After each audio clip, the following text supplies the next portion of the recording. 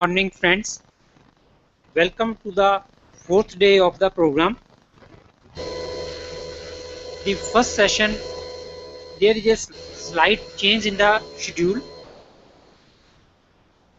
as project planning, organizing, and evaluation session has already been done by Professor P.K. Singla. So, and this session now will be taken by Miss Diti Jindal on personality development of students. And the topic on student evaluation will be taken by Dr. S.P. Bedi on Friday. So there is a slight change, and now we start with this session on personality development of students. And there is one also announcement that who could not attend sessions on second day, 17 February 2015, they can see the video lectures on our website.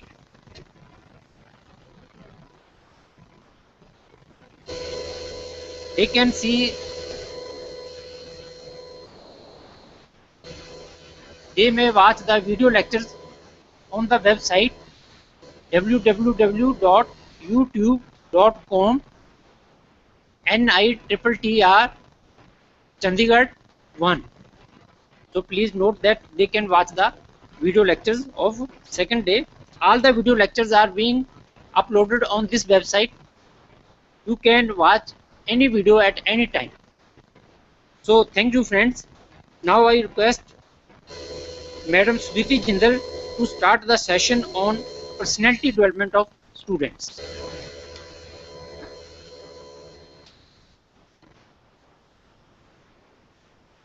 Good morning, everybody. I hope I'm audible to everybody.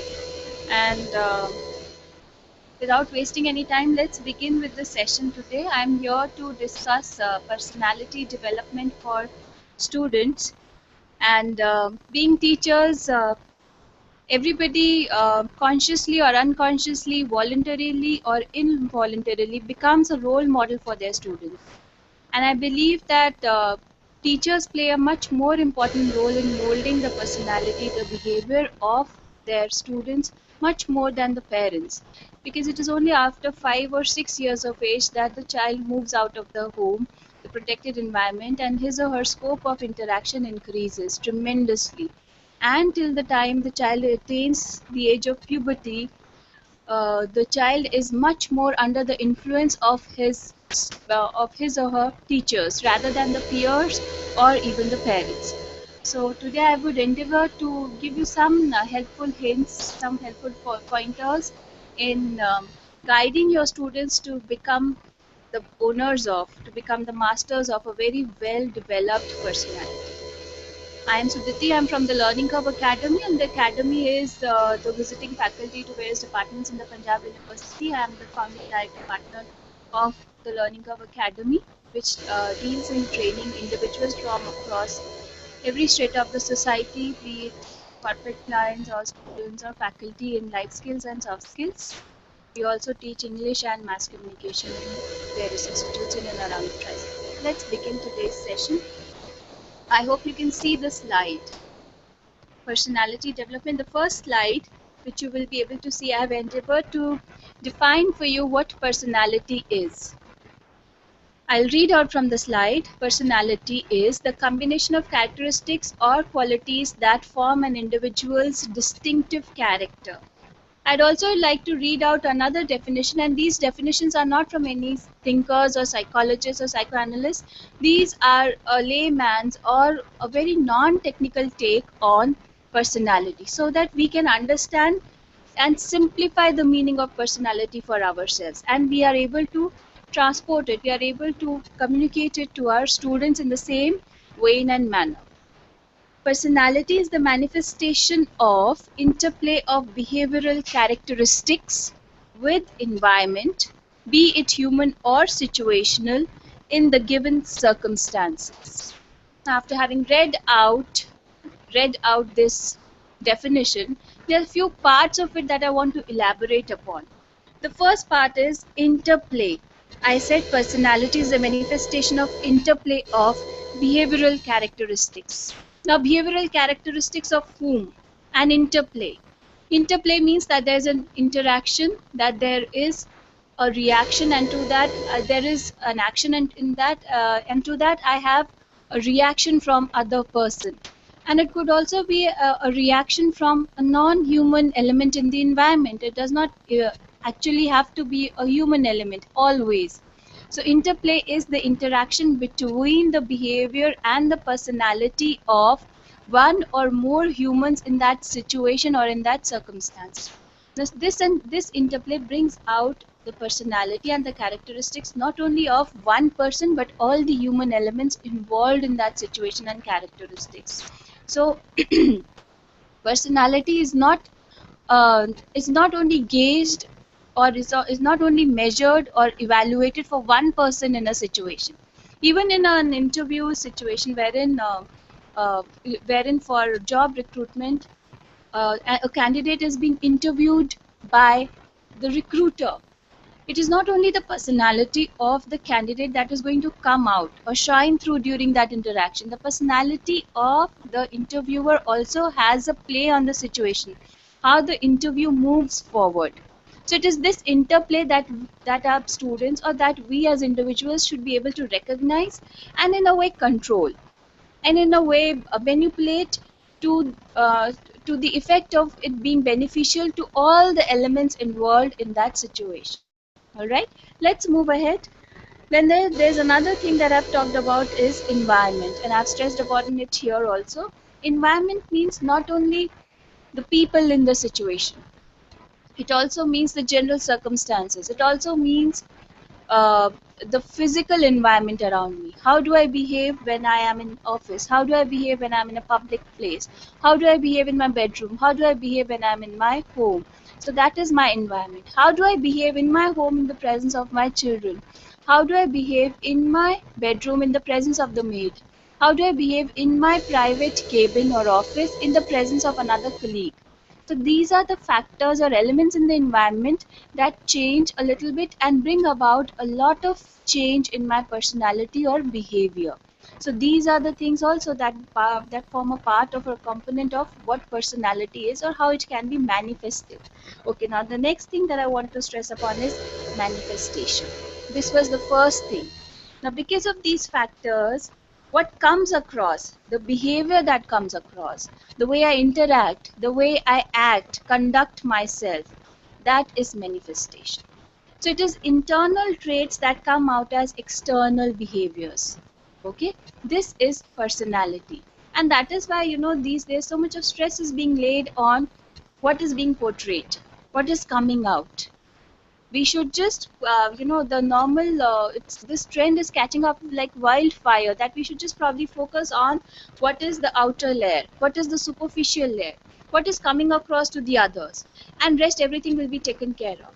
But believe you me, ladies and gentlemen, it is, we can only control or manipulate what our outwardly behavior is to a certain extent.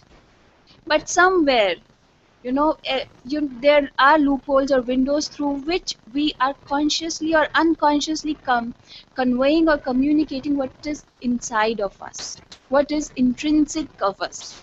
So we cannot just focus on outwardly well presentation of ourselves and think that this is our personality. No, that is not. I'll discuss this further as I move ahead in this session.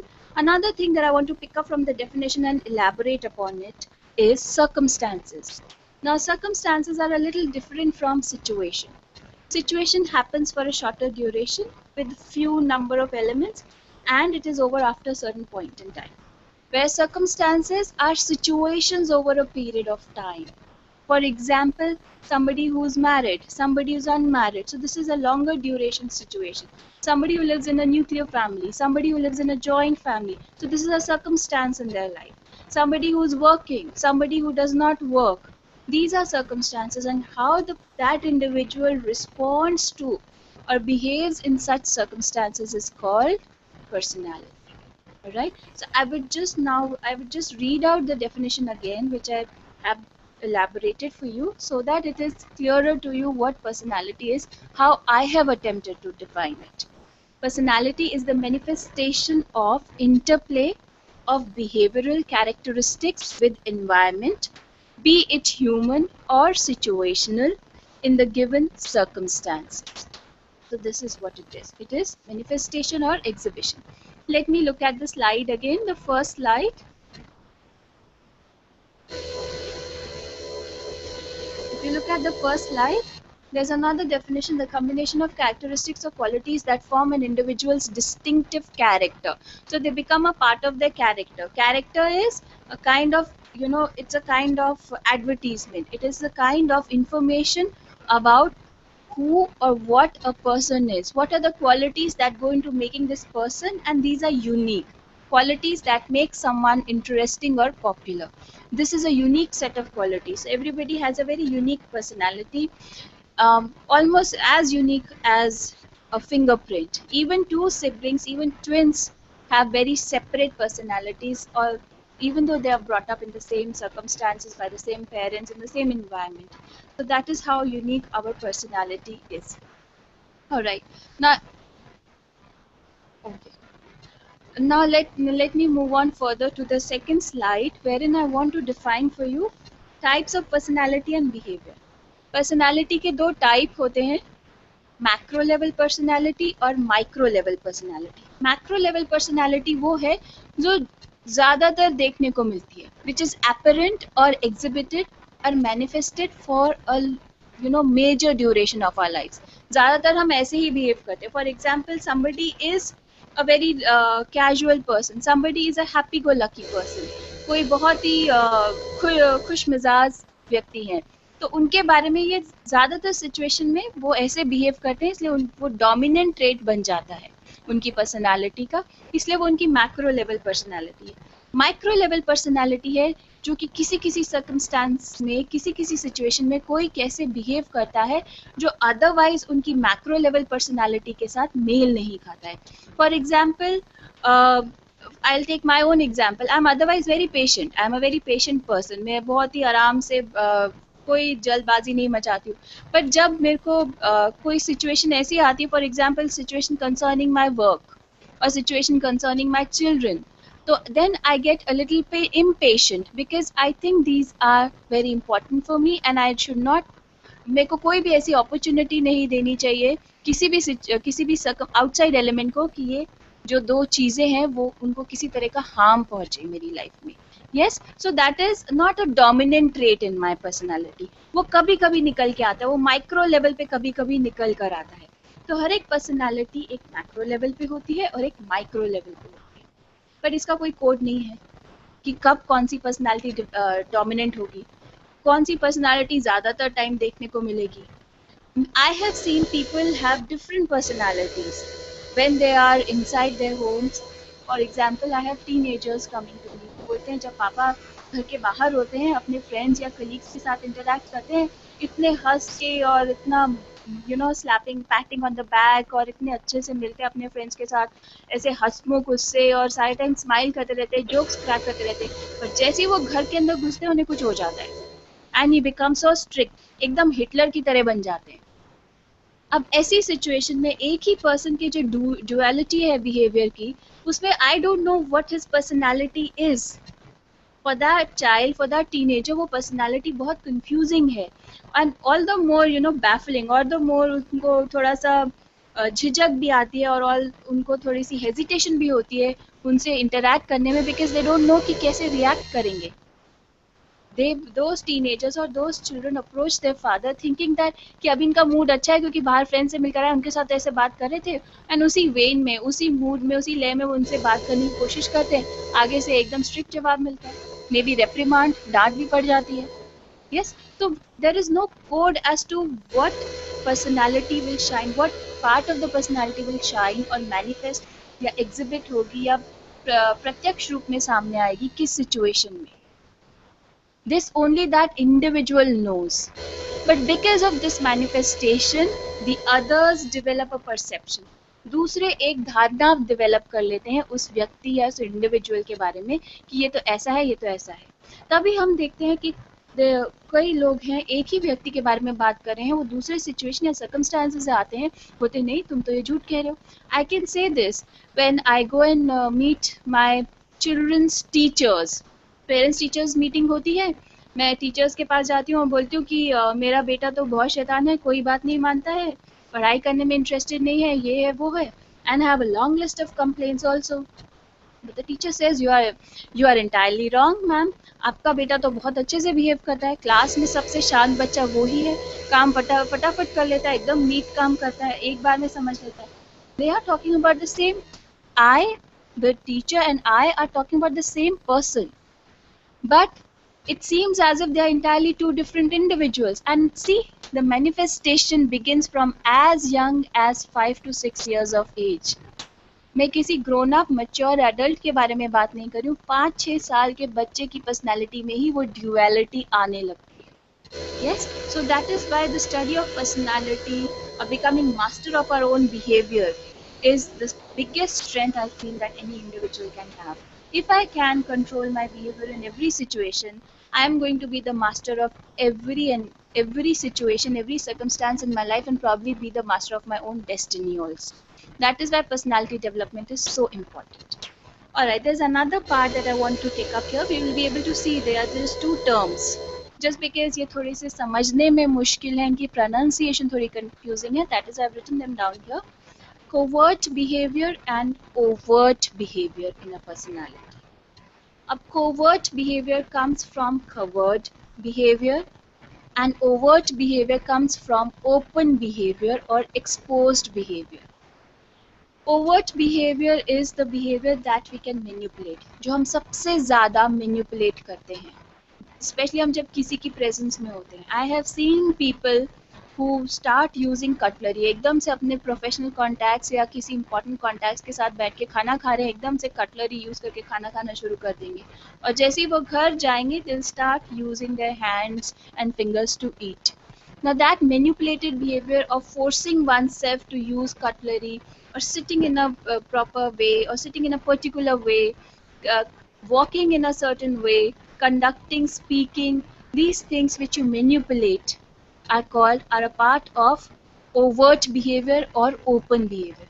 क्योंकि मैं इसको सारे time control करके रखती हूँ इस behaviour को, कैसे मैंने दूसरों के सामने बैठना है, उठना है, बात करनी है, खाना पीना है, तभी मेरी बहुत ज़्यादा एनर्जी इस पे रहती है. और क्योंकि मेरी इतनी एनर्जी और ध्यान फोकस इस पर है, that means I can not sustain it for long. ये मेरी बेवकूफ़ी होगी अगर मैं सोचूंगी कि मैं अपने ऊपर आर्टिफिशियल बिहेवियर बहुत टाइम तक सस्टेन करके रखूँ. नहीं, इसका मैं बहुत इजी एग्जांपल देती हूँ. As a newly wedded bride, जब मेरे को फैमिली के साथ इंटरेक्शन के लिए जाना पड़ता था, somebody would come over to our place to meet me because I was a new entrant into the family. So I would be all decked up, अच्छे कपड़े पहन के, अपने बेस्ट बिहेवियर पे हाथ जोड़ के एंड स्माइलिंग. वो मैं कितनी देर तक कंटिन्यू कर पाती थी? आधा घंटा, 1 घंटा. पर जहाँ वो बात कुछ घंटे से ज़्यादा होती थी, मेरे एक्चुअली बिहेवियर में चेंज आने लगता था. आई वुड सीक अपॉर्चुनिटीज़, मैं अपॉर्चुनिटीज़, मौके ढूंढती थी कि मैं अपने आप को सिचुएशन से हटा लूँ. I would run away to my room, to my bedroom on one pretext और द अदर. एक या दूसरे बहाने से मैं अपने रूम में चली जाती थी and then I would let down my guard. I would take a deep sigh or a deep breath. This is why I cannot control my overt behavior. This is why anybody cannot control their overt behavior for long. But then I see people who are generally, फिर question आते हैं दिमाग में कि वो लोग कैसे हैं जो सारे टाइम स्माइल करते रहते हैं, जो सारे टाइम दूसरों के साथ कर्टियस हैं, पोलाइट हैं. How do they manage it? क्या उनमें ऐसी कोई गॉड गिवन क्षमता है, सम गॉड गिवन ब्लेसिंग और स्किल और some prowess which I don't know of, जिससे कि जो मैं नहीं कर सकती या ज़्यादातर हम लोग नहीं कर सकते वो कर सकते? कैसे वो इतने टाइम तक ऐसे सस्टेन करके रख सकते? कैसे वो जनरली सबके साथ अच्छे से बात कर सकते? This the example that comes to my mind here is that of Mahatma Gandhi. I have seen numerous documentaries on him. There are people who have interacted with him that I have known of, but now they are not alive. And but then these legends have been passed on. ये stories उनके बारे में pass on हुई. ऐसा तो नहीं है कि वो गुस्सा नहीं होते थे. वो तो ब्रिटिश राज से बहुत ही ज़्यादा गुस्सा थे. फिर वो जो टेररिस्ट एक्टिविटीज़, जो नॉन वायलेंट फ्रीडम स्ट्रगल थी, वो जो टेररिस्ट एक्टिविटीज़ करते थे जैसे भगत सिंह वगैरह, उनसे भी काफ़ी नाराज़ रहते थे. वो नेहरू जी से भी नाराज़ हो जाते थे. बट तब भी नाराज होने के कारण, डिसकम्फर्ट में होने के कारण, I have never come across an instance, मुझे आज तक ऐसे कोई इंस्टेंस का किसी से पता नहीं चला, ना बताया किसी ने, जहाँ पर उनका बिहेवियर अनलाइक उनके जैसे हो, जहाँ पर वो एक नॉर्मल सी smile, polite behaviour, fully composed, पूरी तरह अपने भावनाओं को वश में करके बैठ के तब भी उन्होंने अपना एंगर ना कन्वे किया हो। तब क्या है वो उनमें जो वो ऐसा बिहेवियर सस्टेन कर सकते हैं जो मेरे लिए कुछ घंटे सस्टेन करना या कुछ घंटे मेंटेन करना मुश्किल है, देन कुछ और बात है, it is something else, and that is why these are those personalities that become role models for us. तभी वो ऐसी प्रतिभाएं हैं, ऐसे व्यक्तित्व हैं जिनको हम फॉलो करना चाहते हैं, जिनके साथ, जिनके जैसे हम बनना चाहते हैं। Alright, let's take up the other part of the personality or other behavior which I was talking about, that is covert or covert. Now covert personality or covert personality is something that we keep under the wraps, जिसको हम हमेशा ढक के रखते हैं, छुपा के रखते हैं, जिसको हम हमेशा गार्ड में रखते हैं। क्यों? क्योंकि वो हमारा एक्चुअल नेचुरल बिहेवियर है जो अंदर से आता है। इसके अंदर I like to give an example of Mr. Saurav Ganguly when he was the captain of the Indian cricket team. Lords में वो I may be rattling off wrong names because I'm not such a great fan of cricket and I did not follow cricket at that time because of A, B or C reasons. Now Lords में मैंने सुना है कि जब उन्होंने century बनाई वहाँ जाके और क्रिस गेल ने उससे पहले हमें हराया था इंडिया को, तो उन्होंने क्रिस गेल ने अपनी टी शर्ट उतार के हमें मॉक किया था इंडियन क्रिकेट टीम को। Saurav Ganguly is that person whom I know, through his interactions with the media, I know he's very shy. जब वो कैप्टन भी थे तब भी उनके मुंह से इंटरव्यू के टाइम में ज़्यादा शब्द नहीं निकलते थे, उनकी टोन भी बहुत सॉफ्ट थी, बहुत ही पोलाइट थे, आई कांटेक्ट भी बहुत रेयरली करते थे, and he was not very vociferous जैसे कि दूसरे MS धोनी है या फिर विराट कोहली है या फिर for that matter Ravi Shastri, Kapil Dev, कितना बढ़ चढ़ के, सुनील गावस्कर भी कितना बढ़ चढ़ के बोलते थे टीम के बारे में या फिर स्ट्रैटेजी वगैरह के बारे में। He was very very reticent, कम बोलते थे। फिर ऐसा क्या हुआ कि वो इतने इंट्रोवर्ट होने के बावजूद एकदम उन्होंने अपनी टी शर्ट उतार के ही swayed it in the air and he gave a big he gave a big mocking dance there in the cricket stadium in presence of so much of audience. Now that was his covert behavior. So what if he's an introvert? So what if he's a shy person? वो उनका manipulated behavior है, वो उनका open behavior है जो उन्होंने cultivate किया है. But intrinsically, naturally, he is an extrovert. He wants to exhibit his win, his victory to the world, to everybody. So that is what his natural behavior is, and it comes out during such situations. Situations when our emotions are too much for us to control. ऐसी situations जिसमें हमारे emotions हमसे आगे निकल जाते हैं, हम उन्हें कंट्रोल नहीं कर पाते। वो सिचुएशंस बहुत ज़्यादा खुशी की हो सकती है, बहुत ज़्यादा दुख की हो सकती है, पैनिक की हो सकती है, जब हमें लगता है कि हम पे कोई अटैक हो रहा है, कोई थ्रेट है, जैसे कि कोई हमारे कॉन्फिडेंस को, हमारे कैपेबिलिटीज़ को, हमारी लाइफ को थ्रेटन कर रहा है। तब जो मेरा बिहेवियर है वो एक इंट्रिंसिक बिहेवियर है, that is part of my covert behaviour. And usually ये कोवर्ट बिहेवियर है जो बहुत ज़्यादा अफेक्ट करता है हमारी दूसरों की मेमोरी में, हमारे बारे में जो परसेप्शन है, हमारे बारे में जो धारणा है या हमारी जो इमेज है, वो हमारा ये कोवर्ट बिहेवियर है जो कभी कभी बाहर निकलता है पर एक अनमिट छाप छोड़ के चले जाता है। इससे हमारी पर्सनालिटी का इवैल्यूएशन बनता है और इसी से, I am telling you ladies and gentleman, इसी से ही हमारा कोवर्ट बिहेवियर ही हमारा ओवर्ट बिहेवियर को इन्फ्लुएंस करता है, कॉन्शियसली और अनकॉन्शियसली। ये वो चीज़ें हैं विच themselves are adapted into our personality. They become a part of our personality, and without even coming to know of it, we let these traits or values control the way we behave. Yes? तो अब मैं अगर अपने आप को सौरव गांगुली की तरह सारे टाइम कंट्रोल करके रखूंगी एक सिचुएशन में, पर जैसी वो situation gets the better of me, मेरी सच्चाई बाहर आ जाती है। Yes? So what should I be rather focusing on? Not on how I'm going to interact with the others, but how am I feeling within? That is what is personality development. Let's come to that later. After having discussed these types of personalities, micro level and macro level personality, covert and overt behavior, what is the difference and significance. I want to now move on to the next slide, which is types of influences on personality. Personality develop होने में, बनने में क्या क्या influences आते हैं, हम ये सब इसलिए सीख रहे हैं because this is step by step leading us to personality development. Because today I want to break a very big myth here through my session, जो आजकल बहुत ज़्यादा prevalent है, which I said initially also that it is a trend that is catching up like wildfire. If I know how to talk and walk, my personality is good.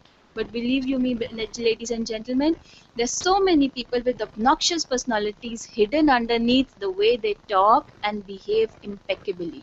I do not like to be in the same room with those people, चाहे वो कितनी भी अच्छी English बोल रहे हो, कितने अच्छे से भी कपड़े पहने हो, अच्छे से बैठे हो, पर अगर उनकी पर्सनालिटी अच्छी नहीं है, उनके अंदर का व्यक्तित्व अच्छा नहीं है, सुंदर नहीं है, मैं उनके साथ इंटरेक्ट करने में इंटरेस्टेड नहीं हूँ. और ये सभी लोगों को पता चल जाता है. वी आर डेवलप्ड बीइंग्स, हमारी फैकल्टीज डेवलप्ड हैं, हमें ये दूसरों के बारे में पता चल जाता है, तो दूसरों को भी हमारे बारे में ये पता चल जाता है. तो आज से इस सेशन के बाद से I think we should stop fooling ourselves and we should also pass on the information and this knowledge to our students and people coming into contact with us who listen to us for personality development, कि अपने आप को बेवकूफ़ बनाना मैं आज के बाद छोड़ देना चाहिए. कोई इंपॉर्टेंट चीज़ें हैं जिन पे हमें फोकस करना है. Alright, let's come back to influences on personality development. The first influence that I've talked about is environmental influence. अब मैंने इसके बारे में शुरू में भी बात करी थी. Environmental factors which are either human or situational. अब environment में कई चीज़ें ऐसी होती है जो मेरे personality को influence करती है. Now I want to take up an example here. We were traveling with a group of tourists. India से गए थे हम लोग, दुबई जा रहे थे. उनमें कुछ बड़ी एज की लेडीज भी थी. And what happened was, since we had some time and we had to take a connecting flight to another place, so we had some time to refresh ourselves and whatever. So since it was a large group, so my father said that we all were visiting the washroom and all, so my father said, don't worry, I'm here in the waiting area. I even see some fellow tourists here. The group of ladies, middle aged ladies हमारे साथ travel कर रही थी. वो बहुत ही bubbly थी, बहुत ही excitement से, तो उनको दूर से ही पहचाना जा रहा था, भैया ये हमारे साथ travel कर रही हैं. 4-5 ladies थी. So my father said कि देखो हम इनके साथ travel कर रहे हैं and I know that I am with the group जब तक मुझे ये लेडीज दिखती रहेंगी. इसलिए तुम लोग don't worry, you go ahead and do whatever you want to buy to eat और व्हाटएवर, वॉशरूम्स एंड ऑल, जहाँ जाना चले जाओ. तो I said okay, and my mother and we all left our father and once we were back after a gap of 15-20 minutes, हमने देखा my father is not there, papa nahi hai. I said no. Then my mother returned and everybody else who was traveling with us, and we like, where is my father? And he said that he's going to be with that group. And we are looking around in that waiting area, हमें सब दिख रहा है, हमें वो group of ladies भी दिख रही हैं जो वहाँ पे थी हमारे साथ, वैसी वो बबली है वैसी फिर से, पर फादर नहीं दिख रहे. Then after waiting for another 10 minutes or so, I see my father walking towards us. तो मैं सबसे पूछती हूँ कि आप कहाँ गए थे, आपने तो बोला था आप यहीं रहेंगे और आपने बोला कि आप ग्रुप से अलग नहीं होंगे क्योंकि आप वो लेडीज को देख रहे हो, लेडीज तो यहीं है. बोलते रियली वो लेडीज यहीं है, क्योंकि जब बोलते ये तो पर पहचानी ही नहीं जा रही है. The whole thing was, once we started traveling from India, उनकी वेशभूषा अलग थी क्योंकि उनका environment वैसा था. The moment we landed in Dubai, उन्होंने जाके अपने वॉशरूम में जाके उन्होंने अपने कपड़े बदल लिए, उनकी बॉडी लैंग्वेज चेंज हो गई. सो मच सो कि उनकी सेम इंडिविजुअल की पर्सनालिटी दूर से पहचानने में बहुत मुश्किल हो रही थी. ऐसे लगने लगा कि वो कोई और ही है. It was so confusing for us and also my father that we got separated because of that. So ऐसे हमारा environment, हमारी personality, हमारा code of conduct, हमारे behavior को influence करता है. Now the environment is made up of the human element and also the non-human element, like the society, like the furniture, like the office space, the home space, the people. Human element are the people. तो ये environmental influences है मेरी personality. Next influence on my personality is biological influence. Now these are those influences which I inherit from my parents, which are genetically I'm blessed with. For example, let's say the color of skin. Now the color of skin is a big major within India also. It is a major it's a major influence on personality. Like towards north, it is considered that people who are of a fairer complexion are better, they are liked more by others around them, they are appreciated more. So automatically there is this एक उनकी personality में एक ऐसा trait आ जाता है, जो लोग थोड़े डस्की कम्प्लेक्शन के होते हैं, थोड़े दबे हुए कम्प्लेक्शन के होते हैं, कि मैं उतनी अच्छी नहीं हूँ या मैं उतना अच्छा नहीं हूँ, क्योंकि मेरा कम्प्लेक्शन वैसा नहीं है जो बहुत लोगों को या सबको पसंद आए।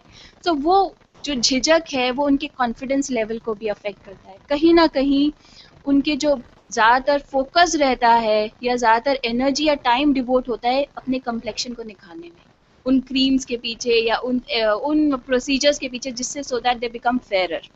That is how genetics also influence the personality, biological factors which influence the personality. और तीसरा फैक्टर जो बहुत ही इंपॉर्टेंट है, मेजर है, that is personal belief system. Personal belief system, मेरे मन की सोच, मेरा अपना सोच, मेरा अपना दृष्टिकोण। अब इसके अंदर दो चीजें हैं, perceptions and perspectives.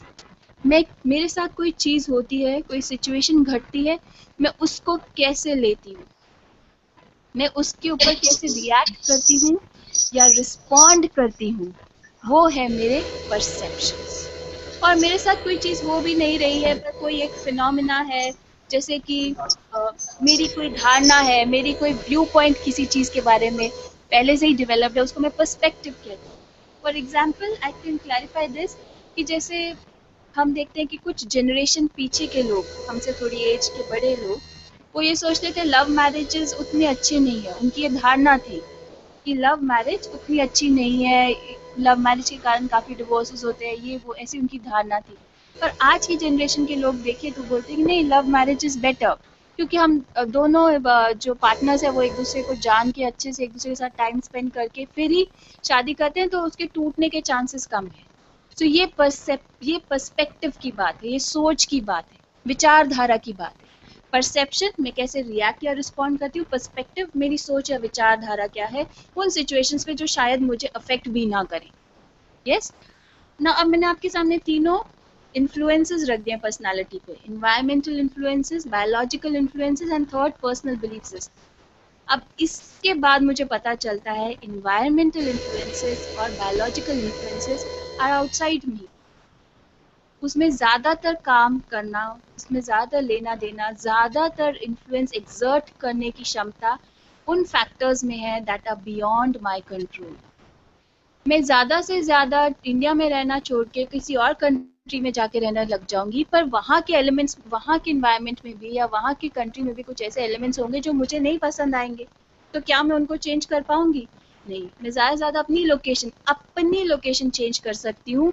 I can not change the society outside, I can not change the weather outside.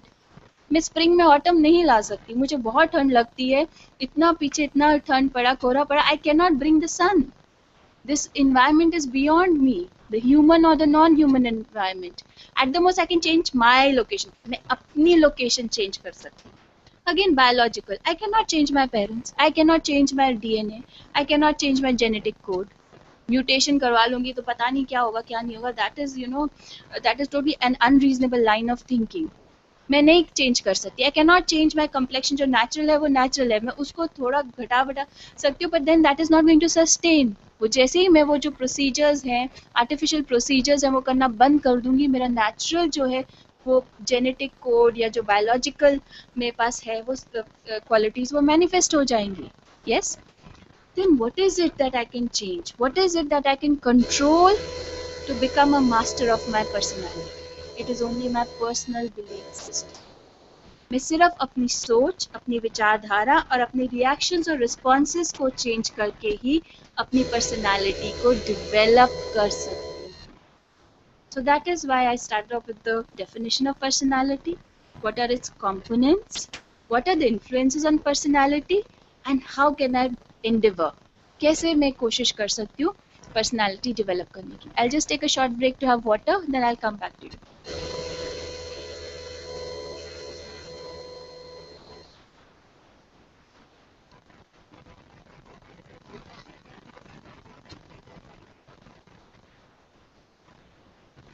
Alright. There's one more important thing that I want to talk about here, is soft skills. आजकल के time पे मैंने ये बहुत वो सुना है, soft skills हो गया, पर्सनालिटी डेवलपमेंट हो गया। अब स्किल में और पर्सनालिटी में क्या डिफरेंस है? अगर है तो क्या डिफरेंस है एंड इनका क्या सिग्निफिकेंस है, इस डिफरेंस का क्या सिग्निफिकेंस है, उसको डिफाइन करने की हम आज कोशिश करते हैं। जो सॉफ्ट स्किल्स हैं या जो स्किल्स हैं ये वो चीज़ें हैं जिनको मैं अपने उसमें कल्टीवेट करती हूँ अपने बिहेवियर में। ये वो ट्रेट्स हैं जो मैं देखती हूँ, रिकग्नाइज करती हूँ कि ये मुझे आना चाहिए। मुझे ड्राइविंग आना चाहिए, चलो मैं ड्राइविंग सीख लेती हूँ। मुझे इंग्लिश बोलने आनी चाहिए तो मैं इंग्लिश बोलना सीख, मुझे फ्रेंच बोलने आनी चाहिए तो मैं फ्रेंच बोलना सीख लेती हूँ। मुझे कटलरी यूज़ करनी आनी चाहिए तो मैं वो सीख लेती हूँ। ये वो स्किल्स हैं जो मैं अपने आप को, अपनी पर्सनालिटी को बेटर बनाने के लिए सीखती हूँ। बट इन चीज़ों से किधर फ़र्क पड़ रहा है? सिर्फ मेरी आउटसाइड पर्सनालिटी पे, सिर्फ मेरी ओवर्ट पर्सनालिटी पे। मेरी जो कोवर्ट पर्सनालिटी है, जिसका इन्फ्लुएंस ज़्यादा है, जो ज़्यादा डोमिनेंट है एंड जिस पर काम करके मुझे फ़ायदा होने वाला है दूसरों को भी, वो इन चीज़ों से फ़र्क नहीं पड़ता, वो इन चीज़ों से डेवलप नहीं होती है। Then there's another term that I want to introduce to you, and that is life skills. Now, personality development, as is projected by most people, is working only on our soft skills. The way I walk and talk and dress up, groom myself, what language I speak, that is just soft skill. For example, here in North, there was one very famous movie that had come. I believe that movie was Company or some other movie in which Ajay Devgan had suddenly had worn throughout the entire movie white Pathani suit. उस movie के बाद से यहाँ पे जो भी लड़के मुझे दिखे उस एज ग्रुप के, youngsters from the age group of 16-17 years till 30 early 30s, वो जो भी थे वो वैसे ही स्पाइक्ड हेयर, वैसे ही सूट पहनकर अपने आप को वैसे ही अजय देवगन के जैसे, because it cut up like a trend and वो वैसे ही प्रोजेक्ट करते। But the moment I used to come into contact with these people, suppose I'm going to a shop, big mall, they've worn their best clothes, designer clothes, साथ में branded watches, spiked hair, अच्छी तरह groomed हैं. The moment they enter the shop and open their mouth, I want to exit that shop. I become so fearful of my own security and my children's security कि भैया पता नहीं कैसे बात करेंगे, क्या मेरे बच्चे इनसे सीख लेंगे, कैसे इन्फ्लुएंस होंगे, कौन सी भाषा यूज करेंगे, how they will behave with the sales person. I don't know if my children pick it up or they might just even make pass a sly remark, कुछ remark ही pass कर दे मुझे या मेरे बच्चों को. So I remove myself from their company or from their vicinity. So despite the fact उनके soft skills बहुत अच्छे, पर जो उनकी intrinsic personality है, that is not good, that I don't want to be influenced by or affected by. So I remove myself from there. Yes? So now the second thing that I want to talk about here is, as opposed to these soft skills, there's something called life skills. Now what are life skills? I will elaborate it further in the next slide. Now life skills are skills that I use to live my life. They help me to become a better person, to achieve my complete potential. And they are the closest to my covert personality. So when I want to develop my personality, I should not focus from outside and then move within. अगर मुझे आम खाना है तो मैं ये काम करना नहीं शुरू करूंगी कि सेब को आम बनाना शुरू कर दूं, रादर मैं सीड ही आम का डालूंगी. I will start working from the core कि मैंने आम का ही बीज डाला है और आम ही निकलेगा. पर अगर मैं देखती हूँ कि अच्छा ये तो सेब लगा हुआ है इस पेड़ पे, पर मुझे तो आम खाना है, तो चलो जी सेब को काटना शुरू करो, उसको पेंट करना शुरू करो, उसको ऐसा रंग देना शुरू करो, उसके अंदर ये पल्प निकाल के उसका पल्प डालो, ऐसे करो और सेब के पेड़ पे मैं आम उगा दूँ. Not possible. It is going to be tasteless. It is tasteless. It cannot be consumed. It cannot be tolerated. हम एक्चुअली काम आजकल यही कर रहे हैं. हम हैं कुछ और, बनना कुछ और चाहते हैं. I see myself as a person working in an office, in a corporate office, मैं अपने आप को एक ऐसे corporate office में काम करते हुए देखती हूँ, sitting at a desk wherein I have a computer and I'm a software engineer, but I dress up like a rock star. पर मैं हनी सिंह के जैसे कपड़े पहन के रोड पे घूमती हूँ. तो क्या हनी सिंह के कपड़े पहन के मैं कॉर्पोरेट ऑफिस में काम कर सकती हूँ, या मुझ में, या वो कॉर्पोरेट ऑफिस में काम करने की क्षमता मुझ में बेटर होगी क्योंकि मैं हनी सिंह के कपड़े पहनती हूँ? even if I don't want to be working in the corporate office, even if मेरी क्षमता कॉर्पोरेट ऑफिस में काम करने की है पर मैं वो करना नहीं चाहती हूँ, मैं हनी सिंह बनना चाहती हूँ, मैं हनी सिंह के कपड़े पहन लूँ, क्या मैं हनी सिंह के जैसे गाना गा सकती हूँ? क्या मैं उसके जैसे बिहेव कर सकती हूँ? नहीं, not possible. So the whole the whole cause of misery, or the whole cause of gap in performance, the gap in lacking our achievements, making use of our complete potential lies here, wherein I want to live somebody else's life and I crush my personality.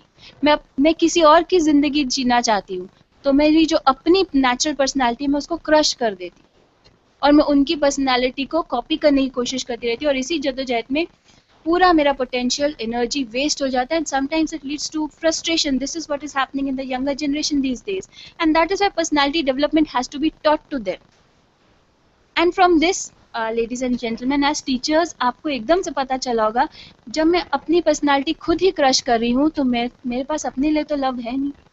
I don't value myself enough. I don't love myself enough. If I'm not valuing myself, if I'm not loving myself enough, do you think I'm capable of valuing or loving somebody else? तब क्या ये बात मेरी clear हो सकती है कि तुम्हारे इंटरेक्शंस तुम्हारे पेरेंट्स के साथ या तुम्हारे टीचर्स के साथ are so full of strife and struggle. कितने झगड़े फसाद के साथ तुम्हारे कितने इश्यूज रहते हैं, कितनी बहस रहती है, क्योंकि वो बहस पहले मेरी अंदर है जो वो बाहर निकल कर आ रही है दूसरों के साथ. Yes, that is why personality needs to be developed, and that is how wherein students who have very different potential, skill set can shine in their own personality, within their own personality. They do not have to conform. उनको किसी और के जैसे बनना नहीं है. हमें बस उन्हें ये अवेयर करना है कि ये आपका दायरा है, आप इसमें बहुत अच्छे बन जाओ. And you will be a success. Eventually what everybody wants is just success. Yes? Alright. So the second thing here is, so we should not be working here, if you can see the slide, we should not be working here on our overt personality. We should rather be working on our covert personality. मुझे अगर personality develop करनी है तो मुझे अपनी covert personality पे काम करना पड़ेगा, जो मेरे अंदर की personality है, जो intrinsic है, जिसको मैं छुपा के रखती हूँ. Because it is very easy to learn a language, to spend money and pick up clothes, wear them, and put up an exhibition. False exhibition थोड़ी देर के लिए लगानी बहुत आसान है, पर अपने ऊपर काम करना जिसमें असली मेहनत लगती है, we shy away from that hard work and labor and toil, and that is why we don't work on it. But we don't realize that if we do not work on it, who else is going to work on it, and it is not going to give us any results. It is not going to help us realize our full potential. Yes, so that is why we should work on our covert personality. We should develop our life skills. Now let me define life skills for you. What are life skills? Vis-a-vis the soft skills. If you will be able to see the slide, you will see that the term life skills refers to the skills usually associated with managing and living a better quality of life. They help us to accomplish our ambitions and live to our full potential. अब मैं life skill को ऐसे define करूँगी. Let's say life skill is a set of values. अब जैसे honesty है, love है, patience है. Let's take up sincerity. Now I say that I am sincere. अब आप ये कैसे कह सकते हैं कि आप sincere हैं? क्योंकि जो भी आपको काम कहा जाता है आप वो कर देते हैं और ऐसे और वैसे है. No, but then when it comes, but that could also be a part of my overt personality. Intrinsically मैं sincere ना हूँ. हो सकता है जब बॉस आने वाला हो तभी उनके सामने जो वो कहते हैं वो कर देती, बट अदरवाइज जो मुझे लगता है as a better to improve my performance या to become a better performer और efficient, more efficient in my work, और to be updated as a teacher so that I can pass on better information to my students which is much beyond the book. मैं कुछ काम कर रही हूँ तो शायद मैं सिंसियर हूँ. बट अगर मेरे लाइफ स्किल में सिंसियरिटी है, अगर मेरी कोर वैल्यू में सिंसियरिटी है, तो I am going to do everything which is eventually going to translate into sincerity in soft skills. For example, like today's session was changed, as sir told you in the morning, that I was supposed to take the session tomorrow post lunch. Now, but then I have my other sessions also lined up, so I had developed my schedule like that. But last evening I got a call from sir that this has to be shuffled because of certain unforeseen circumstances and which are beyond their control. So I said okay. I could have turned this down because it was not possible for me conveniently to be made to come here, to be here at so early in the day to take this session.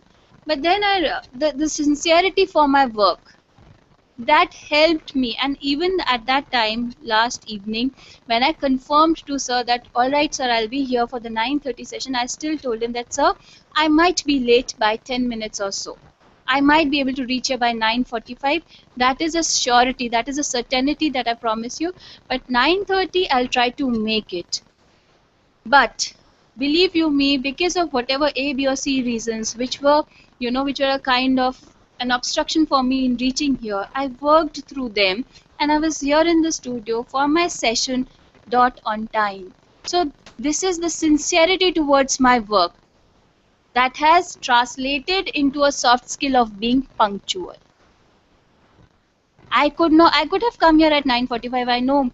I know this trend. I was talking to sir also while we were waiting for the centers to get connected, that sir, usually the early morning sessions and also the post lunch sessions start late by 10 or 15 minutes because people take so much time to gather after a break or early in the morning.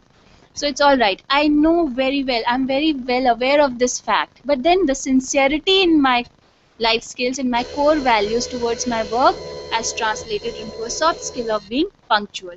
अब मैं जबरदस्ती अपने आप को punctual करने की कोशिश करूं, मैंने उसके लिए लेवरेज भी ले रखा है, एक रीजन भी ले रखा है, एक विंडो भी ले रखी थी इफ नॉन पंक्चुअल होने की, यस, पर तब भी मैंने उसका यूज नहीं उठाया. So that is how I need to work on my life skill. Automatically मेरे soft skills लाइन में आ जाएंगे. मैं अपने ऊपर फोर्स करती रहूँ पंक्चुअलिटी, बट अंदर से सिंसियरिटी नहीं है, I will find A, B और C reason to turn up late for work. Yes, so that as teachers, as role models, this is what I should be trying to make my students aware of, and I should lead by example. क्योंकि अगर मैं अपने साथ ऐसे कर रही हूँ तो स्टूडेंट्स वो जल्दी पिकअप करेंगे rather than जो मैं प्रीच कर रही हूँ, क्लास में पढ़ाने की कोशिश कर रही हूँ, क्योंकि उसका असर उतना नहीं होने वाला है. Alright, now I'll just complete the definition of soft skills which is there on the slide, which says soft skills are personal attributes that enhance individuals' interactions, job performance and career prospects. So soft skills वो attributes हैं जो हमारे दूसरों के साथ behavior में, जो हमारे overt personality में आते हैं, ये वो traits हैं. पर लाइफ स्किल्स वो इंट्रिंसिक ट्रेट्स हैं जो मेरी अपने साथ जो रिश्ता है, जो मेरा अपनी तरफ व्यू है, अपने लिए जो एटीट्यूड है, वो मेरे लाइफ स्किल्स से झलकता है. And if I am working, if my life skills are strong, my soft skills, my personality is automatically going to be taken care of. So I know where should I develop my personality, how should I develop my personality, and how should I go about it. Alright, let's move on to the next slide. How are life skills important? You will see a sphere here which shows that life skills touch every part of our personality. Let's say patience. Patience is a part of our life skill. Ab patience, I can say that patience touches this sphere: personal, professional, social, physical, emotional, mental and spiritual, all these 7 spheres of my personality. Patience. अब soft skill है polite. Patience से मैं politeness या courteous behaviour soft skill evaluate कर सकती हूँ, जो flow करके निकलेगा. अब कर्टियस बिहेवियर या पोलाइट बिहेवियर मैं अपने पर्सनल इंटरैक्शन में अपने साथ, social is with anybody else, अपने पर्सनल इंटरैक्शन में अपने साथ कर्टियस बिहेवियर कैसे करूँगी. अगर मैं इतनी स्ट्रेस रहूँगी सुबह तैयार होने में, जाने में, मैं अपने आप को सुबह at the beginning of the day only I am inducing so much of stress on my self. Do you think I am being polite and courteous towards my self? Not at all. No. तो मेरा वो polite और courteous behaviour मेरे personal sphere में ही टूट गया. It has fallen flat on the ground. That soft skill. But let's talk. I said that this polite behaviour, courteous behaviour stems from, या उगता है, कहाँ से आता है, शुरू होता है मेरे पेशेंस से. ये क्वालिटी है, एक वैल्यू है. अब मैं अगर पेशेंट हूँ, I will be patient with myself. I know I take half an hour to get ready after having taken my breakfast and bath to go out of the house to work. So I will give that much of time to myself. I will be patient with myself. Then let's move on to the next sphere. Let's say personal ke baad professional. I am patient. I know if I'm not being able to meet a deadline, I will not get stressed about it. I will be patient with myself. There are certain limits to my capabilities. There are certain limits to what I can do, what I cannot do. Rather than comparing myself to others, my colleagues, peers, and getting frustrated about it, or not being able to measure up to the requirements or the expectations of my boss, I will be patient with myself. That in itself will improve my efficiency. तो patience से मेरा दूसरा soft skill बाहर आया, efficiency. Interpersonal skill बाहर आया, the way I interact. मैं stress ही नहीं होंगी तो मेरे दूसरों के साथ इंटरैक्शन अपने आप इम्प्रूव हो जाए. Let's say patience. How patience influences my next skill. Social. I am patient with myself. Somebody is saying something to me, my colleague or my family member. तुम्हारा बिहेवियर ऐसे ठीक नहीं है, तुम्हें उस टाइम ये नहीं कहना चाहिए था, ये गलत है. मैं डायरेक्टली उसको उस टाइम अपने ऊपर पर्सनल अटैक ना लेते हुए मैं पेशेंट हूँ. कोई बात नहीं, एक बार गलती होगी सुदीति, कुछ नहीं होता. अपने आप को ये मत सोचो कि वो जैसे बोल रहा है तुम वैसे ही बन गई हो. गलती हर एक से होती है, ये तुमसे एक गलती होगी. Be patient with yourself. Don't put yourself in such a sexual situation कि तुम भी उसकी जैसी गलती करने लग जाओ. See, automatically patience से मेरे लाइफ स्किल से मेरे सॉफ्ट स्किल इंप्रूव हो रहे हैं. मेरा उसके साथ इंटरैक्शन, इमोशनल इंटेलिजेंस इंप्रूव हो रही है, जो पार्ट है एक सॉफ्ट स्किल का. Yes, let's see how patience, the same soft life skill, how it influences my next sphere, and that is physical. Now that is, if I am patient with myself, I will not try to run about and get ready. सुबह के time में भगदड़ मचा के, I will not show any rage on the road. I will not try to drive rashly because I am patient with myself. Doesn't matter. I'll reach 5 minutes late. Doesn't matter. Today is that day when you are late. I am patient with myself. That shows my patience. That shows my giving a leverage, allowing others their space on road also. That automatically improves my soft skill, my behavior, and मुझे पता भी नहीं चलता कब मेरी personality develop हो रही है, मेरे में वो वैल्यूज इनकलकेट हो रही है और दूसरों का perception, image about my personality being very well developed is coming up automatically. Let's see how patience influences me emotional, मेरे emotional sphere. My children come back from school and say, क्या बनाया मम्मा खाने में, वही रोज रोज वही बनाती रहती हो, बिल्कुल अच्छा नहीं लगता, हमने नहीं खाना है आज. At that time, rather than taking it, personally, I say, alright, doesn't matter. आज उनको मेरा बनाया पसंद नहीं आ रहा, इसका मतलब ये नहीं है कि मैं खराब कुक हूँ, मैं अच्छी माँ नहीं हूँ. कोई बात नहीं, आज वो दिन है जहाँ उनका किसी और चीज की वजह से मूड खराब है या एक्चुअली में मेरा खाना खराब है, इसकी वजह से मैं खराब नहीं हूँ. I am not a bad person, I am not a bad mother. I am patient with myself. Automatically, I offer something else to them to eat. All right, what else would you like to eat then? अगर मैं बना सकती हूँ मैं बना दूंगी, नहीं तो आप खा सकते हो, मंगा के खाना, जैसे भी है. Let's do it like that. Automatically, that situation has resolved. My relationship, my emotional bonding with my parents, with my children, it has become stronger. Why? Because of my life skill of patience. Yes. Let's look at the other sphere. How patience can influence my mental. If I am patient, like today I was patient, I am always patient with myself. I came here dot on time, I told you. मैंने कैसे अपने inconveniences को या obstructions को हटा के I made myself available on time for this session. I waited here for 15-20 minutes, whatever time for other centers to get collected or for you all to turn up for the session.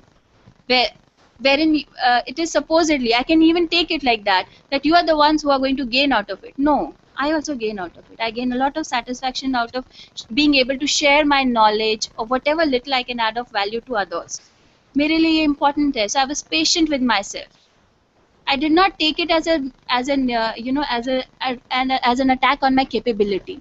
कि ये speaker तो अच्छे नहीं है, इनका क्या अच्छा session होने वाला है, late भी पहुंच जाओ. I did not take that attitude or that viewpoint to the whole situation. I was patient with myself. Doesn't matter. You made yourself available. For others, it could have been very difficult to make themselves available on time. Allow them this much. And that is how my mental stability was maintained, and I am able to continue with this session without any kind of frustration, without any kind of malice or bad feelings कि मैं तो पहुंच गई कोई और पहुंचा नहीं मुझे इतना बोला ये वो. No, I am able to continue with it and I'm feeling good about it because I am able to communicate what I intend to communicate. जिसके लिए मैंने सारा अरेंजमेंट किया वो सब वैसे ही चल रहा है. And let's talk about the last and most important sphere of our life, spiritual. When everything is moving around the way it is supposed to be, yes, my energies and focus is not on somebody else. It is on me myself, and I am living in the present moment. कल की चिंता करे बिना मैं अपना कर्म कर रही हूँ, इससे ज्यादा मेरी spiritual development क्या हो सकती? Nothing more. And that is what every religion, every religious text has talked about. That is what Gita has talked about. This is the basic, the premise. So that is how my life skill helps me to develop my spiritual well-being. That is how my life skill helps me to enhance myself spiritually. And this in turn is translated into my soft skill. I come across as a very calm and a composed person with a very polite smile at all times. ये तो वो हैं जिनके माथे पे शिकन नहीं आती कुछ भी हो जाए. And this makes me that person that everybody wants to. I become accessible. Everybody wants to interact with me. They can come up to me with any kind of requirements or demands. So that is how, ladies and gentlemen, when we focus on working on our life skills, the moral values, the core values, we decide what are going to be the core values that we develop our personality, and automatically my soft skills or my overt personality is developed. Alright, so that is what I was talking about कि मैं अगर सेब को आम बनाने की कोशिश करती हूँ जो आजकल हो रहा है वो बहुत ही fall flat करता है ground. That is totally a fruitless, that is totally a waste of time activity. Rather, I should plant the tree of a mango if I want to enjoy my life. The seed should be of mango, not of an apple. Alright, let's move ahead. Herein, I have given a list of life skills. This is not an exhaustive list. There is a very long list of what life skills are. But this you can, share with your students as to, this is going to help them to evaluate, become aware कि उनके अंदर उनकी जो personality का जो description है, what all skills are a part of their personality, which are not there as a part of their intrinsic personality or their covert personality, and they would like to improve upon them, enhance them or inculcate them, make them a part of their portfolio. So I'll just read out these skills randomly to you. These are like positive thinking, self-confidence, time management, reaction to fear and stress, emotional intelligence, anger management, questioning skills, communication skills, goal setting, self evaluation, and then decision making skills. So these are like honesty, sincerity, passion for work. Passion for work is definitely going to translate into better productivity, efficiency, punctuality. Sincerity is definitely going to translate into truthfulness, loyalty. So that is a soft skill. These are soft skills that are coming from my life skills. Alright, let's move ahead. Why is personality development important? This is just a list for you. मैंने points इसलिए separate किए हैं. कई बार students बोलते हैं ma'am नौकरी तो मिल ही जाएगी, ऐसे कोर्स में नौकरी तो मिल ही जाएगी. अगर सिर्फ बात रोजी रोटी की हो, सिर्फ नौकरी की हो, तो जो रोड पे बैठ के बूट पॉलिश कर रहा है या हाथ फैला के दूसरों से भीख मांग रहा है उसकी भी रोजी रोटी चल रही है. Yes, but the thing is not that. It is something much more beyond that. जिस वजह से हम यहाँ पर आए हैं. And वो लिस्ट थोड़ी सी elaborate करने के लिए, वो thinking अपने students में उजागर करने के लिए, I'm just giving you these points and you can add to them. Like a well-groomed personality is like a magnet. I like to take the example here of Swami Vivekanand. Towards the end मैंने उनका quote भी लिया है. Now Swami Vivekanand को वो Chicago address वो गए थे कॉन्फ्रेंस ऑफ रिलीजन्स में, तो उनको बोला कि जो अमेरिका में तो वो पहले उनके पास नहीं था, खर्चा वर्चा इकट्ठा वट्ठा करके यहाँ से ज़बरदस्ती भेजा गया. फिर वो कहीं और रहे बहुत टाइम, 1-1.5 महीने तक रेलवे स्टेशन पे रहे. फिर वो लेडी जिनके हस्बैंड ऑर्गेनाइज कर रहे थे वो कॉन्फ्रेंस, उनको मिल गया and she was so impressed by the way he was talking and all that. उनको घर ले आई. तो उनके हस्बैंड, लेडी के हस्बैंड देख के बोलते हैं कि ये है जो पार्टिसिपेट करेगा इंडिया की तरफ से रिलीजियस कॉन्फ्रेंस में। Yes, you should talk to him, he is very good and his ideas, views, theories about religion are path breaking, एकदम नए हैं, और ये ऐसी चीजें बताते हैं जो मैंने आज तक सुनी नहीं और वो सच है। And I feel so enlightened इनसे बात करके। आप भी बात कीजिए। तो थोड़े स्केप्टिकल से होके, क्योंकि वो तो अपने बहुत ही बड़े थे, हाई रैंकिंग थे भैया, वो तो इतनी बड़ी रिलीजियस कॉन्फ्रेंस ऑर्गेनाइज कर रहे हैं, वो ऐसे वैसे के साथ बोलते अच्छा चलो शुरू करो। उन्होंने बात करनी शुरू की स्वामी विवेकानंद से। उन्होंने बोला अच्छा जी ठीक है बाकी सब, तो ये जो आप भगवा कपड़े पहन कर आए हैं, सिर में पगड़ी इतनी बड़ी, लंबा सा चोगा, उसके नीचे लंबी सी धोती, सारे ऑरेंज कलर में, ये सब, और आप ऐसे ही जाएंगे? तो बोलते हाँ हम ऐसे ही जाएंगे बोलने के लिए। तो नहीं, बोलते नहीं आपको ना थोड़े कपड़े वपड़े सिला लेने चाहिए, नहीं तो लोग आपके बारे में क्या समझेंगे। तो स्वामी विवेकानंद जी का उनको जवाब था कि हो सकता है आपकी कंट्री में लोगों के कैरेक्टर की पहचान उनके कपड़ों से होती है, पर हमारी कंट्री में दर्जी आज भी डिसाइड नहीं करता है कि दूसरे व्यक्ति का कैरेक्टर क्या है। वो मैं डिसाइड करता हूँ कि मेरा कैरेक्टर क्या है, और मेरे कपड़ों से नहीं पता चलता। चलो जी, ये तो उनको टंग एंड चीक आंसर हो गया। चुप हो गए, वो चले गए जी स्वामी विवेकानंद। अब स्वामी विवेकानंद वहां पे जाके ना अपनी बारी कटाते रहे, नहीं मेरे को पहले नहीं बोलना है, मेरे को बाद में बोलना है, बीच में बोलूंगा, ऐसे ऐसे करके ना वो झिझकते रहे, या किसी वजह से वो बोलते हैं मैं टुवर्ड्स दी एंड ही बोलूंगा। तो जो ऑर्गेनाइजर थे वो अपनी वाइफ बोलते तुम इनको लेकर आई थी, पहले तो कपड़े देख लो, और अभी बोलने से भी डर रहे हैं, मुझे तो बहुत बोल दिया इन्होंने ऐसे ऐसे करके। तो वो she was she said no really he is really good, वो अच्छे से बात करेंगे आप देखना। एंड इवेंचुअली लास्ट नेम था, उनको बोला भैया आपके पास सिर्फ 5 मिनट है, अब इससे डिले हम नहीं कर सकते, आपने बोलना बोलो, नहीं बोला ना बोलो। स्वामी विवेकानंद जी बोलते कोई बात नहीं, मैं जाता हूँ। And he went to the mic and there were thousands of people sitting there. He said, my brothers and sisters of the world. He just said this and there was clapping from all the participants, everybody in the audience for 5 minutes all together. और वो रुकी नहीं वो clapping। क्या उनके कपड़े ने कुछ किया इन्फ्लुएंस? नहीं, उनके व्यक्तित्व ने, उनके जो व्यक्तित्व की प्रतिभा थी, वो जब उन्होंने माइक में बोला वो दूर दूर तक पहुंची। Even those who could not see him, they also felt influenced by his personality, the sheer force, the magnetism of his personality.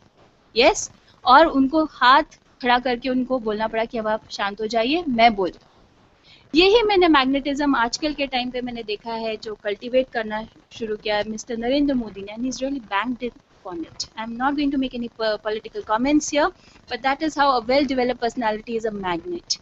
Next thing is, why is personality important? Because we have to constantly interact with clients, with others in a work environment.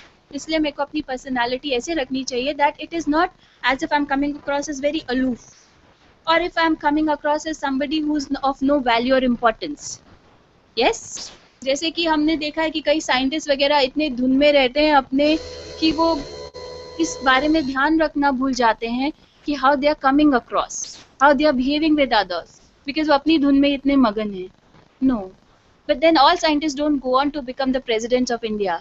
Yes, because APJ Kalam had worked on his personality, on his interactions, on his life skills, and that translated into soft skills. That is why such a person of such eminence became the president of India. Yes. Then brand ambassador, हम अपनी personality, हम अपने potential और skills के brand ambassador है। Yes, I am very trustworthy because I come across as like that in my interactions. मैं किसी का भी character certificate कहीं से भी लिखा के ले आऊँ, उससे ज्यादा जो मेरा बिहेवियर है, मेरा इंटरैक्शन है दूसरों के साथ, वो सबसे बड़ा मेरा character certificate of my potentials and my skills. उसकी बेसिस पे मुझे अपॉर्चुनिटीज मिलेंगी, उसकी बेसिस पे लोग मुझ पे अपना फेथ और ट्रस्ट डालेंगे, उसकी बेसिस पे मुझ पे पैसा लगाएंगे कि yes you work, you do this, you do that, you will be able to carry through, you will be able to deliver the goods. Next is, it is easier to get work done from the other subordinates or staffs when I am, when I have a very well developed personality, when I'm able to work on it. Yes? Okay. Now after having, gone through the entire procedure, and I've gone through it in a very non-technical way, मैं बहुत ही non-technical way में आगे गई हूँ, जिससे कि समझना मेरे लिए और आपके लिए आसान हो जाए, और उसे समझाना अपने स्टूडेंट्स को आसान हो जाए। अब पर्सनालिटी को डेवलप कैसे करना है, उसके लिए मैंने 3 ACEs बताए हैं। ये याद करने आसान रहेंगे, पर इनका क्रक्स में अभी पूरे सेशन में I have been delving and harping good on these 3 aspects of developing personality. First is awareness. I have to become aware that I need to develop my personality. There is something in my core, there is something in my life skill set that is lacking. और मुझे वो develop करना है, मुझे वो अपने अंदर inculcate करना है। अगर कोई ये सोचता है कि उसमें तो कोई गड़बड़ ही नहीं है, उसमें वो इम्पेशेंट नहीं है, मैं इम्पेशेंट नहीं हूँ, मुझे दूसरों का काम पसंद नहीं आता तभी गुस्सा होता हूँ, इसमें इम्पेशेंस की क्या बात है? यस, ऐसे आपको क्या लगता है, आर यू परफेक्ट? क्या आपका काम से हम लोग हमेशा खुशी रहते हैं और हम आपको क्यों नहीं गुस्सा करते हैं? This kind of an awareness has to come. ये अवेयरनेस अपने अंदर होनी चाहिए, क्योंकि मैं दूसरों का भी, I told you, others are a part of my environment, I can not let them control me, then my remote is in the hands of others, मेरी पर्सनालिटी मेरे हाथ में है ही नहीं। मैं अपना जो उस टाइम पे उनके ऊपर गुस्सा करना, चिल्ला के जो अपनी एनर्जी, फोकस, अटेंशन वेस्ट कर दिया, वो मैं अपने काम पे या कहीं और लगा सकती थी प्रोडक्टिवली, वो मैं अपनी लाइफ से स्टील करती जा रही हूँ, धीरे धीरे वो निचोड़ता जा रहा है मुझे। Yes, so their awareness has to come. The second is that I want to talk about is attitude. अब attitude क्या होना चाहिए? That I should focus on essential.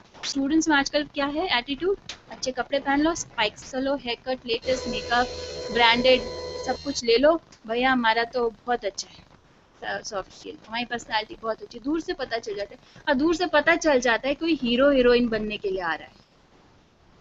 Technical college में आप इंजीनियर बनना चाहते हैं, आप आगे चल के रिसर्च में जाना चाहते हैं, पढ़ाना चाहते हैं, फॉर दैट मैटर आप किसी आर्ट्स में, फाइन आर्ट्स में, किसी भी कॉलेज में हैं, आप कहीं पे भी हैं, अगर आप किसी फिल्म स्टार की तरह तैयार हैं, तो आप यहाँ पे क्या कर रहे हैं? अब वहाँ जाइए ना जहाँ पर आपको होना चाहिए, जिसके जैसे आप बन रहे हैं। Yes, so this myth has to be broken, and believe you me, if you are focused from within, you will come out. Even if let's talk about somebody who, like MF Hussain, he's no longer here now. MF Hussain, he was so he was so connected with what he wanted, his intrinsic personality. वो बेधड़क paint करते थे, उनके ऊपर कितना ज्यादा blasphemy और कितना कुछ। ऐसे राजा रवि वर्मा के ऊपर भी हुआ है, उन्होंने फर्स्ट टाइम हमारे कल्चर में पिक्चर्स इंट्रोड्यूस करी देवी देवताओं की। यस, उन्होंने फर्स्ट टाइम, कि उनसे पहले किसी ने श्री राम जी की फोटो नहीं बनाई थी, किसी ने लक्ष्मी जी की फोटो नहीं बनाई थी, सभी देवी देवताओं की जो पिक्चर्स थी उन्होंने पेंट करनी शुरू करी। राजा रवि वर्मा के ऊपर भी, MF हुसैन के ऊपर भी कितने सारे अटैक्स हुए हैं कि रिलीजन के अगेंस्ट काम करते हैं, एथिक्स के अगेंस्ट काम करते हैं, मॉरल वैल्यूज को डिप्लीट कर रहे हैं, but then we know the sheer force of their personality. मुझे पता है कि उनका कंडक्ट, उनका बिहेवियर कितना अच्छा था, वो कैसे कपड़े पहनते थे, नंगे पैर चलते थे MF हुसैन, सारी जगह नंगे पैर घूमते थे। He was not able to die in the country of his birth, and that is a big lamentation. को बहुत बड़ा अफसोस रहा, उनके बेटे को भी बहुत बड़ा अफसोस है कि मेरे फादर यहाँ जहाँ आना चाहते, उनकी लास्ट विश पूरी नहीं हो पाई। Yes, but then the sheer force of his personality, he did not work on looking like that, कि उनके बाल ऐसे हो, उनके स्पेक्स ऐसे हो, वो इस स्टाइल से ब्रश पकड़े और वो ऐसे कपड़े पहने कि लोग उन्हें कॉपी करें। या राजा रवि वर्मा ने भी इस पे काम नहीं किया था। Yes, but this is the approach. They focused on the internal personality, the covert personality. And the third thing that you should tell your students about is approach. Now personality change, I said, soft skill में change लाना फटाक से instant है। आजकल की generation वैसे भी instant gratification की, it is instantaneous. पैसे खर्च करो, कपड़े अच्छे आ जाएंगे, पैसे खर्च करो, इंग्लिश बोलने का कोर्स करो, पैसे खर्च करो, स्पाइक्स बना लो, चले जाओ पार्लर में, चेंज कर लो, पैसे खर्च करो, lose weight. This is so easy, but it is very difficult to sustain. How will I be very sincere towards me is when I will be sincere in maintaining a lifestyle, sleeping on time, getting up on time, eating the things that nourish my body and soul, rather than getting into something that is not nourishing me. Then I have a proper weight. My body is also able to function well. मेरी sincerity life skill में जो है वो reflect हो गया automatically मेरे soft skills में। पर लाइफ स्किल्स पे काम करना बहुत मुश्किल है, because it is a lot of hard work. इसके रिजल्ट्स इंस्टेंटेनियस नहीं है और इसके ऊपर काम करते रहना पड़ता है constantly. Yes, so that is why most of us shy away from this. But believe you me, ladies and gentlemen, the results are much more exponentially higher है और बहुत permanent है। And ये एक ऐसा process है जिसमें आपको छोटी सी भी improvement आपको अपने आप में लगती है, आपका मोराल इतना boost हो जाता है that you are urged, you are motivated to work even harder. and you don't even realize from where to ground zero, from ground zero you have reached to the topmost level, and आप ऐसे हो जाते हैं that you become invincible. कोई भी situation, कोई भी person cannot get the better of you. You are the master of your own personality, and in turn you become the master of your own destiny. So students को ये बताइए कि उनकी approach constant होनी चाहिए. They should not take for granted कि मेरे में तो ये है ही, इसके मैं कुछ नहीं कर सकता. जहाँ चाह वहाँ रहा. अच्छे अच्छे लोग अपने आप को सुधार सकते. We have seen sea changes in people. So many people like Gautam Buddha. I can take up so many examples from prehistoric times, historic times, or from recent cases. Steve Jobs, biggest example of change in his personality. And once he changed his personality, worked on his core, everything started falling into place for him. Yes. So that is how you can encourage your students, and please lead by example. That is all that I wanted to share. And there's a famous quote here which will be apparent to you, which you can see on the last slide. And I said that I have included Vivekananji in my personality development PPT. It says you have to grow from the inside out. None can teach you, none can make you spiritual. There is no other teacher but your own soul. Here, rather than, we can even replace spiritual with any other aspect. You cannot become more professional, more personally vibrant, more emotionally strong, nothing like that, till the time you start working on yourself. We are what our thoughts have made us, so take care about what you think. Words are secondary. Thoughts live, they travel far. So your behavior, your non-verbal communication is a major passport of your character. आपका character का बहुत बड़ा certificate है. That is all that I'd like to discuss in personality development with you. I hope I have broken and shattered a few myths today, and I open the session to questions and queries from the participants. Thank you so much.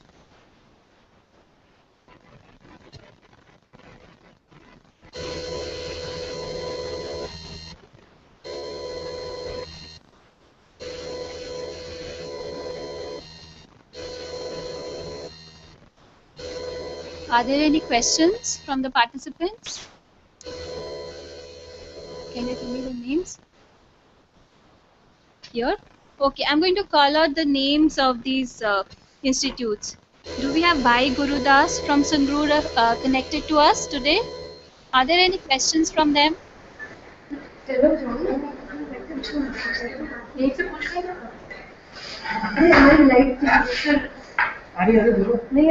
Ma'am, good morning. Am I audible to you? Yes, good morning. You're audible. I'm from JEC RC University. Yes. First of all, we all want to say thanks to you to give such an enlightening lecture on personality.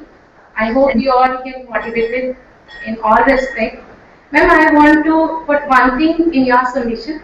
You have told us about covert and overt personality aspects. Yes. Very interesting in all way. But I am confused in a way that nowadays everybody is influenced by our external behavior, our overt personalities and all that. Look, Yes. how could we motivate our children towards that your covert personality is more important, though we know it very well that it is the one that influence and it long for a long time with you forever. It's not a short-term course like that. But Yes. Ma'am, what you can do is you can make them aware of the short-lived influence or the short duration of overt behavior.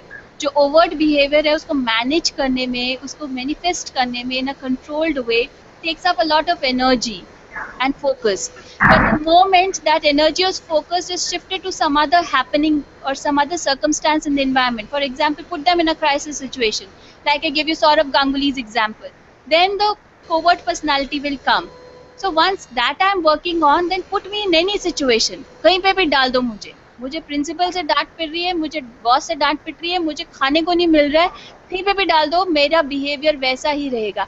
कुछ ऐसे situations में ma'am role play activities के through या फिर आप expose या फिर आप सिमुलेट कीजिए, जानबूझ के क्रिएट कीजिए, so that you tell them that see this person was behaving this way right now, and जैसे ही मैंने उनके साथ ऐसे बिहेव करना शुरू किया, उन्होंने ऐसे रिएक्ट किया, उन्होंने ऐसे बोला. Yes, so that is how you can make them aware of the importance of covert behavior or covert personality. Ma'am, then how it will be judged by the other person? Sometimes the other person is influenced by our covert behavior and always. नहीं ma'am, You are saying sometimes the other person is influenced by our overt behavior or covert? I'm sorry, overt behavior. हमारे overt behaviour से ज़्यादा influence हो जाते हैं। Ma'am मैं वही कह रही हूँ कि ओवर्ट बिहेवियर से इन्फ्लुएंस हो जाते हैं, पर जिस मोमेंट पे मेरे इमोशंस सबसे ज़्यादा स्ट्रांग हैं, मेरे इमोशंस तभी स्ट्रांग होंगे जब वो मेरी अंदर से निकलेंगे, जब वो देखेगा कि हाँ चाहे वो 2 सेकंड के लिए था पर इसने इतनी जोर के मुझ पे चिल्लाया है, अभी तक तो अच्छे से बात कर रहा था। फॉर एग्जाम्पल हम अपने स्टाफ के साथ कितनी पोलाइटली बात करते हैं, पर अगर कहीं वहीं पे वो कुछ थोड़ी सी गड़बड़ कर दिया कुछ, and I shout at them even for 2 second, उसके बाद मैं अपोलोजाइज कर लूँ, मैं मेरी अपोलॉजी का उतना फर्क नहीं पड़ने वाला जितना मेरे कोवर्ट बिहेवियर का पड़ने वाला है। In this you can create a situation जहाँ पे आप 2 या 3 पार्टिसिपेंट्स रखिए, बाकी स्टूडेंट्स को ऑडियंस बना के रखिए, एंड वो 2-3 पार्टिसिपेंट्स से उनके आइडियाज या व्यूज लीजिए कि अगर इसने ऐसे किया तो कैसे हुआ या क्या हुआ। You can even show them clips, like for that example आप मुन्ना भाई MBBS का क्लिप बहुत इन्फ्लुएंशियल है, उसमें जादू की झप्पी वाला क्लिप, उसमें दिखाने में कि उसका अंदर का बिहेवियर है, वो चाहे उसका जो डॉक्टर अस्थाना है कितना भी गुस्सा हो रहा है उसके लेड बैक एटीट्यूड से, पर वो लेड बैक एटीट्यूड हर एक को दे रहा है, he is even giving that to the sweeper and the sweeper is so much influenced by that. उसके एक इंटरेक्शन से वो स्वीपर कितना ज्यादा इन्फ्लुएंस हो रहा है रादर देन जो दूसरे लोग सारे टाइम उस स्वीपर को कह रहे हैं। So this you will have to do with trial and error ma'am, because this will not take place overnight, जैसे मैंने कहा था कि ओवरनाइट या बहुत जल्दी नहीं होगा। Okay, thank you very much. I hope to have answered your question to your satisfaction. Any other query? Okay, let me move on to TTC Jodhpur. Any queries from TTC Jodhpur?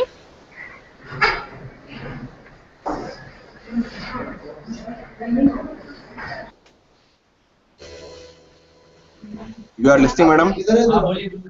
Yes, Hello. sir. Yes, sir, I madam. can It hear you. is Anupriya from TTC Jodhpur. Yes, I sir. have one question from you. Yes, Madam, sir. what you will suggest to motivate the student for working hard? Although they know that working hard gives good result, but still when we are not doing work hard. Sir So, उनसे what- पूछिए कि उन्होंने admission क्यों लिया इस institute में, उनके Because साथ लाइन ऑफ रीजन कीजिए। नहीं मैडम, जैसे उनसे पूछिए, आपका I am going to interrupt you. When we ask the student why you have taken admission, so they reply that because of their parents, माता मम्मी पापा ने कहा इसलिए हमने एडमिशन ले लिया, और हम अच्छा, आपके सामने आके हाँ, तो बैठ उनसे गए। पूछिए कि क्या वो मम्मी पापा के कहने पे सारा काम करते हैं, पूछिए क्या वो फोन पे बात करते हैं सारे टाइम, तो क्या मम्मी पापा के कहने पे कर रहे हैं, क्या उसमें उनकी भी कुछ थोड़ी बहुत इनपुट है, या क्या उनके मम्मी पापा जबरदस्ती उन्हें कहीं से पे भी कुछ भी बिठा सकते हैं, कुछ भी काम करवा सकते हैं। उनसे पूछिए क्या उन्होंने ये मोर means of convenience, because of convenience क्या उन्होंने ये स्टडी लिया है, क्योंकि वो अपना पैसा खुद नहीं पढ़ाई का भर सकते, तो माँ बाप जो कह रहे हैं वो भरेंगे पैसा, तो जो कह रहे हैं वही करना पड़ेगा। But tell them, are their parents going to live their life for them? नहीं मैडम, ये बात तो जो कहते हैं तो उनपे कोई इन्फ्लुएंस नहीं होता इस बात का।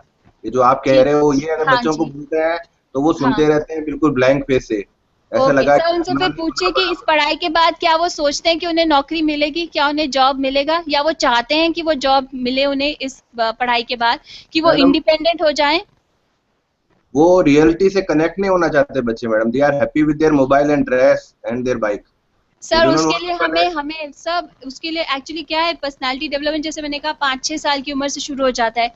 अब it is too late, but then we have to constantly keep knocking on the door, इतनी जल्दी गिव अप नहीं करना है। उनसे पूछिए कि क्या आप सोचते हैं कि आप जॉब लेंगे उसके बाद इंडिपेंडेंट हो जाएंगे, इंडिपेंडेंट डिसीजंस लेंगे, तो बोलेंगे कि हाँ डेफिनेटली सर, इंडिपेंडेंस के लिए ये जनरेशन येस ही बोलेगी। If they say yes, then you tell them that wouldn't they like to enjoy more independence as much as possible, and with the kind of work or hard work or sincerity they are putting into their studies, is it a surety or certainty कि क्या उनकी job लगेगी ही लगेगी? और अगर लगेगी तो ऐसी जॉब लगेगी जो उनको इतनी फाइनेंशियल इंडिपेंडेंस दे, जो उन्हें हर तरह की social, professional, personal independence allow करने की मौका दे। ऐसी रीजनिंग, ऐसे क्वेश्चनिंग उनके साथ अपनाइए कि अब तक जो हो चुका सो हो चुका, but then we can build upon whatever we have now, that may motivate them to work harder. How will you teach a maths to a student which say 2 + 2 is 5? Sir वो तो एजुकेशन है sir, वो personality development नहीं है वो तो technical skill है sir. Thank you, That madam. is not life skill, sir. I'm so sorry for that. Okay. Any other question? Hello. Yes, sir. Hello, sir. Hello, ma'am. Good morning, first of all, and thanks for such a fruitful session. I am from Government Polytechnic, Kaladungi. Yes, sir. Ma'am एक question है। हाँ जी। Madam अभी मैं ये वाला question पूछा था जो जोधपुर से पूछा गया है जी। जैसे बच्चों के लिए कहा गया था ना कि बच्चों को मतलब जो वो चाहते नहीं है उनके थोपा जाता है जी सर ना कोर्सेज चुनने के लिए। तो हाँ। ऐसे में थोड़ा सा मैं इसको थोड़ा और ऊपर लेना चाहता हूँ कि जैसे बच्चे तो बच्चे हैं लेकिन बड़ों की भी बात की जाए। हाँ जी। जहाँ पर हम जैसे मान लीजिए एक एग्जांपल देता हूँ मैं, जैसे भ्रष्टाचार की बात करते हैं। कहने का मतलब है जैसे राजीव गांधी जी के समय में भी कहा गया था कि हम एक कॉइन जो है 1 रुपीज अगर सेंटर से फेंकते हैं तो वो शायद 10 पैसे में तब्दील हो जाता है, यानी कि 90 पैसा भ्रष्टाचार की भेंट चढ़ जाता है। Yes sir. तो ऐसे में जहां पर कि मान लिया एक ऑफिस का ही एग्जांपल लें, ऑफिस में अगर 10 लोग काम कर रहे हैं, 10 लोगों से अगर आप अलग अलग एक क्वेश्चनर भरवाएंगी सच और झूठ के ऊपर, तो वो यही कहेंगे कि हाँ हम सच का साथ देना चाहते हैं, हाँ हम सच का साथ देना चाहते हैं। लेकिन जब वही राजीव गांधी का एक 100 का नोट या 10 रुपए वहां आता है तो क्यों वो 1 रुपए में तब्दील हो जाता है? यानी कि वहां पे क्यों पर्सनैलिटी डेवलपमेंट नहीं होती कि ऑफिस भी बिल्कुल साफ होके पाक साफ होके काम करे? ऐसा क्यों नहीं होता है? हम तो बच्चों की बात कर रहे हैं कि बच्चे बेचारे ये सोचते हैं कि हम घर से फोर्सफुली होके वो एडॉप्ट करते हैं कोर्स। बड़े क्यों नहीं एडॉप्ट कर पाते हैं कि वो अपना जहाँ पे सराउंडिंग में काम कर रहे हैं इसको बिल्कुल साफ कर दें? ऐसा क्यों नहीं होता है सर? अवेयरनेस नहीं सर, मैं ये कहूंगी कि इसमें अवेयरनेस नहीं है ना, तभी मैं बार बार कह रही थी कि मुझे अगर if I want to teach my student something, अगर मुझे अपने स्टूडेंट्स को कुछ बताना है, I should lead by examples, क्योंकि कॉन्शियसली अनकॉन्शियसली मैं एक रोल मॉडल बन जाती हूँ। When I am a parent I am a role model for my children, when I am a teacher I am a role model for my students. तो मैंने ये शुरू से आखिर तक स्ट्रेस किया कि हमें लीड बाय एग्जाम्पल करना है। पढ़ाने से तो उतना असर नहीं पड़ता जितना खुद उसको कार्यान्वित करके, खुद उसको एग्जीक्यूट करके मैं इन्फ्लुएंस कर सकती हूँ दूसरों को। एंड सर जो आपने कहा कि अवेयरनेस नहीं है sir, you know lip service हर कोई करना चाहता है क्योंकि वो कन्वीनियंट है, पर अपने ऊपर काम करना बहुत इनकन्वीनियंट है। चेंज लाना अपने अंदर बहुत मुश्किल है, बहुत हार्डवर्क का काम है। इसलिए मैं उसमें से I take the easy way out, और मैं उस टाइम करप्शन या किसी और चीज में इंडल्ज हो जाती हूँ rather than working on myself and I'm not aware of it also। मुझे पता भी नहीं लगता कि मेरा कुछ ऐसा करने से कुछ इतने बड़े मैग्नीट्यूड का हो रहा हो। Yes sir? All right, should I move ahead to Seth Jayaprakash Polytechnic Damla? Any question? Okay, आपका माइक नहीं चल रहा है। गुरुकुल विद्यापीठ from Banur, any questions? Okay, you are not connected. Hindustan Institute of Technology and Management, Agra. Are there any questions or queries?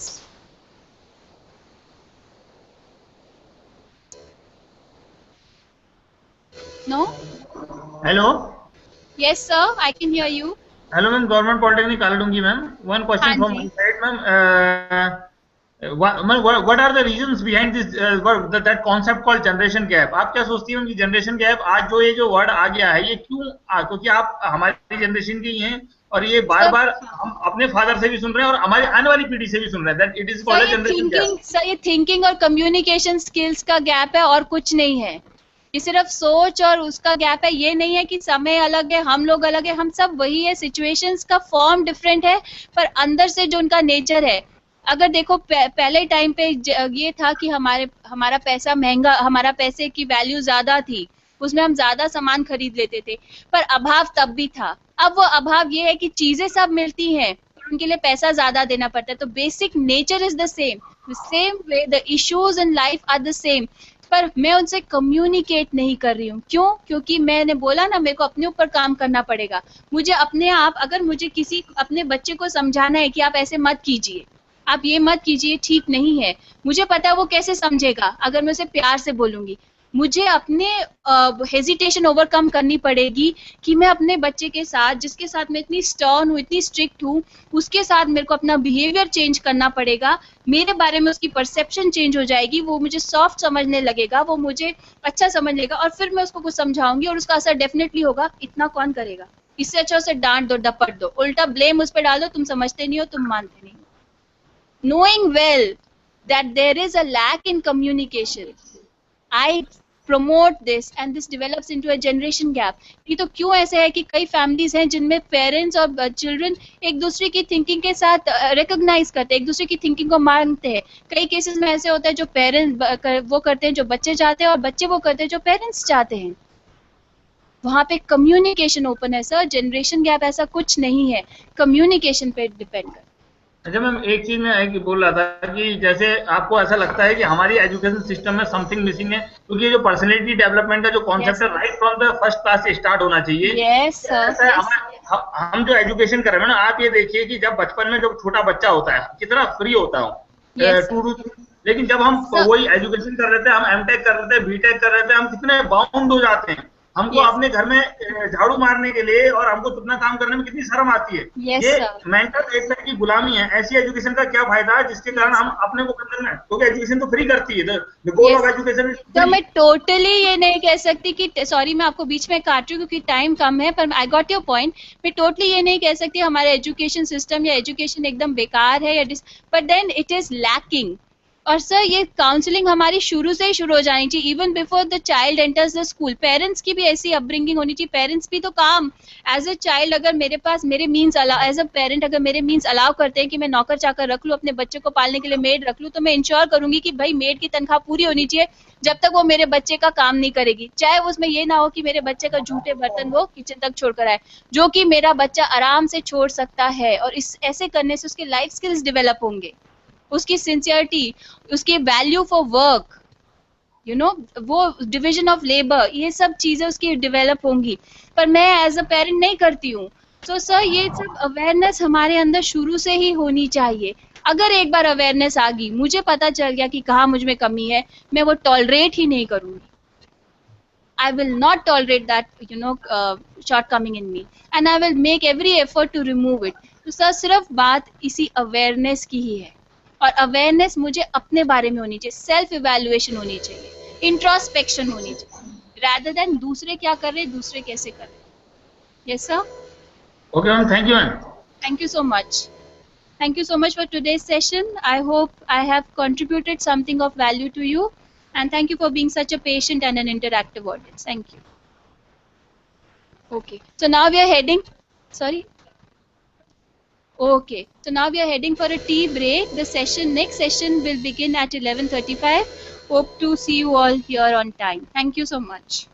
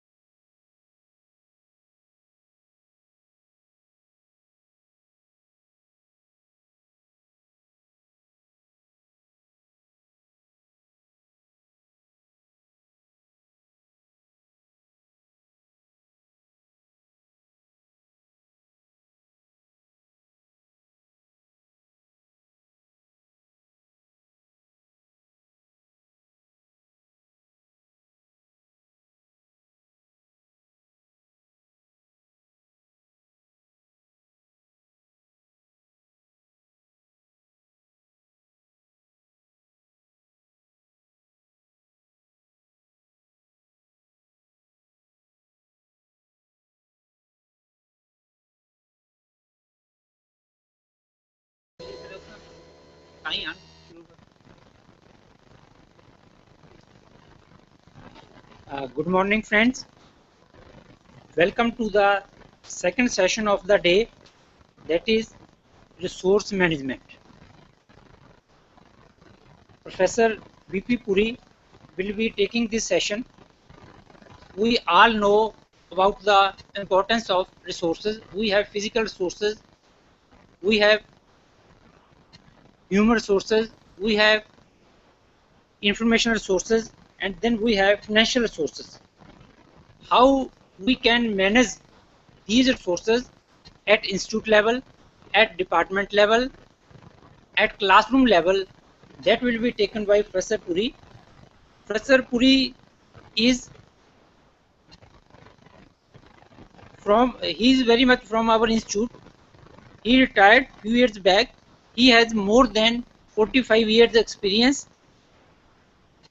He has worked as professor in the head computer science department, IMCO department, curriculum development center. He is widely traveled person and he has published a lot of research papers in national and international journals. I request him to kindly start his session, that how we can manage the resources effectively at institute level, at department level, at classroom level. So I request Professor V.P. Puri to kindly start his session.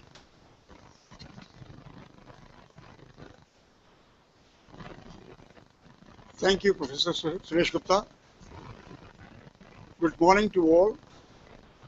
It is my privilege and pleasure both to be here at this institute, which I served for over 35 years and superannuated in the year 2005 as a Professor of Information Management and Coordination.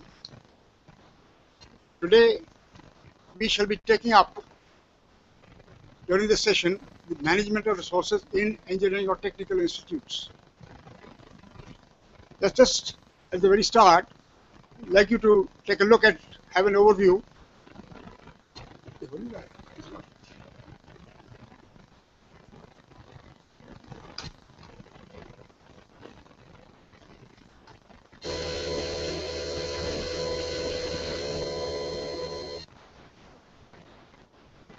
Let's take an overview of how I'm going to unfold this topic. First, we start with the definitions, trying to grasp what is the meaning of the term resource, what is the meaning of the term management, then both of these put together, and then different types of resources which are required in technical institutes. What is the status of those resources at present? Then what goes into planning for those resources and how you can manage them for optimal utilization. Then some action plan for implementation, where I'll be talking about foundations for success. I mean, some finer points to be taken care of in trying to manage the resources. And of course, the initiative made by the Government of India in the 12th plan. It's interesting.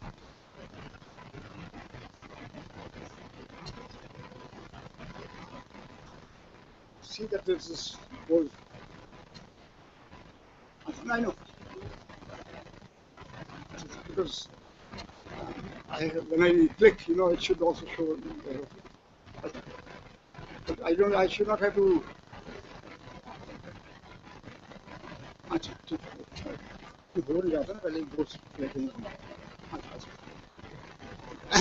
Now take a look at what was the case earlier and what the situation is at present. Earlier, what we used to say is we used to say technical institutes are essentially brick and mortar, large buildings, huge laboratories, everything. And now the situation has changed. It is we can brand them as virtual institutes. So the types of resources required is vastly different. Let us say from the time that I was a graduate in engineering when I passed out from my college. From that time, gradually things have been changing, and now it's a radical change at present. Take a look at the academic excellence model. We have all these things: policies, leadership, objectives. Then we have the departments and program design, the curriculum design, delivery of courses and evaluation of the programs. All these, if you see, all these at the bottom, faculty, infrastructure, industry, collaboration. These comprise the essential resources.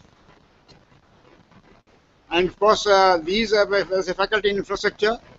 Industry is also an equal partner in facilitating the utilization of resources. And collaboration when it comes to networking with other institutes, this is of utmost importance. Now the term resource, how can you define it? Everything available in the environment which can be used to achieve a certain objective, provided it is technologically accessible. Now, why I say technologically accessible? For example, in remote areas, the availability of internet in remote areas, that is, you must make it accessible, then only it is worthwhile to talk about resources. Economically feasible. It's not, should not be cost prohibitive, that's too expensive, and the utility is not that much. So it's a balance between making it technologically accessible and economically viable, and of course culturally acceptable. So, and people must accept that particular resource which you are going to use for your instruction. Then the term management, this is essentially an act of coordination with the efforts of the individuals who are managing the system. As you can say, defining it in specific terms, it says management in organizational activities is the act of coordinating the efforts of people to accomplish desired goals and objectives using available resources. And the master stroke is effectively and efficiently. I said effective and efficiently. Effectively means going down, or the use which you have put the resource to, it serves its purpose of educating the students or imbibing in the students the concepts and principles.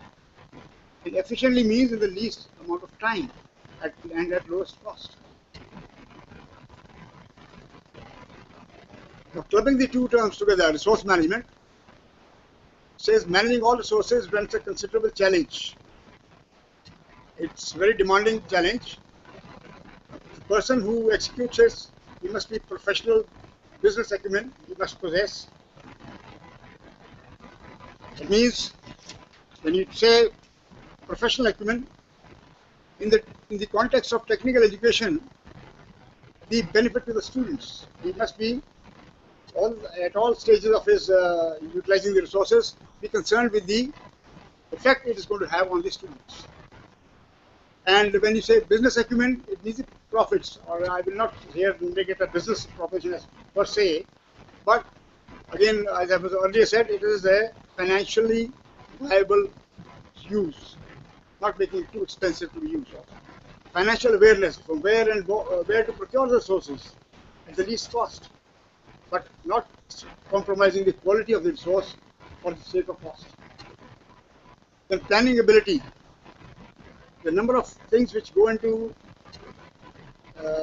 planning of the resources or different types of resources, which I'll come to a little later. Then knowledge of information technology, this is the catchword, and very important that any teacher or any faculty in technical institute must be proficient in the use of information technology. I mean, in my case also, I'll like to admit right here, during my tenure at the institute, I was asked to head the computer science department also as a dual charge, as an administrative head. Mind you, I'm not a computer professional. I'm basically a civil engineer.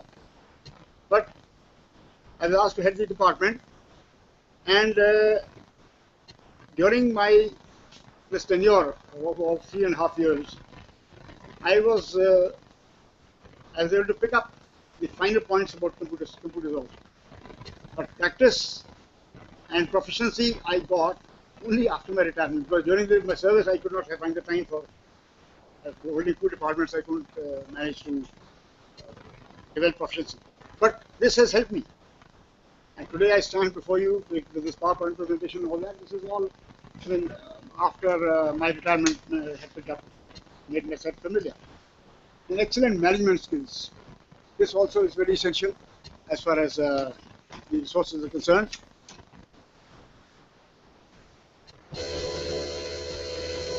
Here, the Japanese concept, lean principles in world-class environment, they are 5S. This you see is 5S as a lean foundation used in resource management: SERI, sort, organized; Saitone, simplify; Shiso, sweep; Shiketsu, standardize; and Shitsuke, self-discipline. These I will be, you can take a better look at this diagram. Sort means sifting. Decide what is absolutely essential and what is not, and trying to dispense with what is not required. You dispense with that and so on. Otherwise, I remember the words of the first chairman of the AICTE, Professor S.K. Khanna. In a meeting he had sounded, he said, space is a very big resource, land and buildings. And just by stacking files and other heavy equipment and all that, you are just wasting it. At a phenomenal cost you are going in for it. So,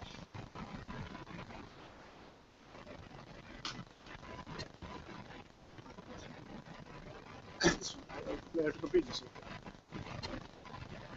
First is the sort. Sort means trying to sift between what is required and what is not. Then straighten. Keep needed items in the correct place in order to facilitate the retrieval. I mean, everything should be in this proper place. Not that you are lost at the time of performing the experiment, or you're looking on where's my caliper or where's my instrument. So straighten out means good housekeeping also. Then keep the workplace, shine is for keep the workplace clean, neat and clean. And standardize is a method by which sort, straighten and shine, they can be made habitual. As a matter of, they can be developed into a habit. That means first is deciding what is required, what is not. The second one, keeping it in proper place. And third is shine, keeping the workplace neat and clean. Here I'd like to share with you the case of training provided at Indosys Training Center in Chandigarh. They have, where there's a particular lathe. For example, a student is required to work on a lathe to do a job. They have earmarked a certain area with yellow line all around the lathe, and right from the time the student begins to perform the experiment or the job task he is doing, at the end he has to clean up the whole thing. The lathe he has to clean up, he has to clean the floor also. Only then it is felt that the job is accomplished. So these are matter of habit formation. whether it is deciding which resource is required or whether it is where it is to be placed, keeping the workplace clean. These are habits, and that is standardizing the procedure. And sustaining is maintain established procedures. You should not have any leeway that we can leave this for the time being and no, nothing of that sort. That practice will only be able to sustain good practice as far as resource management is concerned.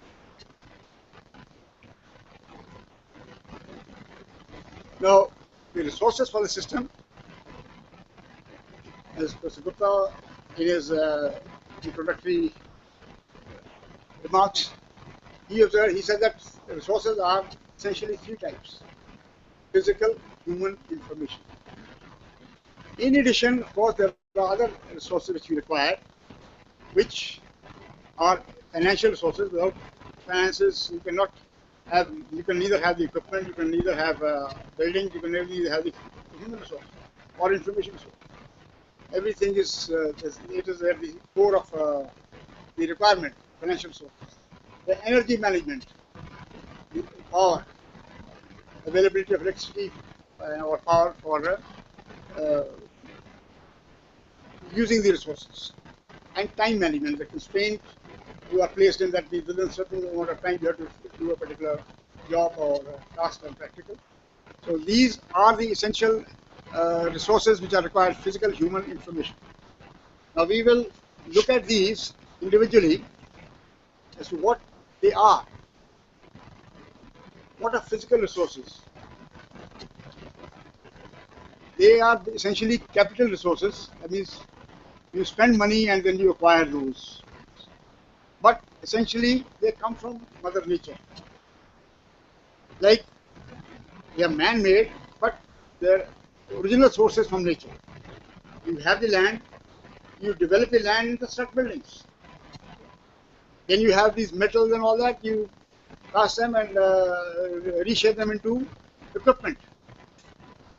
So whether it is equipment and machinery, or whether it is consumables like you have natural gas or solar energy, all these are essentially from nature, but man plays an intermediary role, and they are granted as what are physical resources. And they comprise these three things: infrastructure, that means land and buildings; then technology is equipment and machinery; and third is the raw materials or consumables. Like in performance of chemistry experiments, some reagents or chemical reagents are required, or in case of civil engineering, soil mechanics, you need different types of soils also for that, of cement, aggregates, all these for testing. So these are consumable materials. Now take a look at what the status of these physical resources is at the moment in technical institutes. By and large, we have adequate number of laboratories, adequate space, library, everything is in place.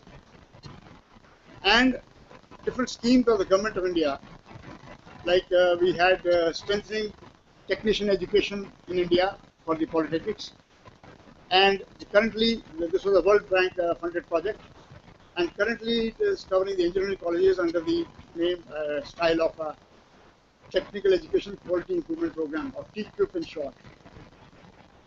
These projects, they emphasize on MODROB. MODROB is a short form of modernization and removal of obsolescence. And a lot of funds are provided under this. They have got the infrastructure. But here, I'll speak of my experience, because by the time the TQIP started, I had retired, and of course I had been associated with it after retirement also, Telangana government, as a mentor and performance auditor.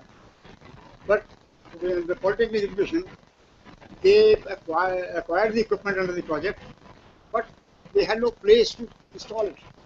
So delay in installation was there. And with this also coupled with was the training. They missed the opportunity to provide training to the people who were to use that equipment. Because it was not installed, the people could not be trained on it. So this is a handicap, and this position is still existing in most of the institutes. Then lack of maintenance. I would not hesitate to admit that in the Indian context, maintenance is an alien word for us. We install something, even in our own home, we buy something and then just keep it in a corner or forget to even take out the dust from it. So that is a sort of a situation as far as the resources and the concerned. And inadequacy of raw materials or consumables, and underutilization of the resources, physical resources. We find that the laboratories are used, example only, maybe just for a particular batch, maybe 6 to 9 hours a week. Restaurants are not used. So we have to think through ways and means how to enhance the utilization also. That will come also later.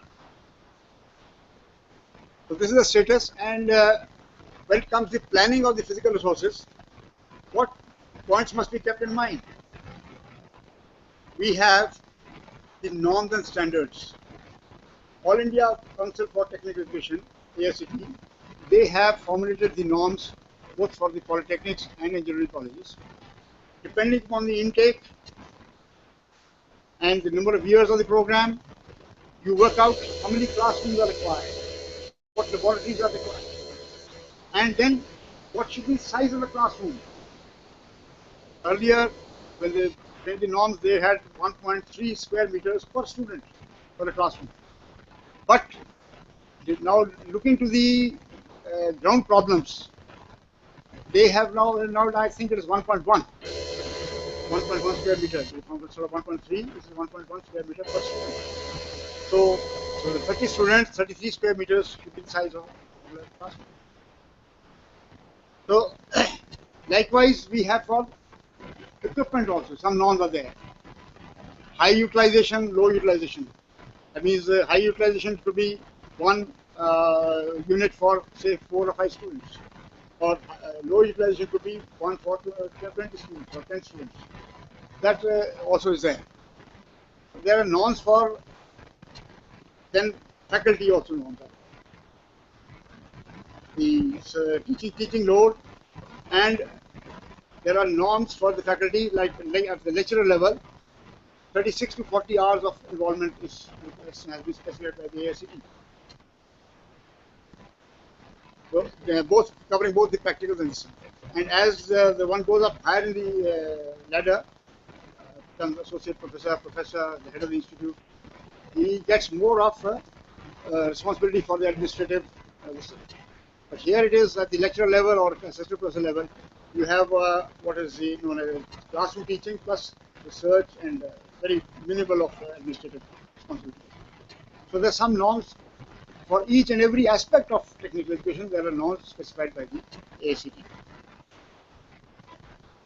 Then utilization factor. This is another consideration as to the frequency of utilization of the particular resource. Also, when you consider these sort of things, the spatial design and organization. Here, how best you utilize your space. I can recall my visit to the University of Rome in Italy. There, the electronics laboratory cum classroom was of this size, and they had utilized the space in such a way that wall space was maximum utilized for stacking of the equipment. And the open area, the remaining area in the classroom, that was for seating the students. Suppose it was a lecture, that is it. So they didn't have a separate room for the lecture or separate room for the laboratory work. And the laboratory session, they would bring down the equipment from the cupboards in the walls, and that was a way of utilizing spatial design consideration. Pedagogical considerations. Now, pedagogical means it's got essentially methodology of teaching, which is related to the students' comprehension of the whole. So, when we say pedagogical considerations, we have to, when we plan our teaching, we will say that maybe visuals are preferred to conventional lecture method. So we like to procure some, say, let's say, video or a movie. I want to show them some road construction. for procedure for oath instruction. There I will begin to explain. The students will be half asleep. When it's start, it's a one-way communication, blah, blah, blah, I keep on speaking only. But if I show them the actual procedure being carried out in the field, the student will be able to understand better each and every step of it. So there you have to decide when you're planning for physical resources, okay, instead of this, I will like to have such and such also. There are not many audiovisual resources available in the market also. The sources of supply and cost is also has to, the person who is planning, he has to be aware of where he can get which source. The user sources from other systems. This is related to the concept of networking. Now, it is not essential that I must have everything in my own institute. So that sometimes cost prohibitive. The government may not fund, or if it's a private institute, the management may not be in a position to spend that much amount. But supposing an institute close by, they are having the strength which I am lacking. So I can tie up with them, okay, my students will be coming to you on Saturdays or whatever, and then we'll utilize your resources. You can pay them some nominal thing, instead of incurring a huge capital amount, just recurring expenditure can. That I will say in the case of our institute here, NIEEE, when it got started, there was nothing on the ground. The institute started as a guest of the Central Polytechnic across the road. And that time there were only civil, electrical, mechanical, three branches of trainees coming to the institute. And we didn't have any laboratories. So we tied up with Punjab Engineering College.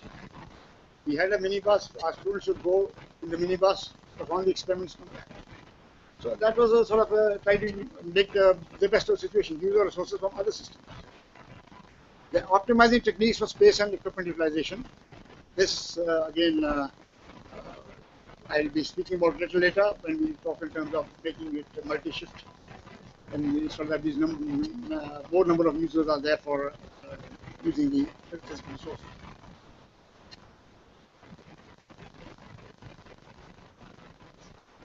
Now coming to the next resource, that is the human resource. This shows the different stakeholders of the technical education system. At the center, you see it's technical education system. Then we have the government, which lays down the policies, specifies the intake and all these sort of things. In the case of technical education, it is the AICT, which is the statutory authority. Then we have the industry, for whom we are producing the pass outs from the diploma or degree level institutions. And they will also be associated in trying to, they are the stakeholders, because we are giving them the employees. The institutes are giving them employees. And they must also make known what is their requirement, specific requirement. So that can be covered in the curriculum, and they are also another stakeholder. Then academic administrators means the people who are at the people in the directorates, people in the boards of technical education, the management at the institute level, at the departmental level, at the classroom level. All this comprises the academic administrators. The institute owners.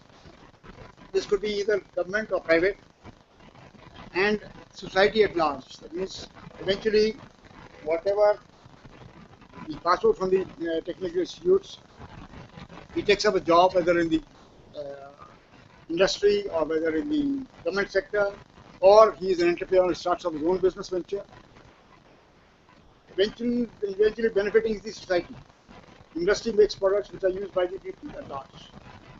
So similarly, entrepreneur also, he is a part of industry as such. So here, if you see, we have written hand in hand we strive. Means unless all the stakeholders move together, the system will not be a success.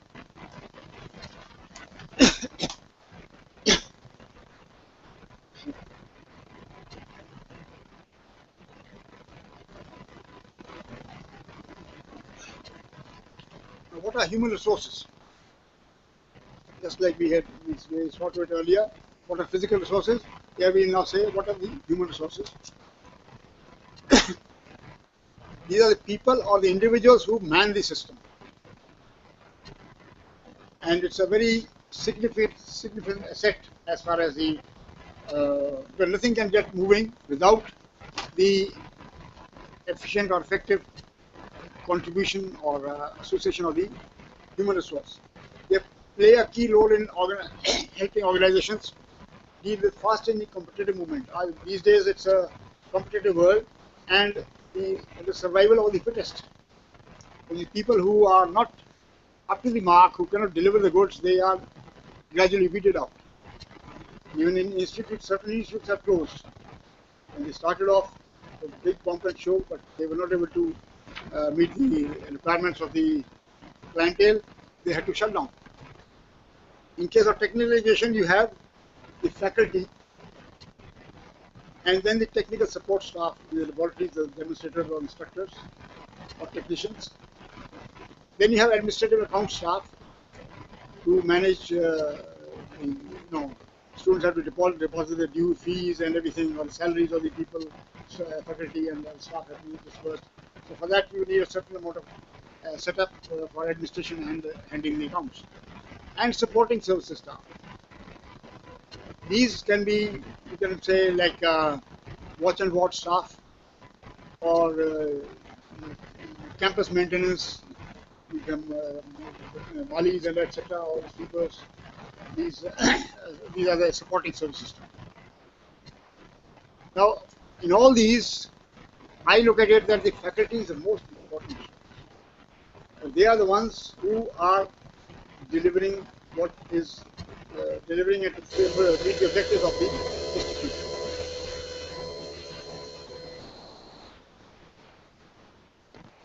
This is a beautiful definition which is very dear to my heart, and it is by Professor Hannah Gray, former president of the University of Chicago in USA.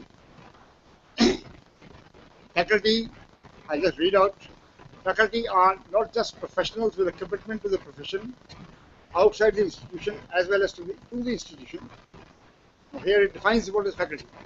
They are individual talents and intellectual entrepreneurs, demanding developers of their discipline. They are the ones who teach as well as self-study to enhance their knowledge.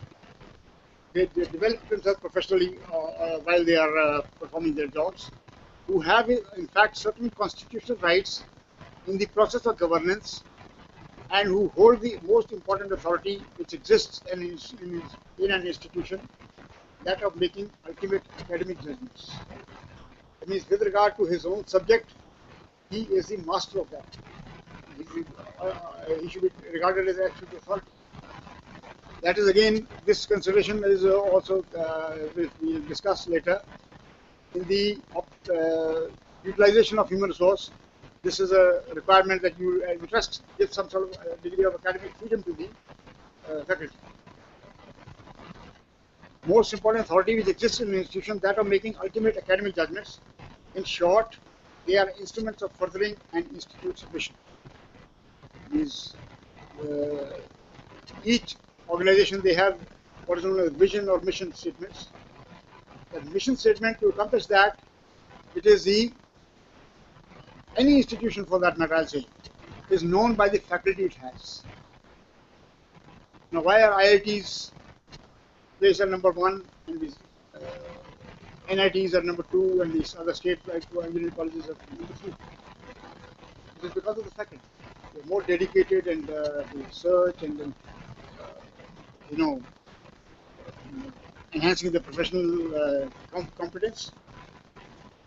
So this is a very nice definition of faculty.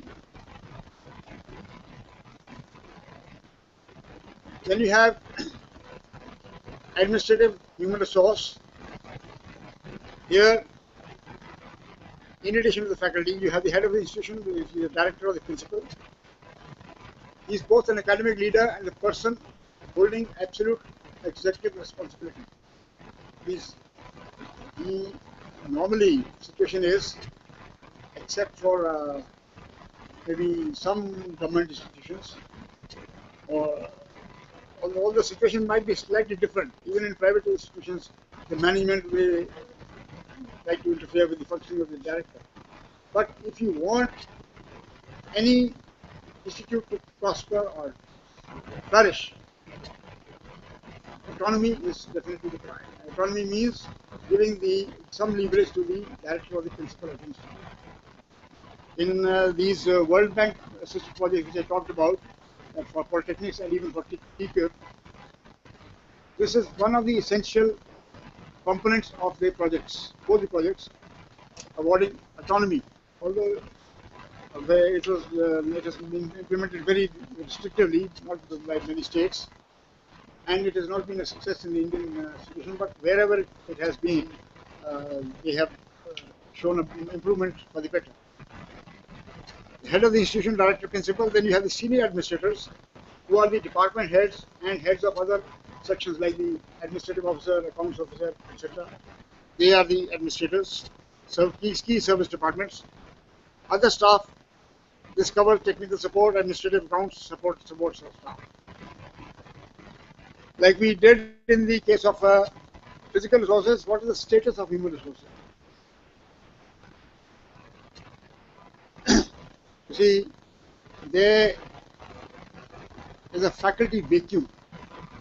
By faculty vacuum, I imply that the number of posts required, faculty positions required, is as per the ACD norms, but actually in position are less.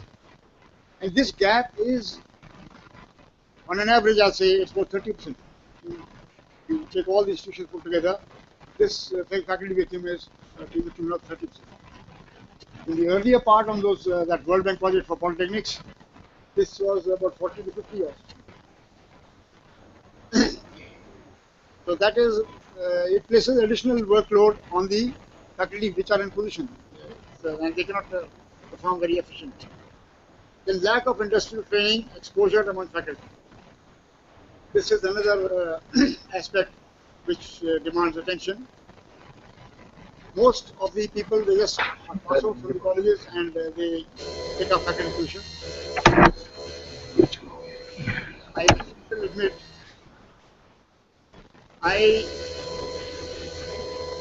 was able to pick up as a civil engineering graduate, and I was made building in charge here in this institute for a number of years. Actually seeing the practical things being done on the ground, I was able to correlate much better. So just industrial training is very important.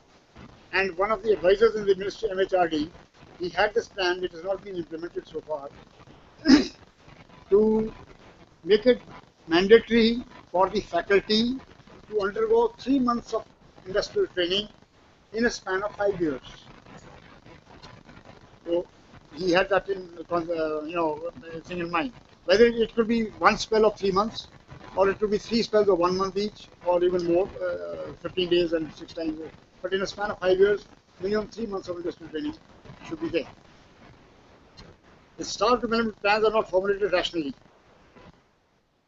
Here, normally, staff development plans, they should be prepared on the basis of the demand for staff development.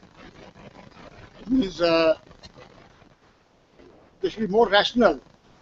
Whoever is needed to be trained, he should be sent for training. But here, whims and fancies of the head of the institution, they come and play a very damaging role, I would say. So they are not formulated rationally, and just whoever they want to send. My experience has been in the earlier part of my service, the polytechnics used to send teachers whom the principal thought that they are a nuisance to him, let them stay away from the place for sometimes they send them for training. So that way, this is how staff plans were formulated. This was admission by the participants themselves. They used to tell us that, sir, they want to have more peace in the institute, so they are sending some people out for training. And professional development are linked to career advancement. This is still the case in some cases, although AICT has given clear guidelines that at a particular level, so many weeks of courses you should have attended, then you are eligible for senior scale or then as associate professor or whatever. The stagnation at different levels kills motivation, enthusiasm and commitment. Person is too long at a particular position, he is likely to lose interest in his work. So there he must have avenues for promotion, rising up in the hierarchy. A merited credit not given to good performance. Again, here this is, you might have heard the saying that in a governmental setup, घोड़ा और गधा दोनों बराबर गिने जाते हैं. So a person who is more devoted, who more hardworking, he is not given due reward, where he is placed at par with the person who is shirks away from his work. Then another point of the status of this is ad hoc and part-time and contractual faculty, they are not covered under start review. The people who are appointed on ad hoc basis or part-time faculty is appointed or contractual, that will be a lump sum amount of salary, they are not sent for these training programs. So here I recall my experience being associated with the World Bank project earlier. There, hats off to the Directorate of Technical Education Punjab at that time. They had recruited quite a few of these people on ad hoc basis, and their director, additional director, he arranged for a 3 days orientation program from us for the entire lot of the new recruits. Before they were take up position in the thing, he said, you go and attend this orientation program of 3 days. Be told that this is where you are in the technical education system. This is what you are required to do. So I mean, that's like, making them aware of where they are placed and what they have to do.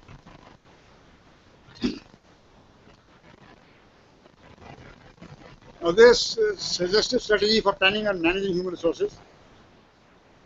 You have early faculty induction programs. See, in the general education side, it is definitely a requirement you have B.Ed as a added qualification. But in engineering, we don't have any similar sort of thing, except we have an MTech here in this institute, and not many people opt for that. So, to overcome this lack of experience in as far as methodology of teaching is concerned, early faculty induction programs. They must be exposed to methods of teaching, the psychology of the learner, all these other aspects of which are included in induction program. They have to be given exposure.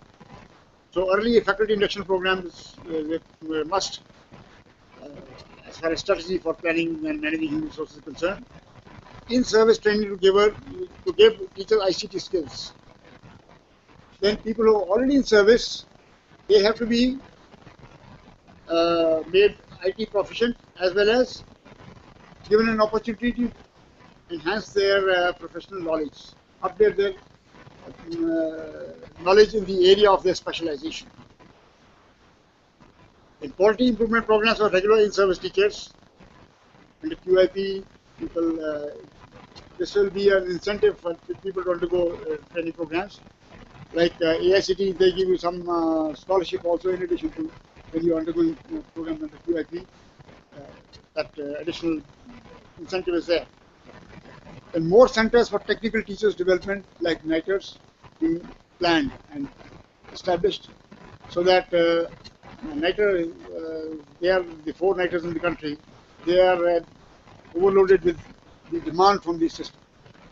So this is another strategy which can be thought of and implemented, and having more similar institutes. Conversion training, re-employment in disciplines facing critical shortage. Like in the initial stages, when we were students in the engineering college, there were only 3 branches of engineering: civil, mechanical, electronics came as a specialization almost about the same time when we passed out from college. So for that there were no ready-made teachers. So it was the electrical engineering teachers who were redeployed after giving them some amount of training. They then picked up specialization in the electronic field and then emerged another discipline known as electronics. So similarly, conversion training, this is what is meant by conversion training, redeployment of disciplines facing critical shortage. Similarly, computers, they were not, again, not ready-made teachers for computers. Similar thing had to be done. Now then, third resource is the information resource. It's a valuable input and power for societal development, information. You're traveling on the road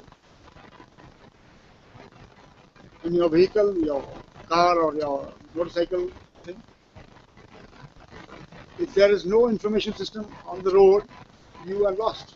You don't know where you are, how many miles or kilometers away from such place you are, or which is the direction leading to the left, or which is the direction leading to the right.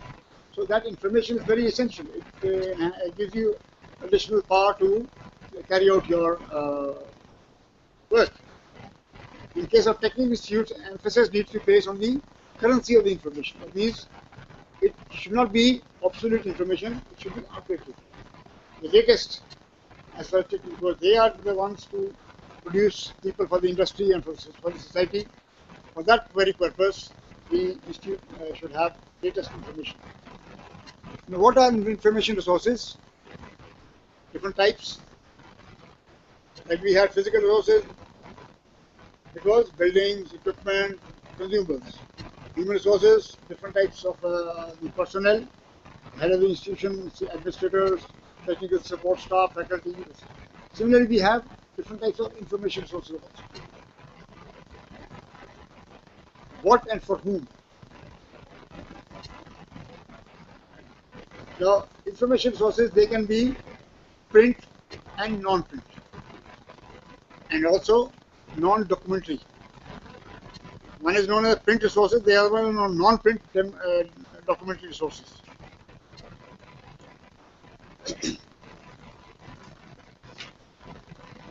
The print resources would be the books, handouts, assignment sheets, or workbooks, laboratory manuals. These are all print, which are in the printed form. In non-print documentary sources, it could be the CDs or video films. These are non-print documentary resources. And non-documentary resources, these will be, let's say, you have a electronic on email, your books are published. So it's not in the print form, but it's not a document. It's known as non-documentary. The books and the manuals, etc., available on the net, those are non-documentary sources. And the stakeholders for the resources, they include the state government, Department of Technical Education, their directorates, boards of education, and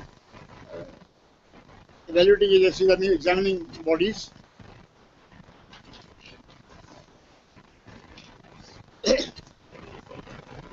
Now, for example, what information do you think the state government would want, or the boards of technical education, or anything? They would like to have with them the norms and standards for the programs to be offered. Database for planning technical education in the state. That means such and such type of industry is upcoming, and for this we will require the technical manpower at this level and in so many numbers, the quality and the quantity of the manpower required. So that information also appears. And then you have office rules and regulations for the directorates. Similarly, information for the faculty or teachers. What information do you think they will need? They will require the curricula, implementation guide, teachers' guides, academic regulations, guide to formative evaluation, guide to summative evaluation, how to evaluate on the basis of class tests, how the final examination, semester examination. And students may like to have information or the student guide or institutional prospectus, that is for them. Then academic regulations, self-study materials, library users guide, and even the society at large, parents or the industry or public, they will have information for parents or guardians, publicity material to public about institutional programs, activities and services, guidelines for consultancy services of the institute. Supposing the institute is offering consultancy to industry, some guidelines for that to also. Information of industry about student output. So all these, each of the stakeholders wants some sort of information.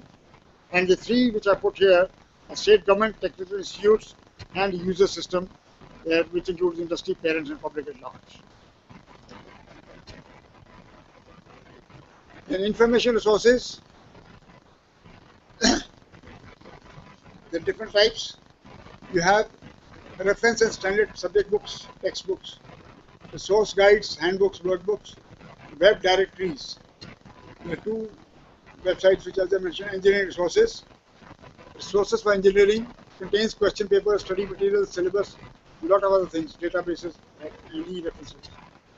And engineering case studies, this contains accounts of real engineering projects written for users in technical education, software tools, e-journals, e-books, etc. Then technological resources, they include these intellectual property rights, skills, software, licensing, patents, copyrights, etc. And operational manuals also required for any of the equipment. And rules and regulations, academic and administrative, both for the students as well as for the employees of the system.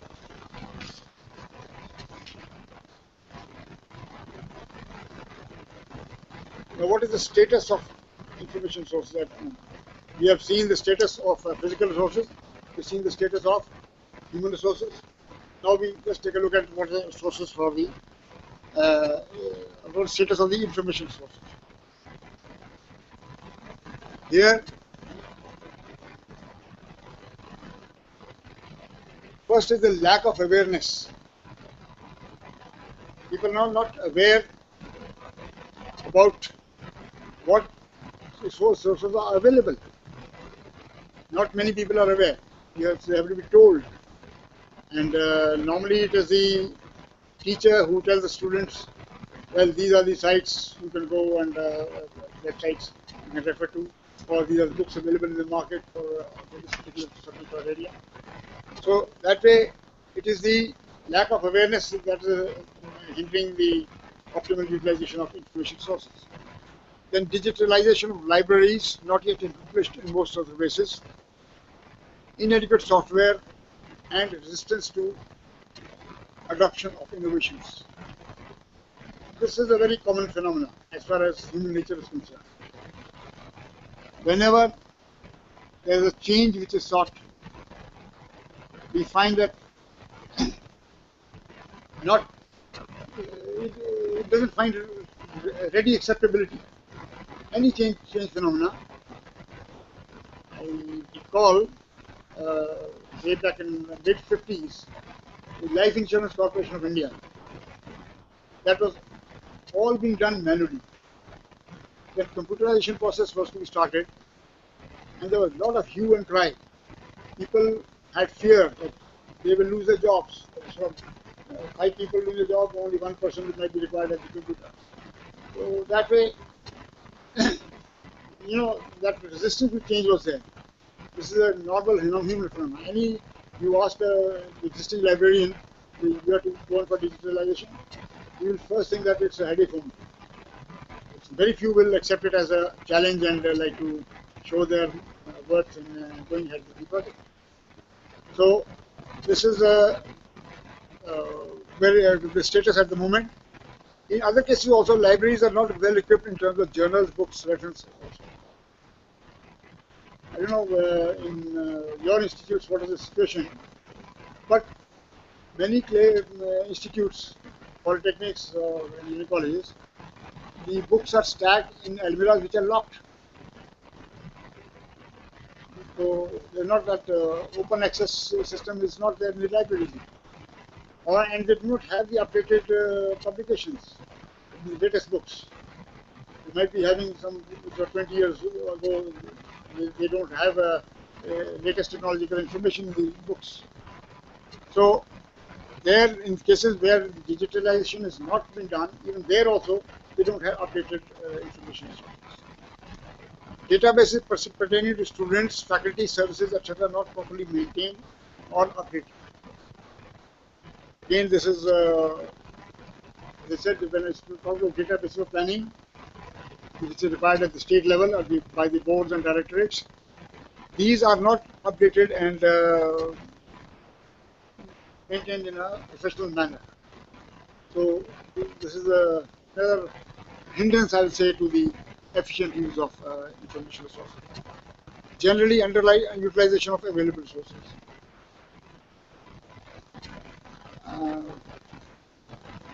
Recently, just over last Saturday only, I happened to be one of the participants attending the Golden Jubilee of Graduation from Punjab Engineering College, Chandigarh.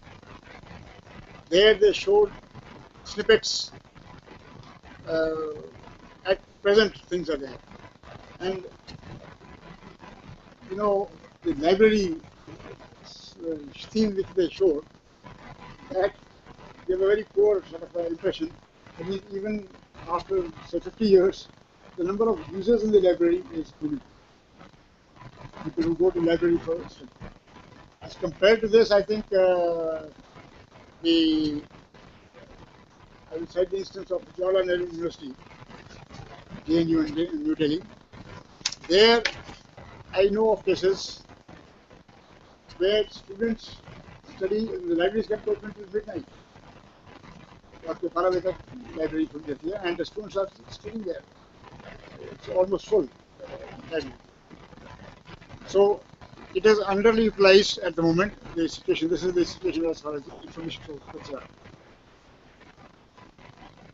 We have seen the three types of sources: physical, human, information, and we have also gone into the status and planning and of these sources. Now, what AICTE, already accounted for technical education, norms and standards emphasize the importance of adequate resources and the good resource management. You see this, the quality of the resources, cost and delivery. These three are interlinked, and their efficient utilization. The world-class requirement is creating value for main stakeholders, that means the students, and this leads to continuous improvement. That means you can cut down the cost and even developing something. I'll give you another instance. One of the technical institutes in Pune, they even went to the extent of saying they wanted to build a new building, some laboratory also, and they all gave that as a project to the electrical engineering students. The complete wiring of that building was taken care of by the electrical engineering. So, which is another way of optimally utilizing the resource in the form of students, and saving on the cost. Instead of giving it to an outside contractor, they were able to save on the cost. And at the same time, getting things done faster also.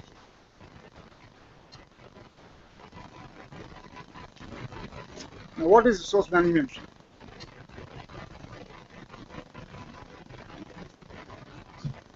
Resource management is the efficient and effective deployment of an organization's resources in most efficient way, that maximizing the utilization. Optimal utilization, we call it, of available resources to achieve organizational goals. Sources which may include tangible resources. Tangible means something which you can measure in terms of money value. You can quantify that so much cost is involved. Because when you say non-tangible, that means that you can't measure in terms of money value. And here, tangible resources, they include the facilities we provide, equipment, financial resources, information technology, labor, here with human resources. These are all tangible resources. Then there are ideas which are non-tangible. You can't quantify them in terms of money value. You could be having functional and non-functional ideas. It's something related to, you have the idea of like, you could say, having 2 shifts. This is a functional idea. Okay. Since you are arranging for optimal utilization of resources, but I am having the institute work in 2 shifts or weekends.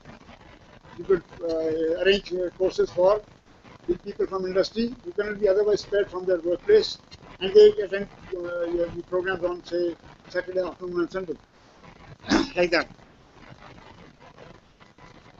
And so these are resource management. It can include ideas making sure that people are assigned to tasks that will add value and not have too much underutilization.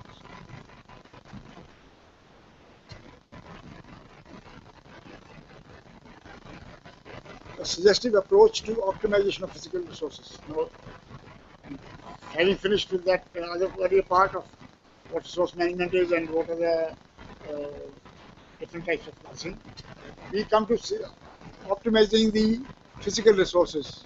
That means using it optimally at least cost, maximum benefit. First is increasing space and equipment utilization through multiple shifts, which I mentioned a number of times. It means you, instead of working only for, say, 6 hours, you will be working for 12 hours. The 2 shifts of people will be undergoing. In many schools, this has been already in the government sector, where the population of students at school level, you will find many schools are running 2 shifts. One is from 8 to 2 o'clock and 2 to another 8 in the evening. 6 hours shifts. And streamlining layout of laboratories and minimizing breakdown of equipment through proper maintenance. This is very important. Layout of laboratories and minimizing breakdown of equipment. If you can ensure that the equipment is in good working order, it is both beneficial for the students as well as for the institute as such. And layout of laboratories is very important. That means you should not have to, it should not be that the consumables are at a different place. You have to waste time in getting the consumables or the accessories and other things. One equipment should be, it should plan in such a way that one equipment is almost in a localized place, so that you don't waste much time in setting up the printers and doing this. The sharing of common equipment by different departments in the workforce. This again, like you have a course on computers, each department need not have. There could be a central, computer science department could be strengthened to have more number of systems so that they can be used by the students of the other departments. Instead of each one having a separate setup, or you could rely upon the human resources, the computer science department teaching the other departments also. So that sharing of common equipment by different departments and laboratories. Substituting costly equipment by simulation for concept teaching. This is essential where very expensive equipment is planned to be purchased, but handling is, or it is difficult to handle also. Such equipment, you need not go in for it. You can avoid purchasing that equipment. Instead, have simulation, computer simulation. So you can work on that and teach them. Of course, best of course is hands-on experience for the students. But if you feel that it is very costly and handling will be difficult by the students, so you can avoid and go in for simulation in such cases. utilizing community resources for on-the-job training. Some practical work which can be better learned at site, like I mentioned earlier about the construction of roads. Suppose I want to show talk about hot mix plant, that is plant where bitumen and aggregates are mixed. I use the community resource. That means wherever the department is carrying out this work, I take the students there and show them, and that can be taken care of. Reducing space requirement through miniaturization of equipment. Here I review the case of the hydraulic bench. Earlier, in our times, or still in the Punjab Engineering College, you go there, you'll find the hydraulics laboratory. It's a huge area, almost about 25 feet wide and about 60 feet long. Such a laboratory there. Almost, how much it is? 1,500 square feet of the laboratories there. Whereas in our institute, to set up this laboratory in 1974 or something, 74, 75, we got the first hydraulic bench in the country. It was imported from, not imported rather, it was given by as a collaborative gesture by the Netherlands government. In the first 7 years, this institute was with the collaboration of the Netherlands government, and a part of that collaboration, the hydraulic bench was applied, which is equipment.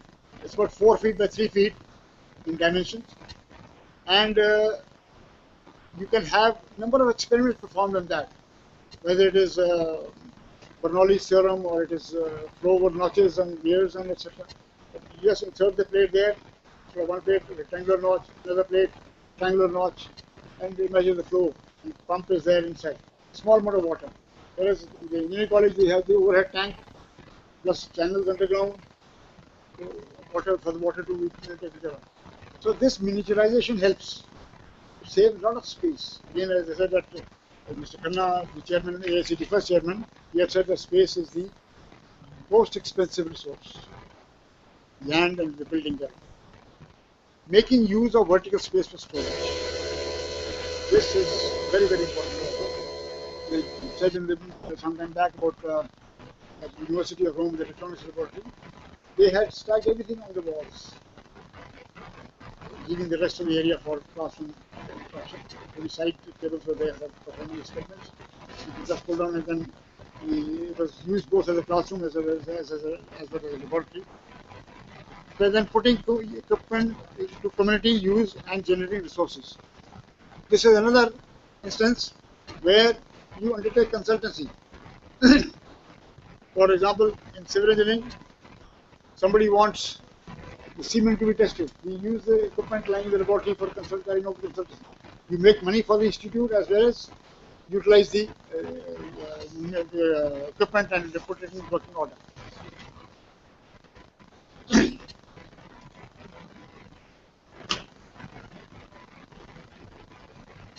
Utilization of physical resources. This is an example I've given here. In the case of computer science, computer laboratory, see, normally you put the computer systems around the walls, benches, and then central places left open. And because this is because of the difficulty in wiring and all, otherwise cables and wires will be all wrong. But what is the ideal situation for a classroom instruction? You want to use it both as a classroom instruction as well. Then it has to be, the wiring has to be all underground and cables or systems laid in such a way that they are facing the teacher. So this is a little difficulty. These laboratories are designed around space constraints instead of instructional needs. So we are now sacrificing the instructional needs part at the cost of saving the space. So these difficulties do come in as far as utilization of physical resources are concerned.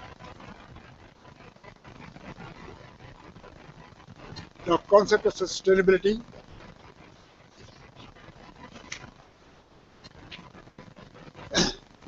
HR development, human resource development, training, continuing education, and career planning is required for the human resources.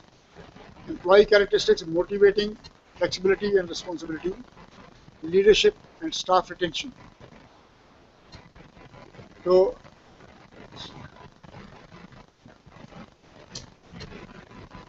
major is these what I just mentioned. These are covered in these also.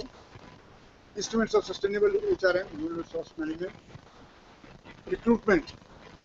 Requirement is job profile. That means that must be precise as to what is the job requirement he will be performing. Give a very clear picture of these are the academic activities to be done by the individual. These are the co-curricular or other activities. HR marketing. This is also very significant, and labor market search. To get the best, any institution would like to get the best of people. Now, I'll give you the example of the PGI in Chandigarh, for example. In the very early stages, they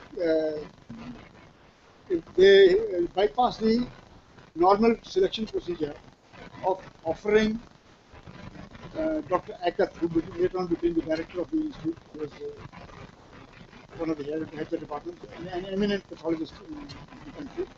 He was based in Calcutta. So Dr. Chotani, who was the director of he was sent by the chief minister to go and have negotiations with him.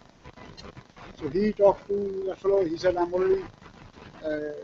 At that time, they could not offer more than 2,500 rupees per month.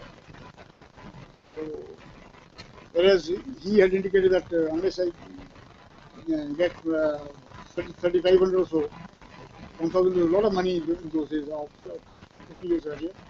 I may say maybe 1 lakh rupees today in today's context. So,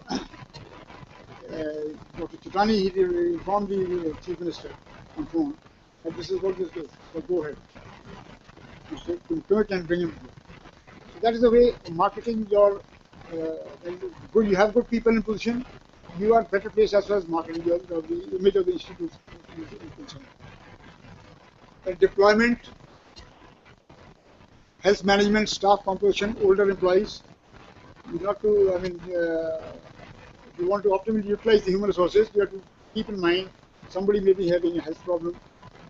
Another individual may be older in age than the younger lot. So, trying to adjust the responsibility and job assignments in such a way that you are able to deploy people from one area to the other. And development, this again is continuing education, that means training and retraining of the faculty and staff.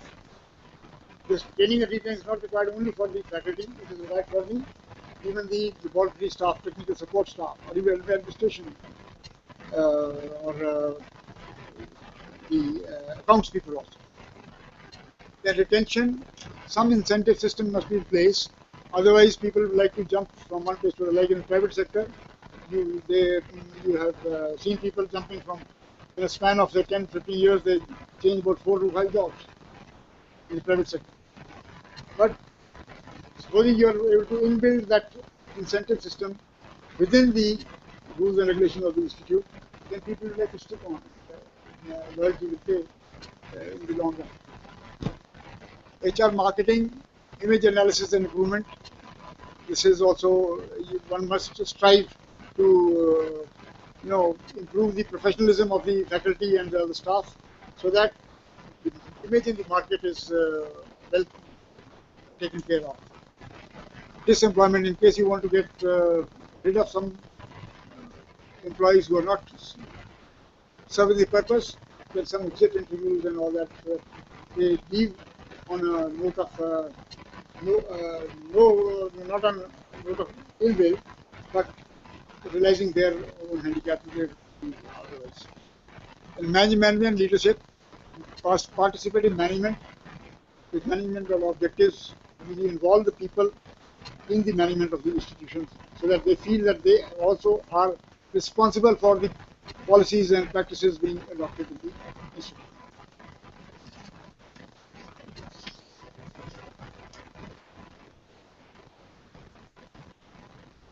Again, 3 pillars I am laying emphasis on the HR management is, because this, as I said, that is the most important resource as far as this is concerned. One is work-life balance, growing importance of professional career, growing importance of private and family life. So any institute, technical institutes, must not sacrifice everything for the individual's family life, but sometimes striking a balance. That means be human in attending to his personal problems, at the same time giving importance to his profession, developing professionalism along the way.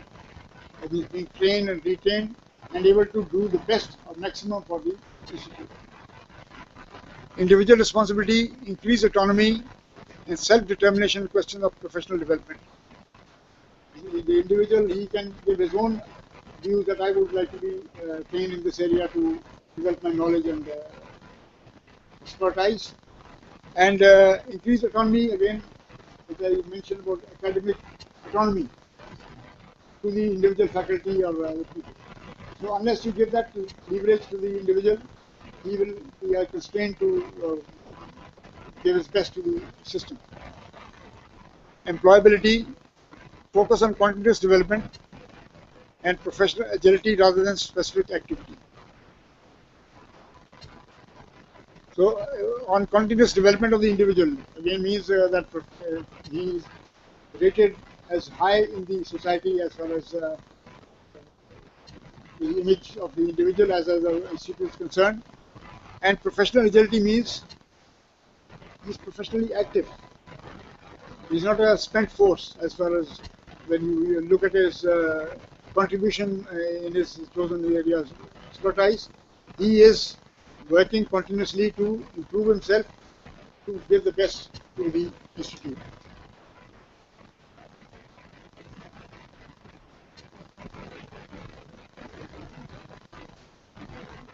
Then when we look at the faculty, heads of departments of the institute, there are some jobs which can be done by the people at the lower level.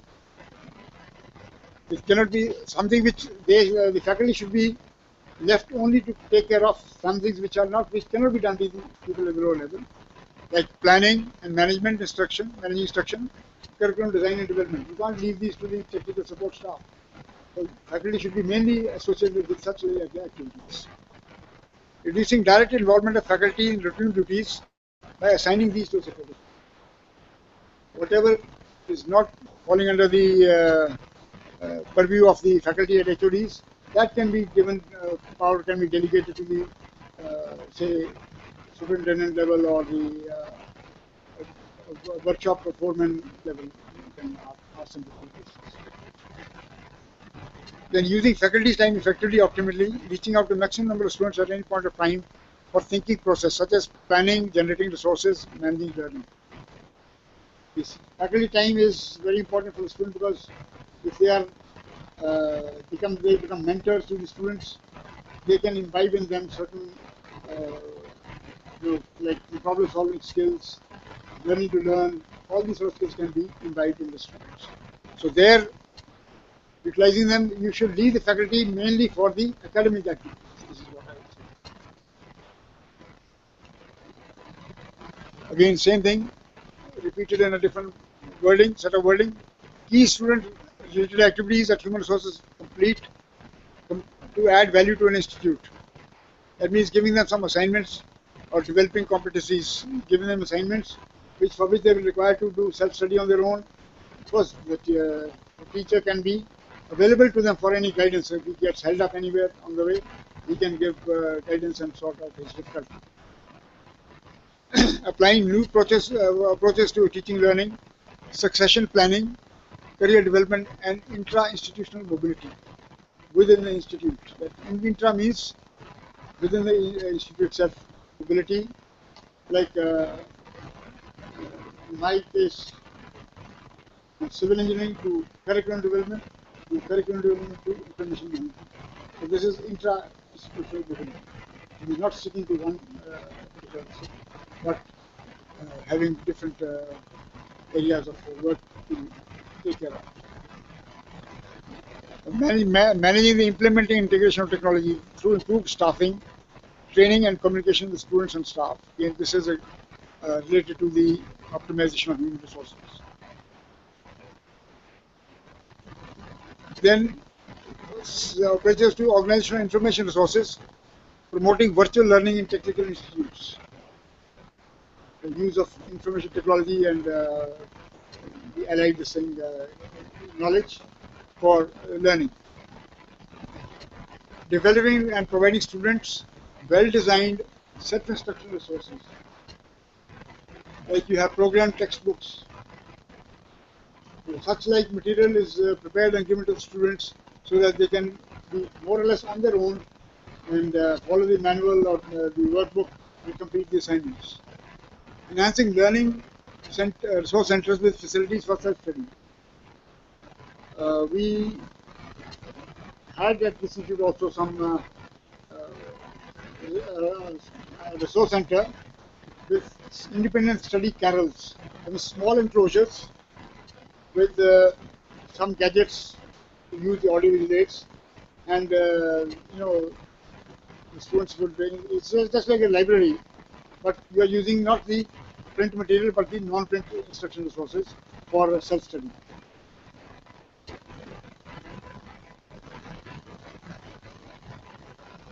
The three, one or two questions here.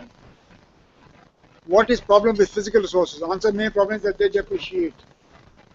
With the passage of time, with the use and wear and tear of the physical equipment, the buildings also they depreciate in value. The equipment also, machinery also depreciates.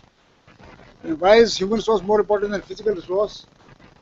It is more important because without it there can be no one to operate the system. The equipment and machinery only human beings will be able to operate.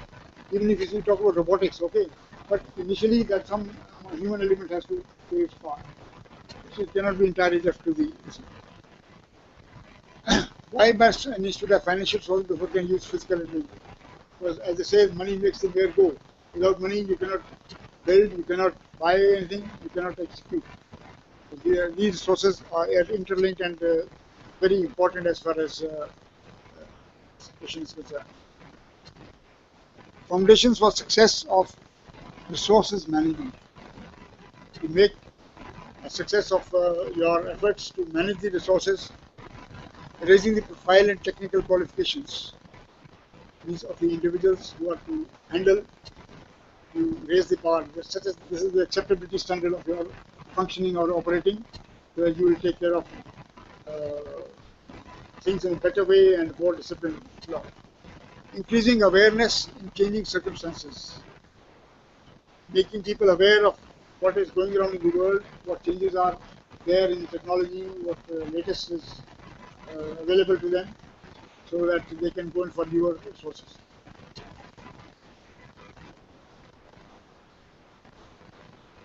Improve teaching practices, increase contact interaction certifying agencies, improve participation in technical issues within support networks, use of virtual learning opportunities.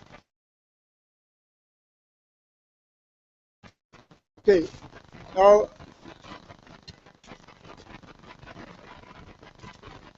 the last word. Management of resources in the context of technical education system concerns both the individuals and their employers. It is not simply a question of better infrastructure or best or human resource in isolation, but success lies in the concerted efforts made to utilize optimally and efficiently all the resources of the command towards the achievement of the missionary goals of the system.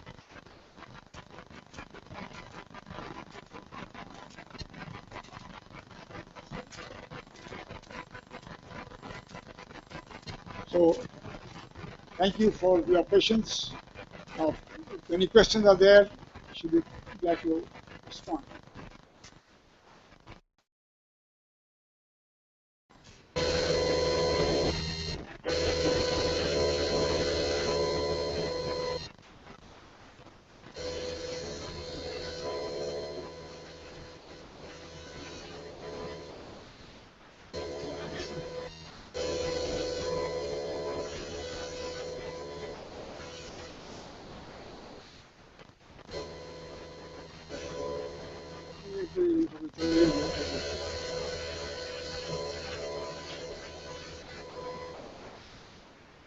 If you want to give, you can do that.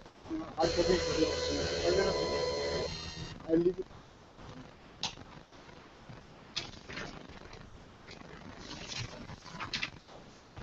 Okay.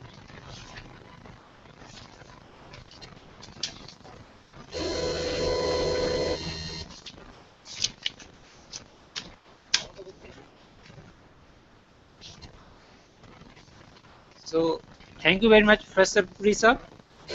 Very nice and thought-provoking session on management of resources.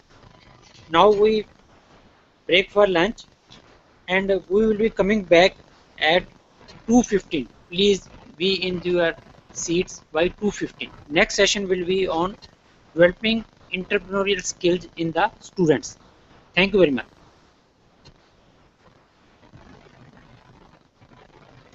Thanks.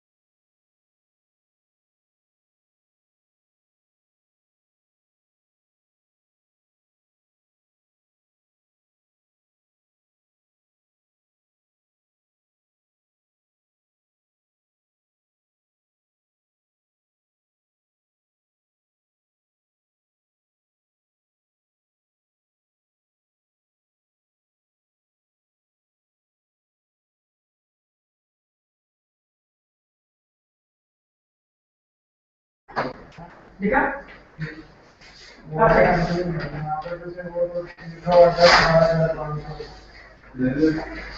हाँ, इसको processor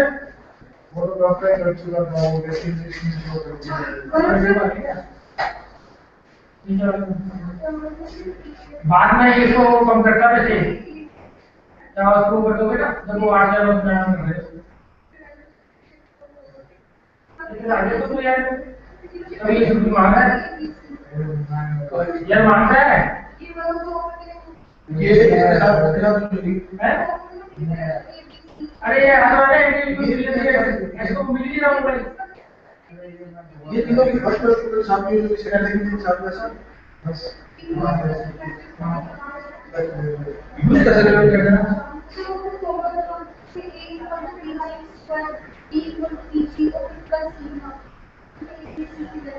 बस आऊंगा फिर देखो meeting में meeting के साथ देख यार तू तो ऊपर वाला देख रहा है देख 30 मिनट में नीचे वाला देखो देख इसको हाँ देख समझ जाओ प्लीज देख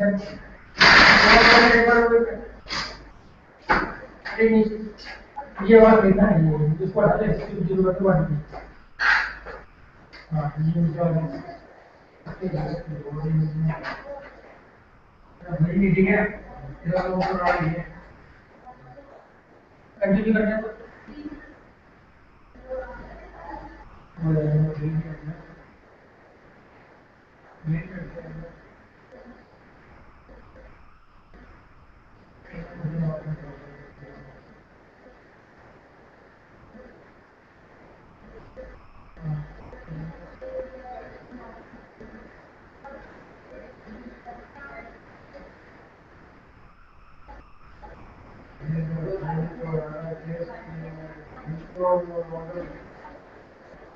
ये क्या है सर मॉडल में इसका आ गया डायरेक्ट से यहाँ से इसके डायरेक्ट से तो हम को करने के लिए गार्ड ऐसे की है वो गार्ड ऐसे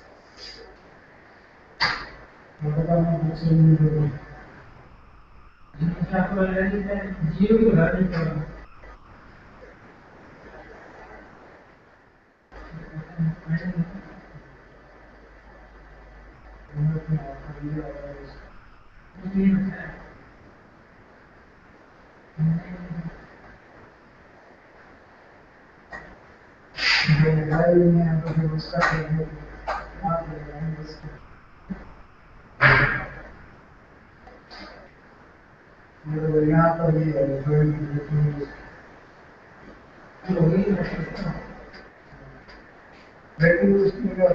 ऐसे मालूम लेंगे इसमें ये नहीं इसमें रिजेक्ट हो गया उसमें वो जीरो इतना आएगा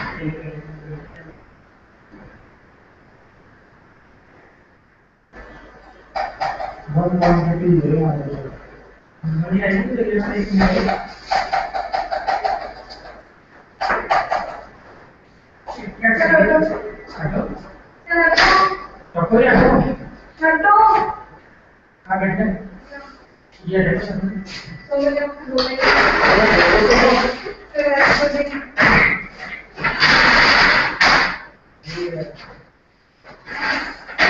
अब हमको आने भी दिया क्योंकि लोगों को दिन प्रतिदिन और ज़्यादा पता चलता है ये गलती है एक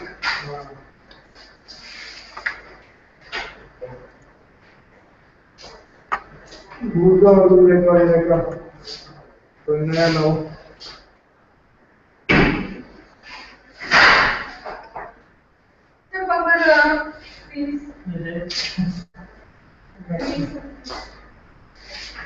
लोग काम से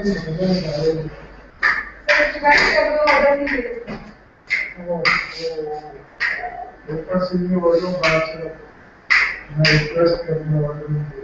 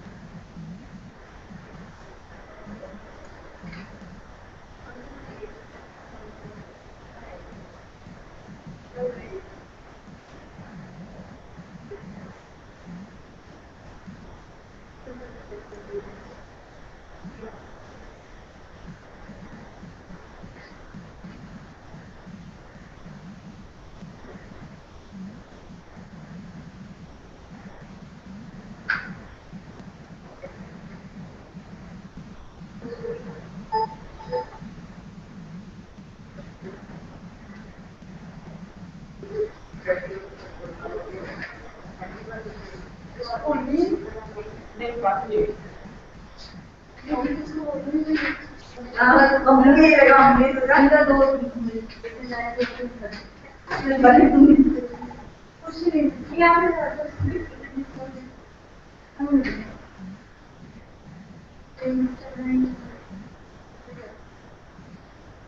आप ये बताओ, मेरे को तो दीपक सर का साइन लगा, तो केवल साइन करने के लिए आया होगा क्या था यहाँ?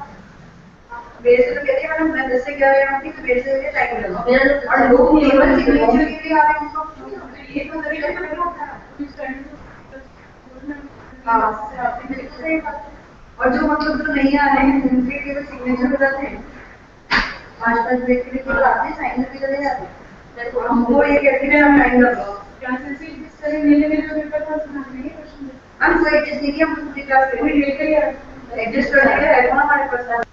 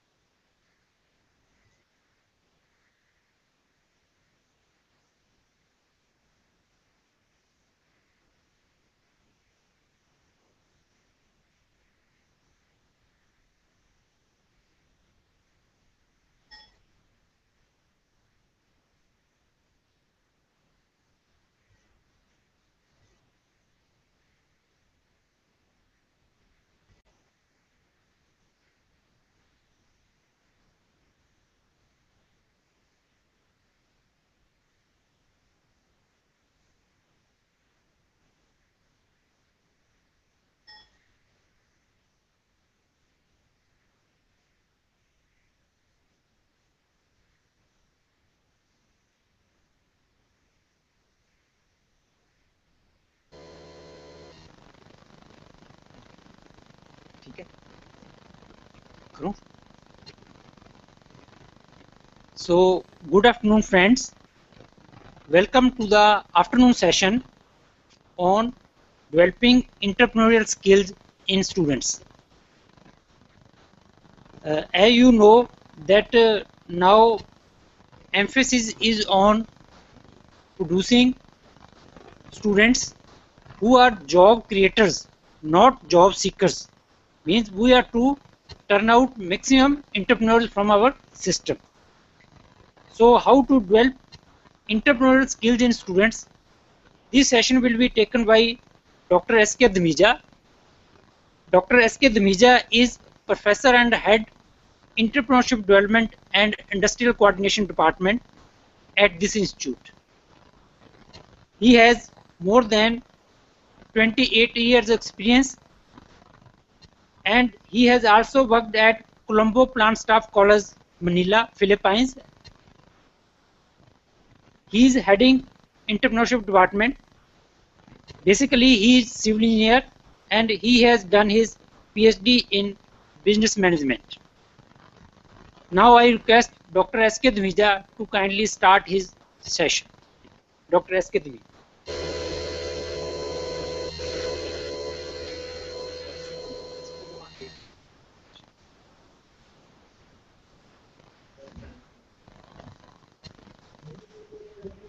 Thank you, Gupta ji.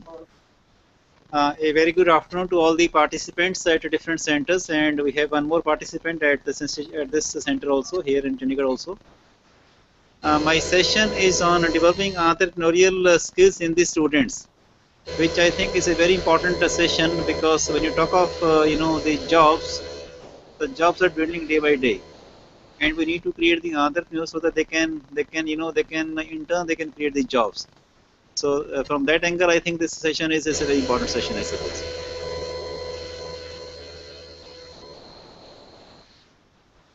Okay, the contents of my session, I think they can see these PPTs. Okay.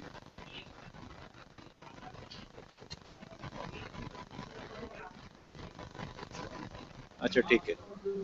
Okay, so the contents of my presentation, there is a brief introduction about who is an entrepreneur and what is entrepreneurship. Then we will discuss about the qualities of an entrepreneur. Then there is a new strategy known as the Blue Ocean Strategy. What the strategy is all about, we will discuss about this strategy. And then the application of this BOSS for entrepreneurship promotion. How can we apply this strategy for promoting entrepreneurship in our technical institutions? So we will be discussing about a simple model. Then the development of the entrepreneurial attributes, and then a few concluding slides. Let me start my presentation with a short sort of a life history of a person. Let me read this slide. This was a man who failed in business at the age of 21. He was defeated in a legislative race at the age of 22. He failed again in business at the age of 24. He overcame the death of his sweetheart at age 26. He lost a congressional race at age. He had a nervous breakdown at age 27. He lost a congressional race at age 34. He lost a senatorial race at age 45. He failed in an attempt to become the vice president at age 47. He lost a senatorial race again at the age of 49. And finally, he was elected as a president of the United States at the age of 52. I think you can make some guesses who this person is.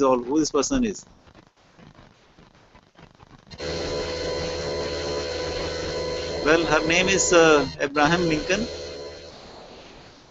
You can see on your screens. You see so many failures, one after the another.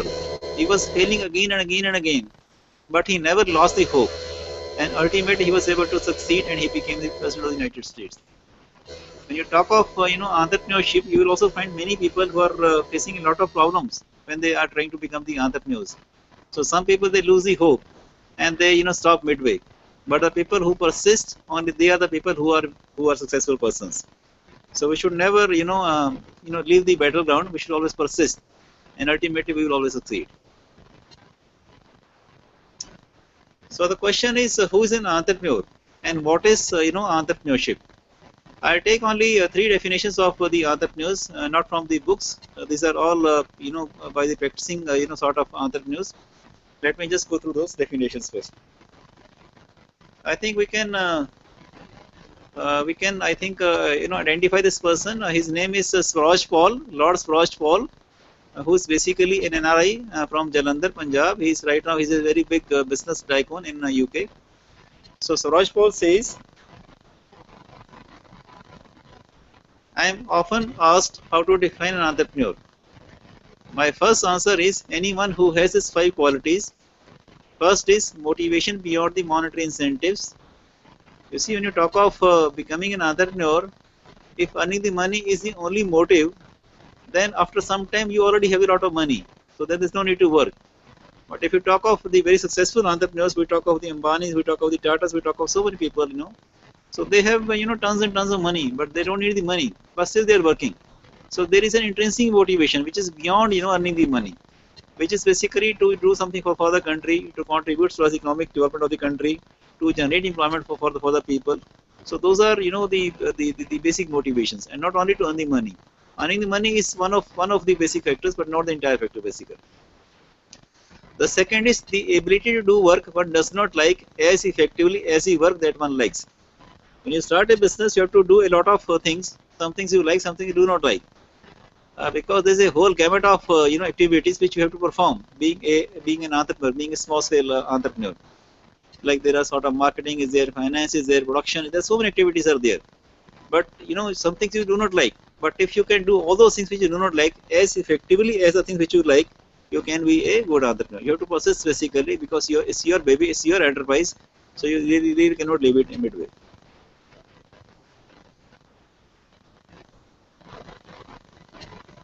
Third is needs little sleep and takes a few holidays, because when you start your business, you have to work very hard. Sometimes 18 hours, 20 hours, 22 hours in a day, at least for the initial 3 years, which are considered to be very crucial. The first 1000 days are very critical, so you have to work very hard. You cannot afford to take, a lot of holidays and, taking so much of sleep. So if you're very fond of, sleeping, like oversleeping and taking holidays and taking, off, I think it's not your cup of tea. The fourth is never worries about a pension, because when you talk of the pension basically shows a security sort of bent of mind. And these people, the entrepreneurs, they are not security oriented. They are basically risk takers. They take the risk. So if your whole mindset is towards, securing the things, then maybe it's difficult to become an entrepreneur. Fifth is not afraid to lower one's standard of living, because in your journey, in your entrepreneurial journey, there are so many ups and downs in your life. So sometimes you are right at the top, sometimes you are just at the bottom. So you have to adjust and adapt to all those scenarios. So if you can adjust and adapt to all those scenarios, then you can be a good entrepreneur. We at the institute are doing a lot of entrepreneurship programs, and we have trained many people who became the entrepreneurs. I do remember we had a person who came from Delhi. His name was Mr. Amar Majanda. When he came, from Delhi, he was an unemployed person. He was a commerce graduate, and we have seen him, sleeping on the railway platform of Chandigarh. And right now he's a multi-millionaire, and he has his offices, not only in India, but I think in New Zealand, in Australia, in Singapore, at many places. So the same person, he started his business with this cable business, this cable which is coming on your televisions. And I have seen him personally, going up the poles to fix up those cable wires. So that, very person, around 20 years down the line, is now a multi-millionaire. So, and still he's very, very soft and very humble. So you have to remain very humble, and you have to adjust and adapt to all those scenarios. Okay, this person on your screen is, his name is Joseph Schumpeter. Schumpeter is known as, like the father of entrepreneurship. He says, an entrepreneur is an innovator who implements the change within the markets through carrying out of new combinations. So he is focusing more on the innovation. He says any person who is an innovative, only he can be called as an entrepreneur. Otherwise, you are just a plain simple businessman only. So unless you do something innovative, you cannot be known as an entrepreneur. You are just a simple plain businessman only. So innovation is the main thing.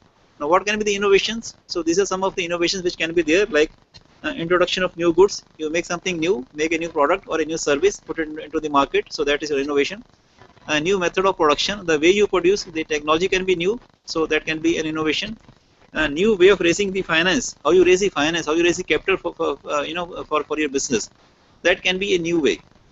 In fact, I am reminded of a very good entrepreneur known as Dhirubhai Ambani. You must be knowing all the things. Dhirubhai Ambani, the chairman of the CMD of the Reliance Industries, the person who started actually. So Dhirubhai Ambani used to take the money from the public. So he did a new way of raising the finance. He says that I will be having this 10 rupees debenture is there. But do not give me the 10 rupees initially. Give me only 3 rupees, and then 3, and then 4 rupees. So installment-based debentures was his first creation. That was his first innovation.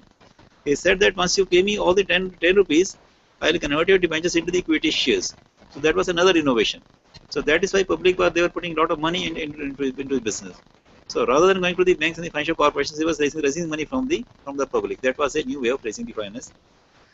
Opening up of a new market, you can find some new market in any part of the world, because nowadays we talk of this e-commerce, e-marketing, the internet. You can, with the internet, you can go to any part of the world and you can sell your products. New source of supply of raw materials, you can find a new source, maybe indigenous, maybe imported, from where you can get the raw materials. So that can be an innovation, or the reorganization of an industry. So these are the few possible innovations. There can be many more innovations. So as per the Schumpeter, if you do something innovative while you are in a business, only then you are an entrepreneur. This is the definition by ILO, International Labour Organization. They say that entrepreneurs are the people who have the ability to see and evaluate business opportunities. So they can see, they can sense, they can scan the business opportunities. You see, there are a lot of opportunities in the market which we are not able to see. But those people, they have that the sixth sense or the third eye to see those opportunities. They are able to see, and then they scan whether they are profitable or not. Then gather the necessary resources to establish the venture. Once you have seen the opportunity, then you collect all the resources. The resources could be man, material, machinery, everything, all those things. And then to initiate the action to ensure success. And then they take the action, because taking action is also very important. If you have seen the opportunity, if you have evaluated the opportunity, but if you do not take the action, then there's no point. In fact, many people I have seen that they are very good at looking at the opportunities, even collecting the resources also, but they're not taking any action. So and you know, by the time they are, you know, ready to take the action, the opportunity always goes in. So action taking is also very important. So entrepreneurs are action oriented, achievement motivated people who take the risk to achieve the goals. So they are highly action oriented. They believe in taking action, you know, and then they are achievement motivated. They have a lot of you know, motivation, lot of, you know, this thing to achieve something in their lives, and they are taking risks to achieve the goals. But when you talk about the risk, they are taking very calculated risk. They are taking very moderate risk. They are not taking very high risk, very low risk. It's a very calculated, moderate, and deliberate risk they are taking. In fact, I can cite you know, one case study also over here. You see, when you talk of this Nirma washing powder, the one who started this Nirma, his name is Karsan Bhai Patel. He's again from Gujarat. So Karsan Bhai Patel was working as a pharmacist. He's basically BSc in medical. Yeah, he was working as a pharmacist in one of the government you know, departments, and he used to come back to his home in the evening. He used to say that you know, I wanted to do something more than just doing the job only. So he was trying to experiment something at the backyard of his home, and then ultimately he was able to actually he looked into the market. He said that what the people need in the market. He saw that in the market people were using this washing soaps for washing their clothes, and some are using this detergent powder also. But the powder was very expensive. We talk of the surf or there was some more powder. They were very expensive, which the middle class people, they cannot afford to purchase. The lower middle, poor class. So he saw that in the market there's a lot of there's a very big market for the you know, for a cheap detergent powder, which the normal people, they can use. The poor class, the lower middle class, around 70-80% of the population of the country. So then he made this Nirma, and then Nirma was selling at ₹3 per kg way back in 1970s, whereas Surf was selling at ₹9 per kg. So it was almost 1/3 of the price, and it was equally, you know, whitening and equally good in quality. And then he, you know, made a lot of money. So he was able to see the opportunity that in the market people need a cheap washing powder, and then he collected the resources. He took some ₹10,000 loan from his friends, and then he took the action to start his business. Initially, he was you know, selling that powder, you know, to his neighborhood, and then he was going on a bicycle to his the nearby towns and the villages. And then when it started, you know, very well, then he, you know, he went actually on a national scale. Next is the types of you know, entrepreneurs. There are basically 4 types of entrepreneurs. The first is the innovative entrepreneurs. Such entrepreneurs introduce new goods or new methods of production or discover new markets. So they do something new. As I said earlier, they do something new, either a new product or a new way of you know, this thing, raising the finance, or a new market. So they're known as the innovative entrepreneurs. Now in our countries, you know, very less people are innovative. So we cannot really exclude them from the concept of entrepreneurship also. So we consider them as also the entrepreneurs. So we have 3 more types of entrepreneurs. The second is the imitative or the adoptive entrepreneurs. So such entrepreneurs do not innovate. They just copy the technology or the techniques of the others. So they are known as the imitative, the ones who copy. So they're also known as the entrepreneurs, you know, in our countries basically. The third is the Fabian entrepreneurs. Such entrepreneurs display skepticism in experimenting with any change in their enterprise. They change only when there is a serious threat to the very existence of the enterprise. So normally they don't want to change, but if there is, you know, and like, you know, an emergency sort of this thing, only then they are changing. So they are known as the Fabian entrepreneurs, just in case of, you know, extreme this emergency only. The last is the driven entrepreneurs. Such entrepreneurs are characterized by a die-hard conservatism and may even be prepared to suffer the losses. So these people, they are not changing. Even if the technology, let us say, goes obsolete, they will never change. Even if they are turning into losses, they will never change. So these are the 4 types of you know, the entrepreneurs. So first was is innovative, second was imitative, third is the Fabian, and fourth is the drone entrepreneur. But of course, the best is the innovative entrepreneur. Okay, now the next question is need for entrepreneurship. You know, why do we want to promote this entrepreneurship? First is unemployment. There is a lot of unemployment in the country. People are not getting the jobs, or they're getting the jobs by the private sector, where they're being exploited over there. So there's a need to, you know, give the employment to the people. So by promoting entrepreneurship, the people are setting up their own small scale businesses, and they're not only removing their unemployment, but they're employing large number of people also. We had in one of our training programs, we had one one potential entrepreneur. His name is Mr. R.S. Khadwalia, Ranveer Singh Khadwalia. He is basically a diploma holder from Haryana, Nilokheri Polytechnic, Haryana. And when he came to us way back in 1986-87, he wanted to, become an entrepreneur. He underwent a training over in our institution, and then he started with a very small service sector at Chandigarh only. And then ultimately he graduated to start a tractor manufacturing plant. So this Indo Global Ind Farm tractors in Himachal Pradesh. He's a person who's making all those tractors, and it is around 500 crore project. And he has this, I think, Danish collaboration also. So right now he's employing a lot of people. He himself is a diploma holder, but is employing a large number of BTechs, MTechs, PhDs, and MBAs and CAs in the enterprise. So what I mean to say is that when you have a person who becomes an entrepreneur, so he creates a lot of employment for the other people also. So that is the benefit of creating entrepreneurs. The multiplier effect is there. The second is promoting economic development of a country, because we want the country to develop, we want the country to grow. So we want this entrepreneurs. If you see the countries which are developed countries, you talk of USA, you talk of Canada, you talk of Australia, you talk of all those countries have a plethora of such people who become the entrepreneurs. In America, the people who are very bright, who are like top graders, they never go into a job. They always become an entrepreneur. They set up their own companies basically. So we want such type of people who can create the companies, who can create the employment for the other people.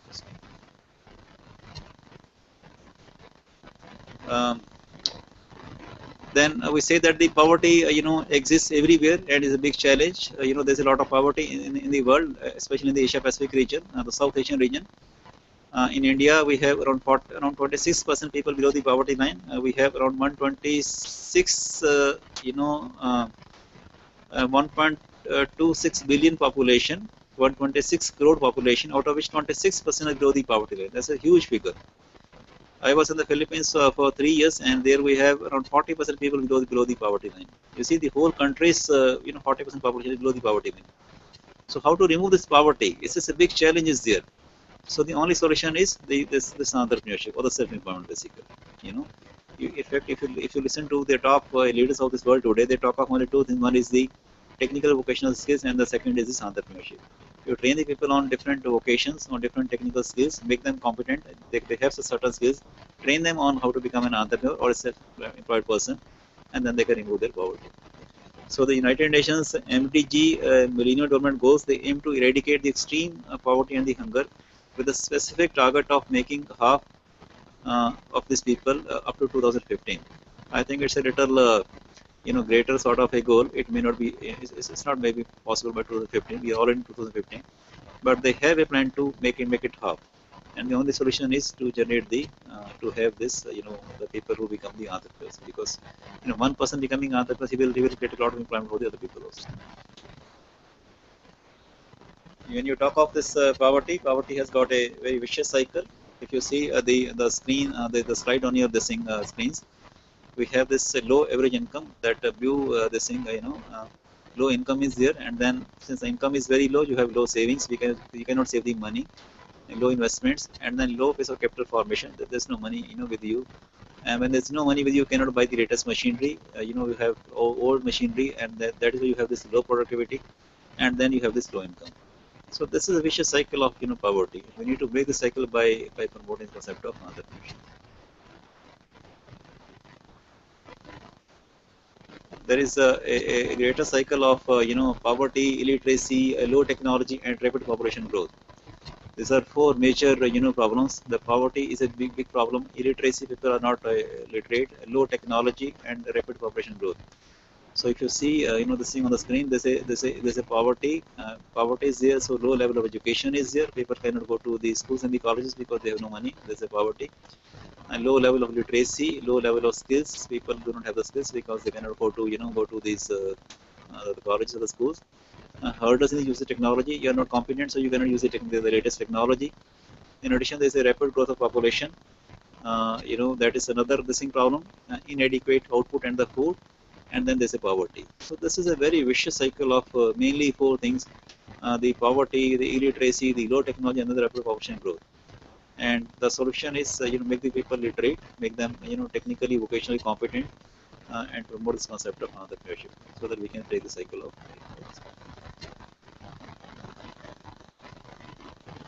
This is the UNIDO's report in Feb 2003. They say that the only way to reduce poverty in a sustainable way is to promote the economic growth through the wealth and employment creation.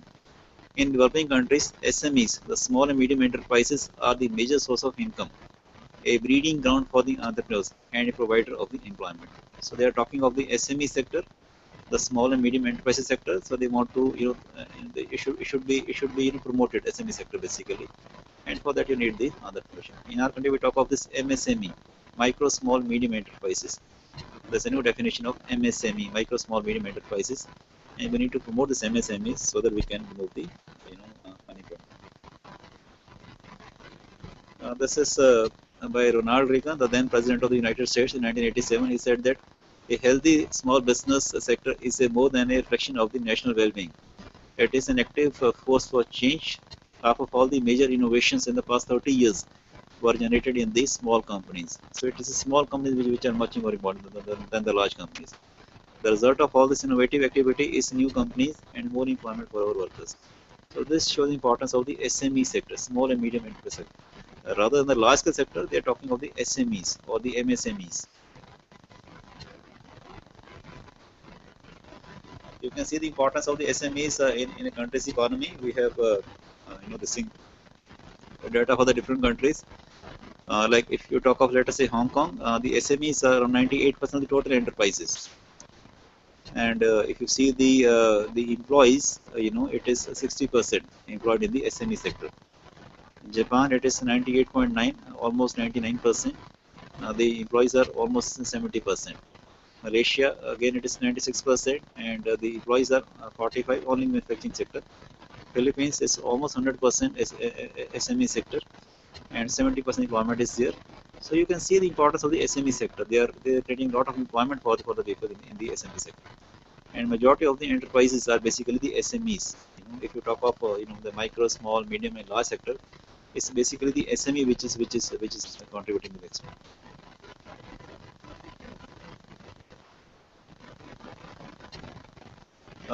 140 million SMEs in 130 countries employ 65% of the total labor force. So 14 crore SMEs in 130 countries. So around 65% of the labor force is being employed by the SME sector only. In Asia Pacific region, the SMEs contribute 30 to 60% of the GDP of a country and 35% of the regional exports. So the importance is very, very high, and they really cannot be wished away. SME sector.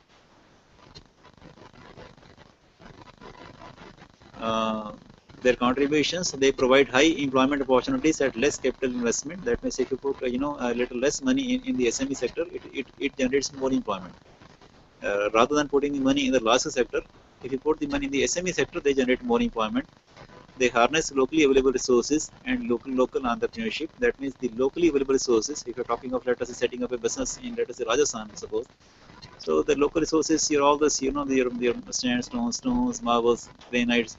So you can use the local resources and local entrepreneurship. The people who are there, they can be used, and they provide balanced economic and regional development. The country as a whole gets regionally developed because you can set up the SME sector in any part of the country, and there's economic decentralization also. They help in reducing the unrest and the social tension amongst the youth, because people who are unemployed, they're getting a lot of problems. So if we can put them into some productive use by making them as the entrepreneur, so all these problems of unrest and social tension can be wished away. Create more innovations in the enterprises. So the SME sector, they create more innovations, as I said earlier also. And for having more innovations, we need to promote this SME sector. Okay, now there's another concept which is known as the intrapreneurship. We were talking of the entrepreneurship with the E. Now this is with the I, entrepreneurship. What is entrepreneurship? You see, everybody cannot become an entrepreneur. So those people who cannot become the entrepreneurs, they can become intrapreneurs. We can have only, say, around 10% of the population, say 5%, 4%, 2%, who can become the entrepreneurs, because it's not everybody's cup of tea. But the remaining people, they can become the entrepreneurs. Now, who are these entrepreneurs? Entrepreneurship is a process in which the innovative products or the processes are developed by creating an entrepreneurial culture within an organization. That means if you give them the people the freedom to to show their creativity, and then they can become entrepreneurs. Now, like for example, if a person is working in a company, the person is an employee, but he is very innovative, he is very creative. So he innovates some new product, which the company, let us say, commercializes. So the money is coming to the company as a part of, as a result of that product launching in the market, and that employee gets a part of the part of the profits, like a royalty basically. So that person becomes an entrepreneur. He is getting a salary also, and he is getting a part of the profits also. So we can promote this concept of entrepreneurship. In the case of, let us say, technical institution, the people who are good at consultancy, so they can earn a lot of money. So they become the entrepreneurs. They take up a project, they take up a consultancy project. The money comes to the institution. A part goes to the institution, a part goes to the person, a part goes to the team. So in addition to your salary, you're getting a lot of money from the consultancy. You become an entrepreneur. What are the commonalities between the entrepreneurs and the entrepreneurs? Both focus on the innovation. Innovation is in both the cases. Both focus on the value-added products or the services, and both require investments in the activities which are more risky than the known. You have to take the risk. If you want to do something innovative, you have to take some risk. But sometimes if you are able to do a very good innovation and successful innovation, you can generate a lot of money also later.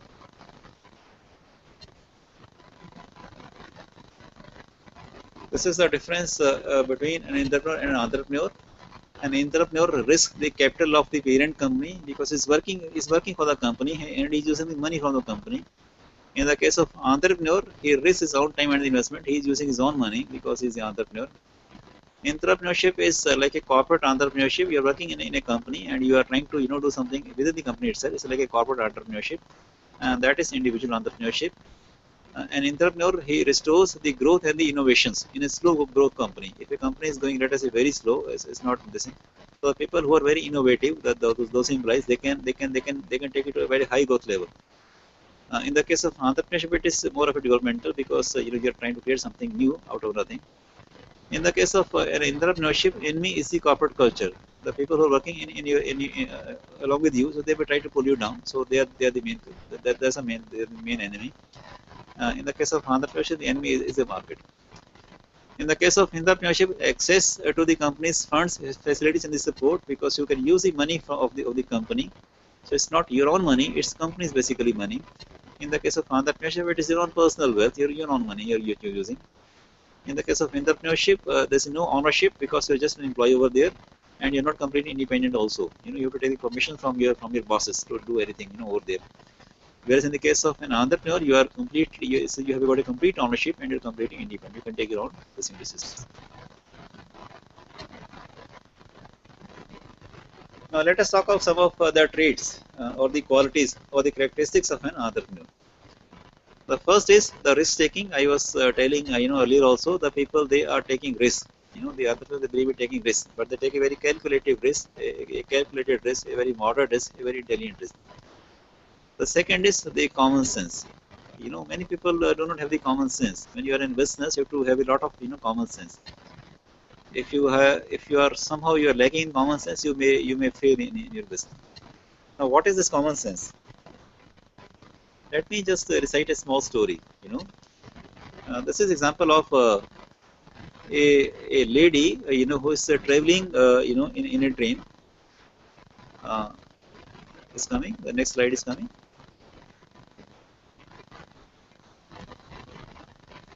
Yes.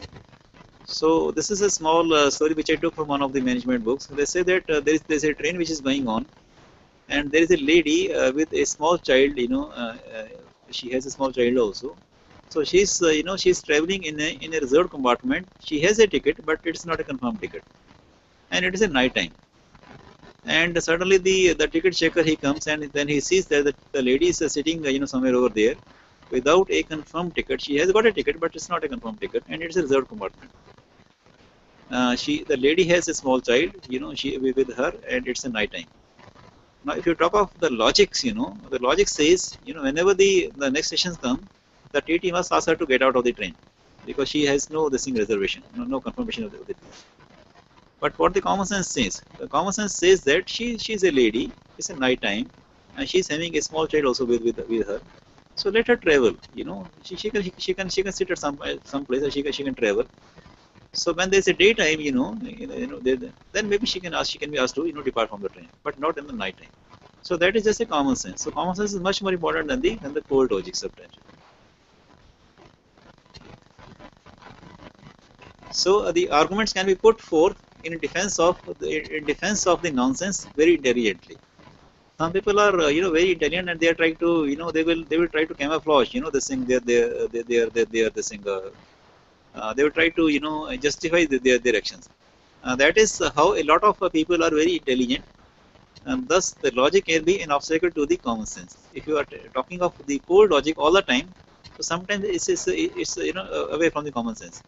So when we justify the wrong things, logical thinking takes us away from the common sense. So not always the logic thinking takes the precedent. Sometimes you think of the common sense also. There's another story which is from the mythological Ramayana, in which when Ravana was on the deathbed, he was dying, and then Lord Rama he went to Ravana, and he said that I am a prince only, I'm a young prince only. You are the king of this Sri Lanka, and very wealthy Sri Lanka, and you are ruling all the three worlds. So please give me some tips. I also become a king sometimes. So just give me the tips of ruling over the people. Then Ravana says that, oh Shri Rama, you know everything about everything, but since you are asking me, okay, let me tell you. So he said, act today on your good thoughts, plans and the projects. Do not delay for a moment. Postpone your evil thoughts for tomorrow. Both good and bad thoughts come every day. Such is in mind.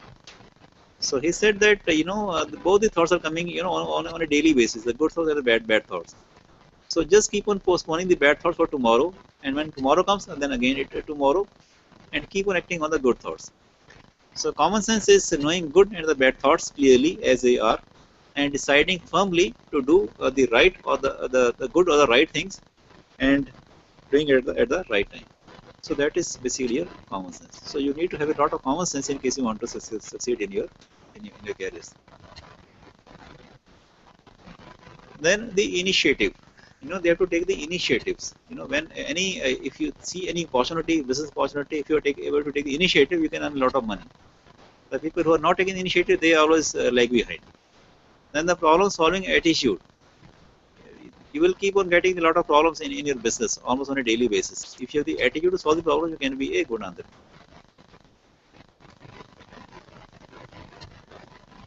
The importance of the right attitude. A study attributed to Harvard University found that when a person gets a job, 85% of the time it is because of his attitude, and only 15% of the time is because of how much facts and figures he knows. So it is your attitude. We talk to many people who who hire the people, the people from the industries. They say that when a person enters into a room to give his interview for a job, so the moment he enters and the way he sits, the way he talks, the way he wishes, the way he his attitude is, we are able to make up our mind. So it is merely the attitude. If the person let us say lacks something in knowledge and skills, we will train him we will train him. So that is not important, but he has the right attitude. So the foundation of success, regardless of your chosen field, is your attitude. And you need a very right attitude for starting a business, because you have to talk to many people in your business. You have to take everybody along with you. If you do not have a proper attitude, it's very difficult to start, very difficult to prolong with the business. Again, a very small story of a balloon seller. There was a balloon seller who used to sell the balloons in America, and those balloons which go high up in the sky, which are helium, filled in gases there. So he was having different colors of balloons. Some were red, some were pink, some were blue, some were white, some were green. And then one day he was selling the balloons, and he was standing, and then suddenly he found a small boy, a small black boy, who was trying to pull his shirt from the back. So then he turned around and said, what do you want basically? He said, sir, you are having selling these balloons which go high up into the sky. You have these balloons which are red shape, red color, and yellow color, and green color, and all those colors, but there is no black color. He was asking because he was a black boy. And then he said that if you have a black balloon, will it also go up? And then that the balloon seller said that, yes boy, it is not the color of the balloon, it's what is inside the balloon which takes it up. So similarly, what is inside you, which takes you up, so that is basically your attitude, which is inside you, which takes you up, rather than the external things. Then a certain more behavioral traits like the persistence. You have to persist, because sometimes you are maybe failing, so you cannot really quit this thing, and then you cannot leave the fate. You have to persist for some time. The quality of work, the quality should be of top quality. Information seeking, always trying to get some information from different sources, from the people, from books, from magazines, and trying to get information. Leadership qualities are required. You should be a visionary in case you want to become an entrepreneur. Teamwork, you have to take the people along with you, because you're working in a team over there. You have many employees working for you. You have to take everybody along with you. Thinking before acting, before taking any action, you must think at least twice before taking any action. Then the second is the startup strategies. Environmental scanning and opportunity identification. How to scan the environment, how to see the environment, how to look for an opportunity. Market assessment. If you want to start a business in a certain area, so is the market suitable for a product? Can you really sell that product? What is the demand in the market? You have to assess all those things. Project formulation, how to make a project report, how to make a business plan, you should know, because sometimes the people, they get it made from some outside consultants like chartered accountants basically. But when you go to the banks, to take a loan, with your project report, with your business plan, so the banker will ask you the question and not to a chartered accountant. So even if you're not getting it, if you're not making it yourself, you must know what is inside in your project report or your business plan. Availing incentives and the support. There are a lot of agencies which are giving a lot of support, incentives to the entrepreneurs. They're working at different levels, national level, state level, district levels. So which are those agencies, what benefits they are giving, what schemes they are having, who is eligible under those schemes, how much benefits you can take. You must be aware of all those things. Then the procedural requirements of starting a business, and then ultimately setting up the business. Next is the enterprise management competencies. Once you start a business, then you have to manage the business also, because starting is very easy. You can take the money, you can take the loan, and you can buy the things, and you can start the business. Starting is it's not that difficult. The main thing is how to manage and how to sell this thing. So in the management, we talk of the decision making and personal management, because sometimes people are not able to take the decision. You should be a very decisive person. You may take some wrong decision, that is okay, but you can learn from your wrong decision. But you should not be an indecisive person. And personal management, managing the people, because you have a lot of people working under you. There are managers, there are supervisors, there are the workers, there are semi-skilled, unskilled, semi-skilled workers. So you need to take everybody along with you. So you should know how to manage the people, how to manage the personnel. This is the small story of one of the greatest entrepreneurs, Andrew Carnegie. He was one of the largest steel manufacturers in the USA. At one time, 43 millionaires were working under him. You're talking of old times. Even now, a millionaire is a big shot. So he was asked how he's able to identify the people. He said that dealing with the people is like digging the gold. When you go digging for an ounce of gold, you have to move tons of dirt to get an ounce of gold. But when you go digging, you do not go looking for the dirt. You go looking for the gold. So in any enterprise, in any organization, you will find many people who are just like a dirt, but there are people who are gold also. So you should have the capability to identify that gold people and bank upon them, and then the people they can help in starting your business. Then some more competencies like production and processing knowledge. What is happening in your enterprise, in your factory, you should know, because sometimes we have seen that the entrepreneurs, they are not aware of what is happening in their factories. So they should have a little knowledge, because if you don't have the knowledge, then your employees, they can always take it for a ride. So you should have the knowledge. Then the financing abilities, you should be able to raise the money for your business, raising the money from different sources. Then the marketing capabilities, which is very important, because as I said earlier also, you can make anything, but the most important thing is to market, to sell it basically. So you must possess those marketing capabilities in case you want to sustain a business. Now let us talk of the difference between an entrepreneur and a self-employed person. Normally people tend to confuse between an entrepreneur and a self-employed person. But let us see the difference. If you see this screen, this slide on your screen, there's a bigger circle, the yellow circle. It talks of the income generation activities. That means you can generate the income through many sources. You can be a wage employment. You can do a job. Then self-employment and entrepreneurship. So there are three things mainly. One is the wage employment, or seeking for or getting or working in a job. The self-employment, and then the entrepreneurship. So these are the three areas through which you can generate the income. Then we have the self-employment. Who are the self-employed people? The people who are working just for their own purposes. Any small shop, small redi wala, any pan wala, doodh wala. They're all basically self-employed person. And then comes the entrepreneurs, the people who are who start their business, who expand their business, who generate the employment for the other people also. So they are known as the entrepreneurs, who are generating the employment also for other people. So we can say that all the entrepreneurs are basically the self-employed persons, but all the self-employed persons they are not the entrepreneurs. So that's the basic difference of the entrepreneurs and the self-employed people. Okay. Any questions so far from the centers? I can break for around 5 minutes. I can take some questions so far if you have any questions before we proceed further.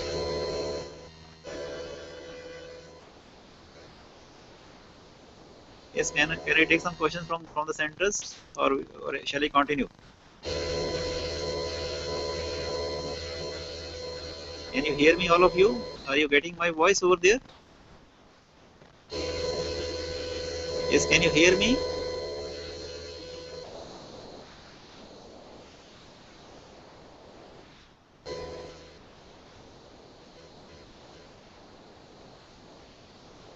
No response? Can you hear me, all of you? Okay. Right. So everybody, I think, is hearing me, but your mics are on mute, they sing. So it's okay, we can continue. At the end of my lecture, we can have some question answer session at the end of it. Okay, so let us continue.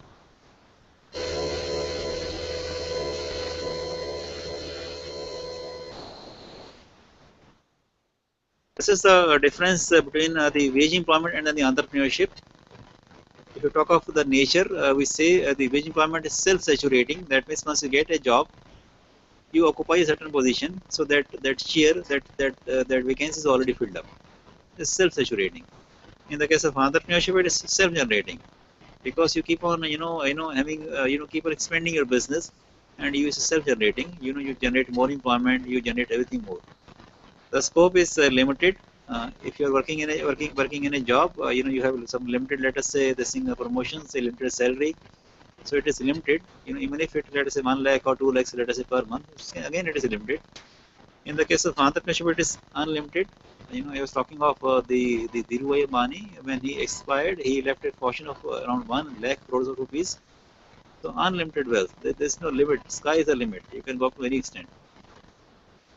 And then the orientation, in the case of a wage employment or a job, it's a routine type. We're doing a routine job mainly. Status quo. We are trying to maintain the status quo. Problem avoiding attitudes, and we are always dependent on the bosses. In the case of entrepreneurship, you are more creative, you are more innovative, you are problem solving person, and you take independent decisions. So that's the difference. In the case of wage employment, satisfaction is through the compliance. You get some work from your bosses, from your HODs, from your directors or the principals. You comply, and then you feel very happy that you have done your job. In the case of entrepreneurship, it is through pursuing new goals. You're generating, you're expanding your business. You're getting some more products. And that is how you generate the satisfaction. The contributions, we are consuming wealth. The people who are doing they are consuming the wealth. Those people are generating the wealth. Earnings are fixed in the case of a job, and they are growing and generating surplus in the case of an entrepreneur. The status, very important. The status, you still remain an employee, even if you are the vice chancellor or the director, you still remain an employee. In the case of entrepreneurs, they are the employers. They employ the people. So they are providing, they are giving the employment to the other people. So that is a major difference of an entrepreneur and a self-employed or a wage employed person. Okay, now let us talk of a new strategy known as the blue ocean strategy. This, in fact, there is a very famous book. You can see the cover of that book on your screens. This is it's written by two authors, W. Chen Kim. He's a Korean gentleman, and a German lady, Rainy Maubon. They are working in France, in Paris, in INSEAD. So they have done a lot of research, and then they have written this book. This book was published by the Harvard Printing Press in 2005. Now, what this basically says? It says that, you know, if you see the corporate sector, if you see the market, let us say, there's a lot of competition in the market.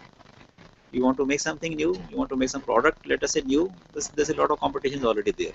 There are many companies making the same product, and they are flooded with the market. The market is already flooded. So if you want to enter into that market, there's a very tough competition. There's a very tough competition. You know, there's a bloody, you know, cutthroat competition. Cutthroat competition. It's like, you know, everybody's trying to cut the throat and trying to grab the share of the other person. So there's a red ocean, you know, because it's a red, because there's a lot of competition and a lot of, you know, maramari. Now this strategy says, do not go for that blue oceans, red oceans. You do something new, do something innovative, you know, which nobody has done before. In that case, there's no competition, and it's just like a blue ocean for you.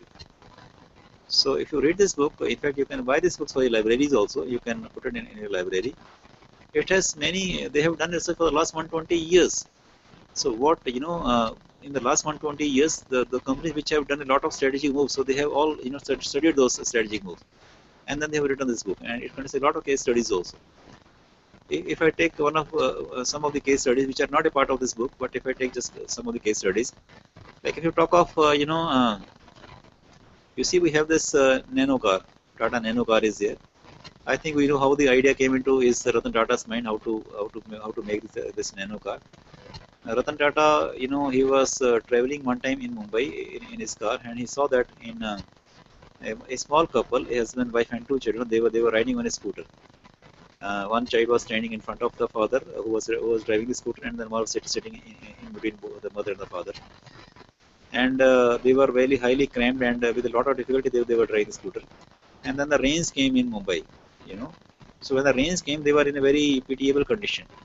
So then Ratan Tata thought that, you know, this small couple who is maybe from a middle class or a lower middle class or a poor class family, they also want to buy a car, so that they can travel safely, you know, in terms of the rains, in terms of the, you know, sunlight or winters, you know. But they cannot afford to purchase a car. So let me make a cheap car, which is rupees 1 lakh car. You know, these people are riding on a scooter which is costing, say, around 50, 60, 70,000 rupees. They can put some more money, some 30, 40,000 more money. They can take a loan from the bank also, and then they can purchase a car. And that is how he made this, you know, the Tata Nano car. Now, if you want to buy a car which is costing, say, 1 lakh or 1.25 lakhs car, there is no other car except Nano car. So where is the competition? There is no competition. So this is the strategy is all about. In fact, if you see this, the matches also, you know, we have this now T20 matches. Initially, we had this, you know, the 6 days test matches. If you remember, you know, some of my old friends, the 6 days test match. We had a 1 day rest in between, so 6 days test match, and then the rest day was removed, so it became a 5 days test match. Now, who has the time to, you know, watch a 6 days or a 5 days test match? So then came this 1 day match, 50-50. Initially it was 60-60 overs, then it became 50-50 overs. Now people do not have time to watch 1 day also. So then came this T20, 20-20 overs match. You start a match, and within 3 to 4 it's finishing, you know. Because the people who are watching those the hockey matches and the football matches, they are finishing in around 2 to 3 hours. Cricket was almost a day. So these people, they wanted to grab those viewers also who were watching the hockey and the football matches, because the time was very limited. So that was their blue ocean strategy, you know. And then came this IPL. In the IPL, you have a lot of masala also, a lot of cheerleaders and masala also.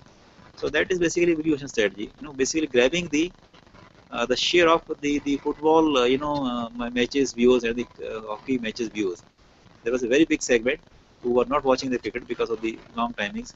So they made them as their customers basically. So this strategy has 3 underlying principles. The first is, they say, do not compete in the existing market space. That means stop benchmarking. Do not compete. Do something new. Do something innovative, and charter a new path. Instead, uncontested market space should be created. Uncontested. There's no competition. You do something innovative. Next is do not beat the competition. Instead, the competition should be made irrelevant. Do not exploit the existing demand. Instead, you should create and capture the new demand. Like I gave an example of this in the T20 or the IPL matches. So they created a new demand. The people who had very little time, 3 to 4 hours, they were able to spend. So they captured those people. They were able to see those matches. This is the distinction between the red ocean and the blue ocean. In the red ocean, they say that compete in the existing market space. That means you make the same product, enter into the market and compete with the market. The blue ocean says no, create uncontested market space. Do something new, do something innovative. Maybe there is no competition. The red ocean says beat the competition. You make something, in terms of the quality. Maybe you can have a better quality with the same price, or you can have the same price, or you can have the a better warranty or a better guarantee. Something you can have. So try to beat the competition. Blue ocean says make the competition irrelevant, because there's no competition, so there's no relevance of the competition. Focus on the existing customers. So try to grab those customers which are already there. Try to grab from the other people. From other this thing. Just try to grab them. It talks of the non-customers and make them as your customers. The people are not your customers. Make them as your customers. Like if you see in the market, there are so many colas which are selling in the market. There's a Campa Cola, there's a Pepsi, there's a Thumbs Up is there. But some people, they do not drink those colas. So then somebody thought of making a lemon drink and putting it in a bottle, because the people who are not taking those colas because of their the negative effects. But everybody drinks a lemon drink, in our homes, the Nimbu Pani basically. So that is again a new strategy. Make those people as your customers. Then red ocean says exploit the existing demand. It says create and capture the new demand. So create a new demand, make a new product, do something innovative, and then capture that new demand basically.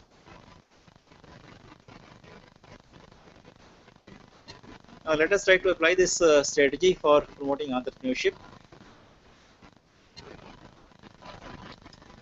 There is something known as the value innovation in this blue ocean strategy. In the value innovation, they talk of if I apply this thing with value innovation for the entrepreneurship. It's not coming over here. Okay. It talks of in increasing the entrepreneurship inputs in the technical education. So if you see the bottom, the thing, in increasing this entrepreneurship inputs in TVET, technical vocational education training sector, increases entrepreneurship concepts, and then the unemployment, it goes down, because when you people they start becoming entrepreneurs, the unemployment, let us say, goes down. So that is the value innovation basically. And there is a 4-action framework. It's known as the create, raise, reduce, eliminate, grid is there. So what we can create in the system, what we can raise in the system, what we can reduce in the system, what we can eliminate in the system. So what can we create? A multi-tiered strategy for entrepreneurship promotion. You can try to promote entrepreneurship through a multiple sort of activities, multiple sort of strategies. Just by having a subject of entrepreneurship, you cannot promote entrepreneurship. You can have a lot of activities like entrepreneurship awareness games, some motivational talks, and the subject of entrepreneurship and industrial trainings, and so many things you can have. Then create these steps or the TBIs, the technology business incubators. The steps are the science and technology entrepreneurs parks. These are the places which basically generate the entrepreneurs. We'll discuss a little later. Awareness of the new opportunities. Which are the new opportunities? Let the people know which are the latest opportunities where they can venture into. You can create entrepreneurs. You can create entrepreneurship innovation lab. You can create a lab in your institution where the people who want to become the entrepreneurs, they can do something small innovations. They have the facilities. They can do some experimentation over there. Then specialized faculty in the center. The faculty which teaches this concept of entrepreneurship, they should be specialist faculty. Not everybody can teach entrepreneurship. There should be a specialist faculty for teaching entrepreneurship, and a center for entrepreneurship promotion. You can have it in your institutions. Then special instructional material, not only the books, but lot of, let us say, videos, motivational videos, a lot of other activities can be there. Some games can also be there. Experiential learning can also be there.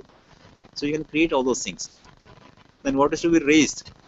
The professional competence of the students. The students are not that much competent nowadays. They have the technical competence, but they lack the soft skills. Basically, they are lacking the personality development, the communication. So they are lacking on those things. So let us raise those things in the students so that they can become good entrepreneurs. Networking with the industries, you can have more interaction with the industries, because the people who do not go to the industry, they feel a little shy of setting up the businesses or setting up the industries, because they have a little lack of self-confidence. So there should be more interaction within the industries. Then raise budget for the entrepreneurship promotion. You can have more budget for promoting entrepreneurship in your colleges. You can raise a PG or a post graduation in technological entrepreneurship. The engineering colleges, they can set up some technological entrepreneurship, like MTech in let us say civil entrepreneurship, MTech in mechanical entrepreneurship.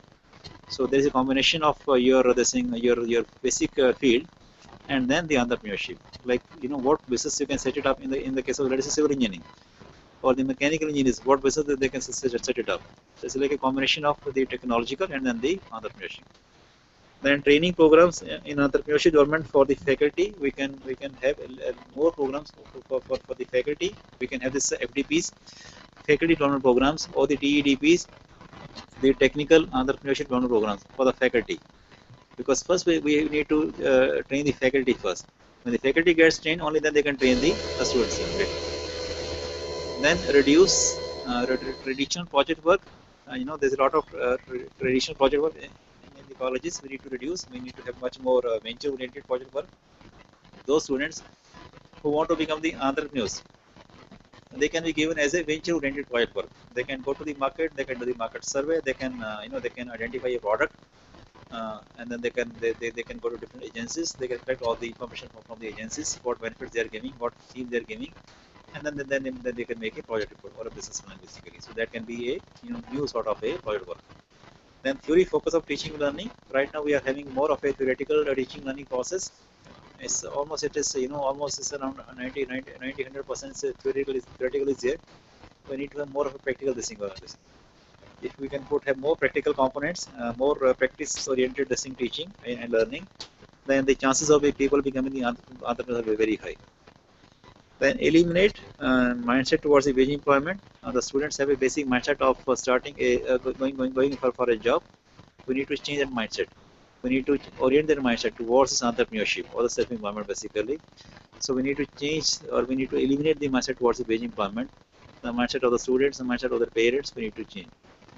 Then obsolescence of the machines and the equipments. Some machines, equipments are lying obsolete, or long time back, they're lying in our labs or workshop. So we need to throw them out and buy the latest machinery and the latest equipment. I was talking of the business incubation. So what is this technology business incubation? Business incubation is a dynamic process of business enterprise development. The incubators, they nurture the young firms, helping them to survive and grow during the startup period when they are the most vulnerable. You see, what is incubation basically? When a child is born prematurely, he needs a little controlled environment. He needs a controlled temperature, controlled humidity, control this thing, and so that he can survive.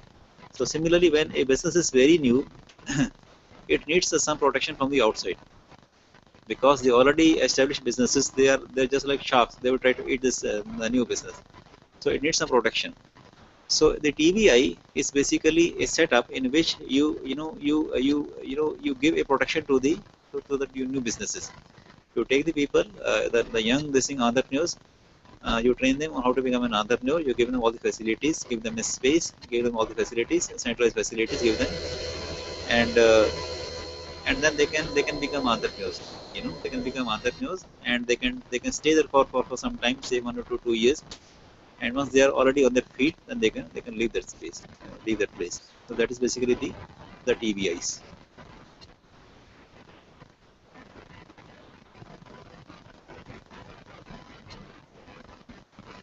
So this is the functions and the activities of the TBIs.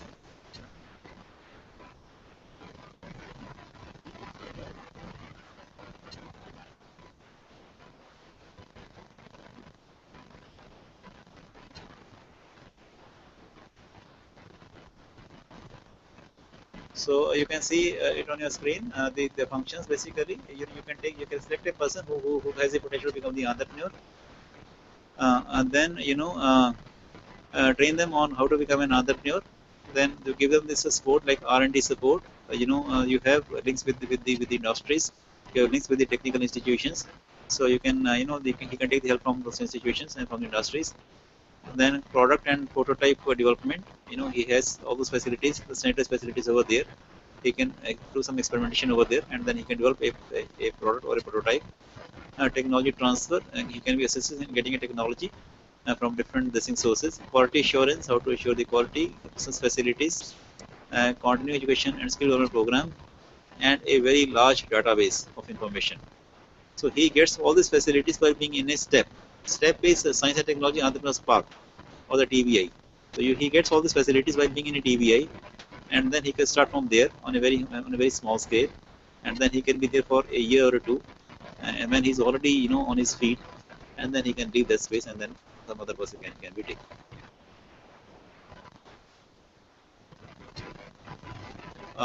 You can see here the links of the steps or the TBIs with the different agencies.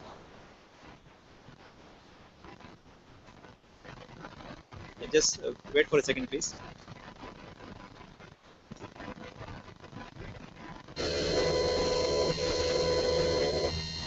Yes, okay.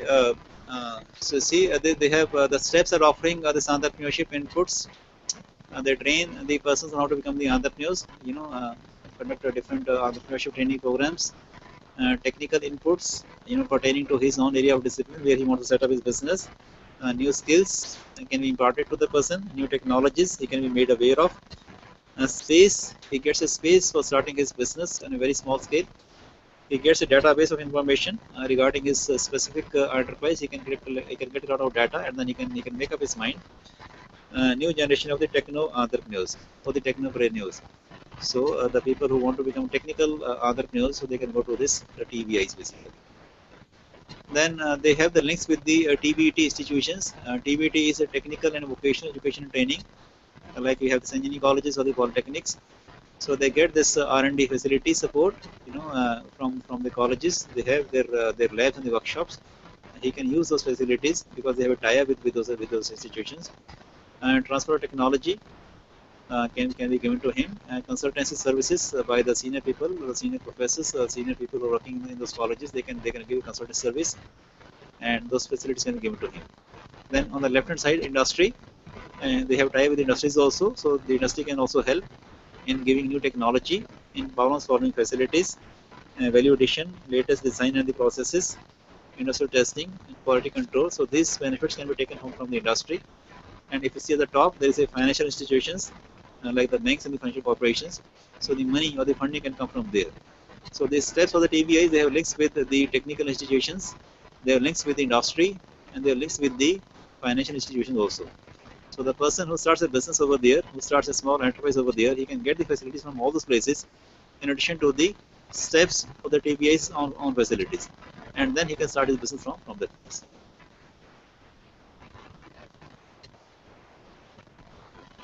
These are some of the new opportunities, the new growth areas, like mineral water. There's a lot of growth area, around 30 to 40%. There's a growth is there. Robotics, 100% growth. Electronic power generators, around 25%. Photocopiers, around 20%. Auto finance, flexible packaging, the toys, including those soft toys, inner wheels, auto wheels, computer software. So these are all basically the sunshine industries, and they have a lot of this in scope in future. So those students who want to set up their businesses, they can think of having even one of these businesses also.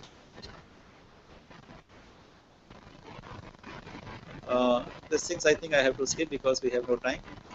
I can just give you a small few basic definitions. You see, when you talk of this MSME, there's a new act in 2006. So what is this MSME? If you talk of the manufacturing sector, what is a micro enterprise? We talk of the micro, small, medium enterprises. So which are the micro enterprises? Which are the small enterprises? Which are the medium enterprises? A micro enterprise is an enterprise where the investment in the plant and machinery does not exceed rupees 25 lakhs. In the case of the manufacturing sector, if your investments are up to rupees 25 lakhs in terms of the machinery and the plant only, not the total investments, so then it is known as a micro enterprise. Then the small, for the small, the limit is from rupees 25 lakhs to 5 crores, and more than 5 crores and less than 10 crores is the medium scale industry, medium scale sector basically, and more than 10 crores is the large scale sector. So there are four things: micro, small, medium, and large. Up to 25 lakhs investments in plant and machinery alone. I am repeating, in plant and machinery alone is a micro enterprise in the case of manufacturing sector. Then small 25 lakhs to 5 crores, 5 crores to 10 crores is the medium, more than 10 crores is the large sector. If you talk of the servicing sector, then the limits are different. So these are the limits for the servicing sector. You can see on your screens, which is just coming.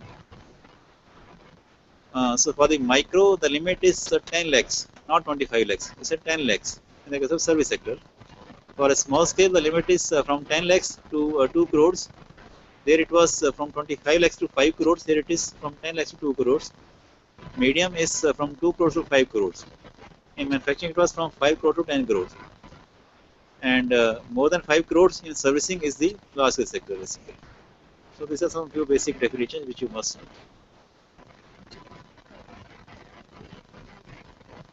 A few more basic definitions like term loans. When you talk of taking a loan, there are two types of loans. One is a term loan, one is a working capital loan. So what is a term loan and what is a working capital loan? The loan which you are taking for the creation of fixed assets is known as a term loan. Like if you take a loan for setting up your this thing like buying a plot or a land or shed, or this thing, machinery, all fixed assets basically, one-time assets. They are known as a term loan. The working capital, once you create all these fixed assets, you need the money to run your business. You need to buy the raw materials. You need to, pay the salary to the people. Lot of this thing. So that's all known as the working capital. This thing, the loan which you take. Then is the equity or the promoter's contribution or the margin money. So what is this equity? You see, when you start a business, you go to take a loan. They never pay you 100%. They pay you say around 80% or 70%. So the remaining money which you put in as an entrepreneur, that's known as the equity. Or the PC. PC is the promoter's contribution. You are a promoter and you see your contribution, or the margin money. So the money which you put in as an entrepreneur in your business is known as the margin money, or the promoter's contribution over the equity. Next is the moratorium or the gestation period. You see, when you take a loan, you need some time to start repaying the loan because you have to start earning the money first. So you need some time. That time is known as the moratorium period. This can vary from 6 months to 18 months. So during that time, you will keep on getting the interest on your loan, but there's no repayment so far. You can take some time to start repaying. The debt equity ratio is basically the money which you take as a debt or a curza, and then the equity, your own money basically. In the case of a small scale sector, the ratio is 3:1. That means if you want to set up a small scale business, small scale industry, small scale enterprise, if you go to the bank, they will pay you around 75% and not 100%. So 25% is your own equity, your own money basically. In the case of a medium scale or a large scale, the ratio is 2:1. That means around 1/3 you have to put it on your own. The 2/3 you can get it from the banks or from the financial corporations. Subsidy, you know very well. Subsidy, the government gives a lot of subsidy to certain cases. Like they want to promote a certain area, a certain place, like let us say some industry backward areas, or northeast, there's a lot of industrial backwardness is there. So they want to promote. They give a lot of subsidies, which you don't have to return. Basically, a lot of tax incentives, a lot of income tax benefits they're giving. And the break-even point. Break-even point is that one where there is neither any profit nor any losses. So that is known as a break. You're breaking even. You're not having any profit nor any losses. Breaking. Okay, I think we go to the last slides.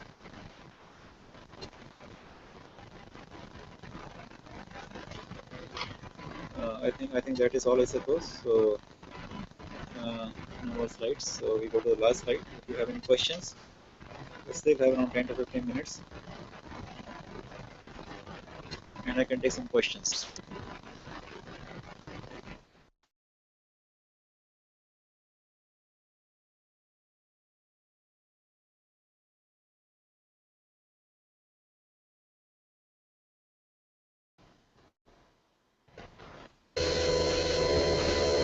Yes, please. Any questions from the participants? Hello. Okay. Hello, sir. Yes, please. Hello. Good afternoon, sir. Sir, I am from Government Polytechnic, Kanadungi, sir. Yeah. Yes, please. Yes, please. Hello. I can My hear you. question is that the principles told by you in this session about the entrepreneurship and the other business principles, successful business principles, can practically be implemented in India, because Bharat में, sir मेरा question ये है कि भारत में ये जो आपने सिद्धांत बताए हैं अलग अलग, जो ये बिजनेस से संबंधित और एंटरप्रेन्योरशिप से संबंधित ये अलग अलग जो आपने सिद्धांत बताए हैं, ये क्या भारत में इम्प्लीमेंट प्रैक्टिकली हो सकते हैं? क्योंकि पिछले आज आज़ादी को इतना टाइम हो गया है, लेकिन एक सक्सेसफुल मतलब अभी भी जो टेंडेंसी है यहाँ पर सर, अभी भी जो है एक्चुअली क्या वनमैनशिप है, मतलब एक जो पैसा सेंट्रलाइज एक ही जगह पे हो रहा है, अमीर अमीर होता जा रहा है, गरीब गरीब होता जा रहा है।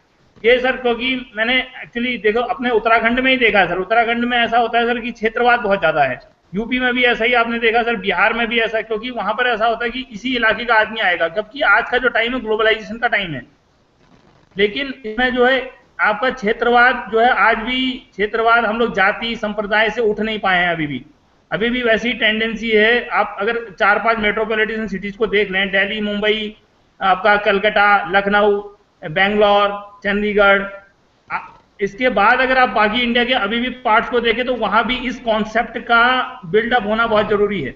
और ये तभी हो सकता है जो लेक्चरर, मतलब ये जो वास्ट फील्ड में ये जो फिनोमिना है, ये जो आइडियाज हैं, ये वास्ट उसमें और जगह तक या तो इस कम्युनिकेशन मीडिया के द्वारा या अलग अलग मीडिया के द्वारा ये जनता के बीच में ये सब जाएं, मतलब जो छोटे लेवल के आपका जो बिजनेसमैन है, कि भाई आप जो है तभी सफल हो सकते हो जब आप समाज को कंट्रीब्यूट करो। ये अपनी, हाँ मैं सुन रहा हूँ आपकी बात। हाँ सर, तो इससे जो मतलब ये मतलब यहाँ जो टेंडेंसी क्या है, मैं सफल हो जाऊं दूसरा सफल ना हो, मतलब इस प्रकार की जो खासकर जो टेंडेंसी बन गई है, उस टेंडेंसी को त्यागने की आवश्यकता है। हमें ये सोचना पड़ेगा इस सोसाइटी में हम तभी सफल हो सकते हैं as a society, because human is a social animal. हम तभी आगे बढ़ सकते हैं जब पूरा का पूरा जो आपका सोसाइटी जो कुनबा है वो पूरा आगे बढ़े, हम एक दूसरे को पुशअप करें, because we have all limitation, हमारे पास, हम सबके पास लिमिटेशन है, वी आर नॉट परफेक्ट। ठीक है सर, आज जैसे आपके पास जो परफेक्टनेस है वो मेरे पास नहीं है, जो मेरे पास है वो आपके पास नहीं होगी, हो सकता है। तो सो वी जस्ट हम सब इकट्ठे हुए और एक दूसरे को सपोर्ट करते हुए आगे बढ़ें, ताकि सोसाइटी एज ए होल ऊपर बढ़े। ये जो कॉन्सेप्ट है ये अभी आज 50 सब इंडिया को मोर देन 50 इयर्स हो गए हैं, लेकिन अभी भी ये कॉन्सेप्ट अभी भी इम्प्लीमेंट नहीं हो पाया है। यही कारण है कि इतनी बड़ी डेमोक्रेसी होने के बावजूद भी हम लोग जो है अभी भी जो है यूरोपियन को और ये जो आपका जो अमेरिकन जो है, इनको अभी भी हम एज ए मतलब उनके फॉलोअर काम कर रहे हैं सर, एज ए इनोवेटिव। जहां आपने इनोवेशन की बात करी है वो अभी भी लैक कर रही है, वो जो आइडिया है वो अभी भी इंडिया में लैक कर रहा है। इनोवेशन जो वर्ड है एक्चुअली सर, आपके मैं आइडिया जानना चाहता हूं इस बारे में। ये मेरे आइडियाज हैं, मैंने आपके सामने अपनी फीलिंग को शेयर किया है। हो सकता है ये मैं गलत हूं, लेकिन इसके लिए सॉरी, लेकिन मेरे दिल में थी, मैंने आपको बता दिया सर। हमारे हिंदुस्तान में जो है ना, काफी सारे हिंदुस्तानी ऐसे जो कि ना हमारे कंट्री को क्रिटिसाइज करते रहते हैं हमारे जो। देखिए, जो लोगों ने सक्सीड किया हमारे कंट्री में, हम कई लोगों की बात करते हैं, there have been so many entrepreneurs, उन्होंने इसी हालात के अंदर ही उन्होंने सक्सीड किया है। हालात थोड़े से टफ हो सकते हैं, लेकिन उससे आप और टफ बनते हैं। yes, तो मैं इस बात को मानने के लिए तैयार नहीं हूँ कि अगर सारा कुछ ठीक हो जाएगा तभी आप सारा काम आप शुरू कर पाएंगे, ना नौमत देर राधा नाचेगी जो है। तो उसको आप छोड़िए, आप जो हालात हैं उसी के अंदर ही आपको सक्सीड आपको करना है। तो या आप सब टीचर्स हैं, आप अपने आप को थोड़ा सा आप क्या कहते हैं अवेयरनेस, लोगों को अवेयरनेस क्रिएट कीजिए, आप जाइए go to the people and create the awareness. लेकिन सिर्फ यही कहने से कि हमारे को 50 साल हो गए हैं, 60 साल हो गए, 70 साल हो गए, वैसा के वैसे कंट्री, ऐसा नहीं है। कंट्री में बहुत प्रोग्रेस हो रही है और काफ़ी प्रोग्रेस हो चुकी है ऑलरेडी जो है। तो जो लोगों ने सक्सीड किया है, हम बहुत सारे ऐसे केसेस हैं जिसमें कि लोगों ने बिल्कुल ABC से शुरू किया है और उन लोगों ने इसी हालात के अंदर ही उन्होंने जो है ना वो उन लोगों ने सक्सीड किया है। तो आप उनको पॉजिटिव्स को देखें, नेगेटिव्स को मत देखें जो है। Yes sir. बाकी तो अगर आपने कुछ भी अगर आपने करना है तो करने के लिए एक बंदा भी काफ़ी होता है करने के लिए जो, ठीक है ना। अगर आप में एक कन्विक्शन अगर आपके अंदर ऑलरेडी है किसी चीज को इम्प्लीमेंट करने के लिए, तो चाहे आप उत्तराखंड में हो, तो चाहे आप मुंबई में हो, कहीं पर भी हो, आप वहां पर भी कर सकते हैं। आप उत्तराखंड में बहुत आपके होंगे। नहीं तो सर नहीं सर, तो फिर इंडिया को आज इतना टाइम हो गया तो क्यों नहीं? हमने प्रोग्रेस तो किया है, पर what cost, at what face? आप फेस देखो ना सर, क्योंकि प्रोग्रेस तो एज ए कंपैरिजन, हम अपने आप से कुएं की मेढक की तरह अपने आप से तुलना नहीं कर सकते हैं। ऐसे है कि आप जो हमारा इंडिया है, हमारे इंडिया में 125 करोड़ की आबादी है। आप जो बाकी लोगों से कंपेयर कर रहे हैं, हमारे छोटे छोटे कंट्रीज हैं। जैसे सिंगापुर है, सिंगापुर तो हमारे एक सिटी से भी छोटा है। आप सिंगापुर को कंपेयर नहीं कर सकते, आप पूरे यूरोप को भी कंपेयर नहीं कर सकते, ठीक है ना? तो उनको आप कंपेयर नहीं कर सकते। हमारे हालात डिफरेंट, उनके हालात डिफरेंट हैं।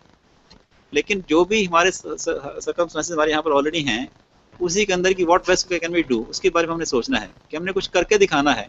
सिर्फ हम इसको हालात को लेकर बैठे रहें कि हम कुछ नहीं कर पाएंगे, हालात ऐसे हैं, ये हो गया वो हो गया, तो फिर तो हम वैसे भी कुछ नहीं कर पाएंगे जो है। तो मेरा आपसे यही आपसे गुजारिश है कि आप जो भी हमारे हालात हैं, उसी के अंदर ही आप कुछ करने की कुछ सोचे तो बेटर रहेगा, ठीक है? नहीं सर, मैंने ये नहीं कहा सर, सॉरी सर, आपने मिसकॉन्सेप्ट लिया। मैं ये नहीं कह रहा हूँ सर नहीं कर सकते, तो मैंने बोला ही नहीं बिल्कुल।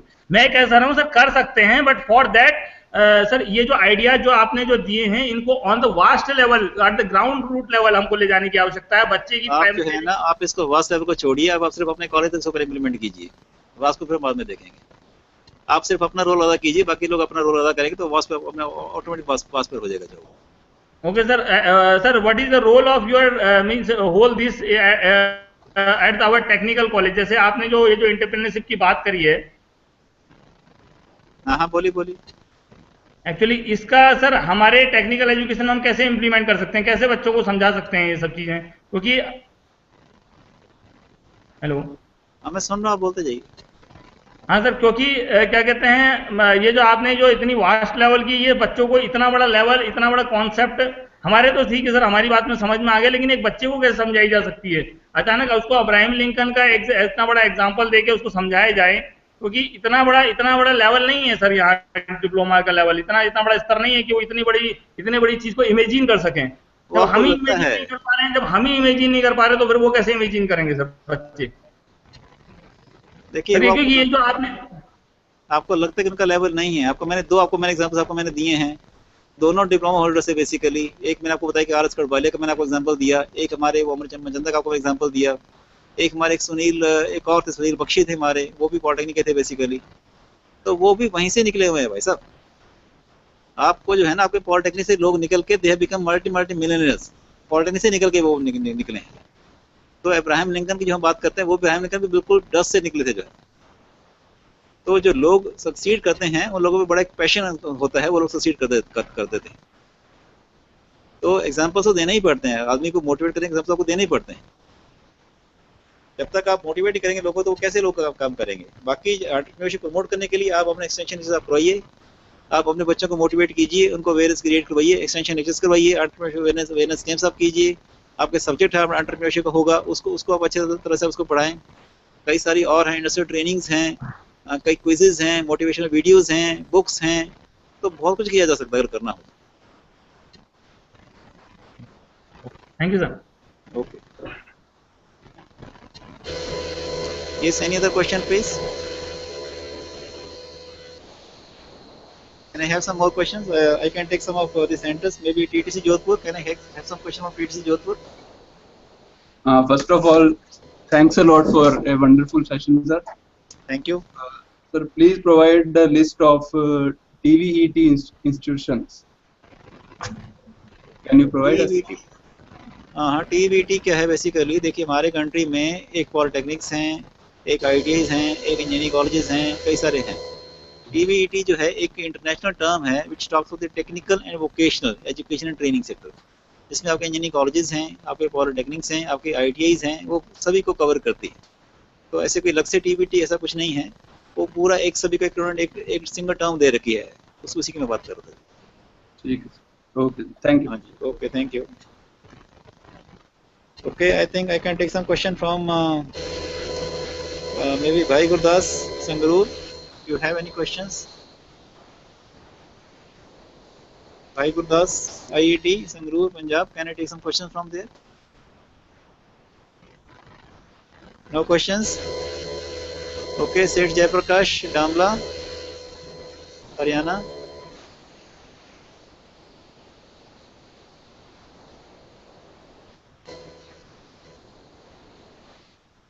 I think if there are no questions, then I would like to thank all the participants for having a very patient listening to my session. I think you must have learned a little bit from this session. So thank you so much.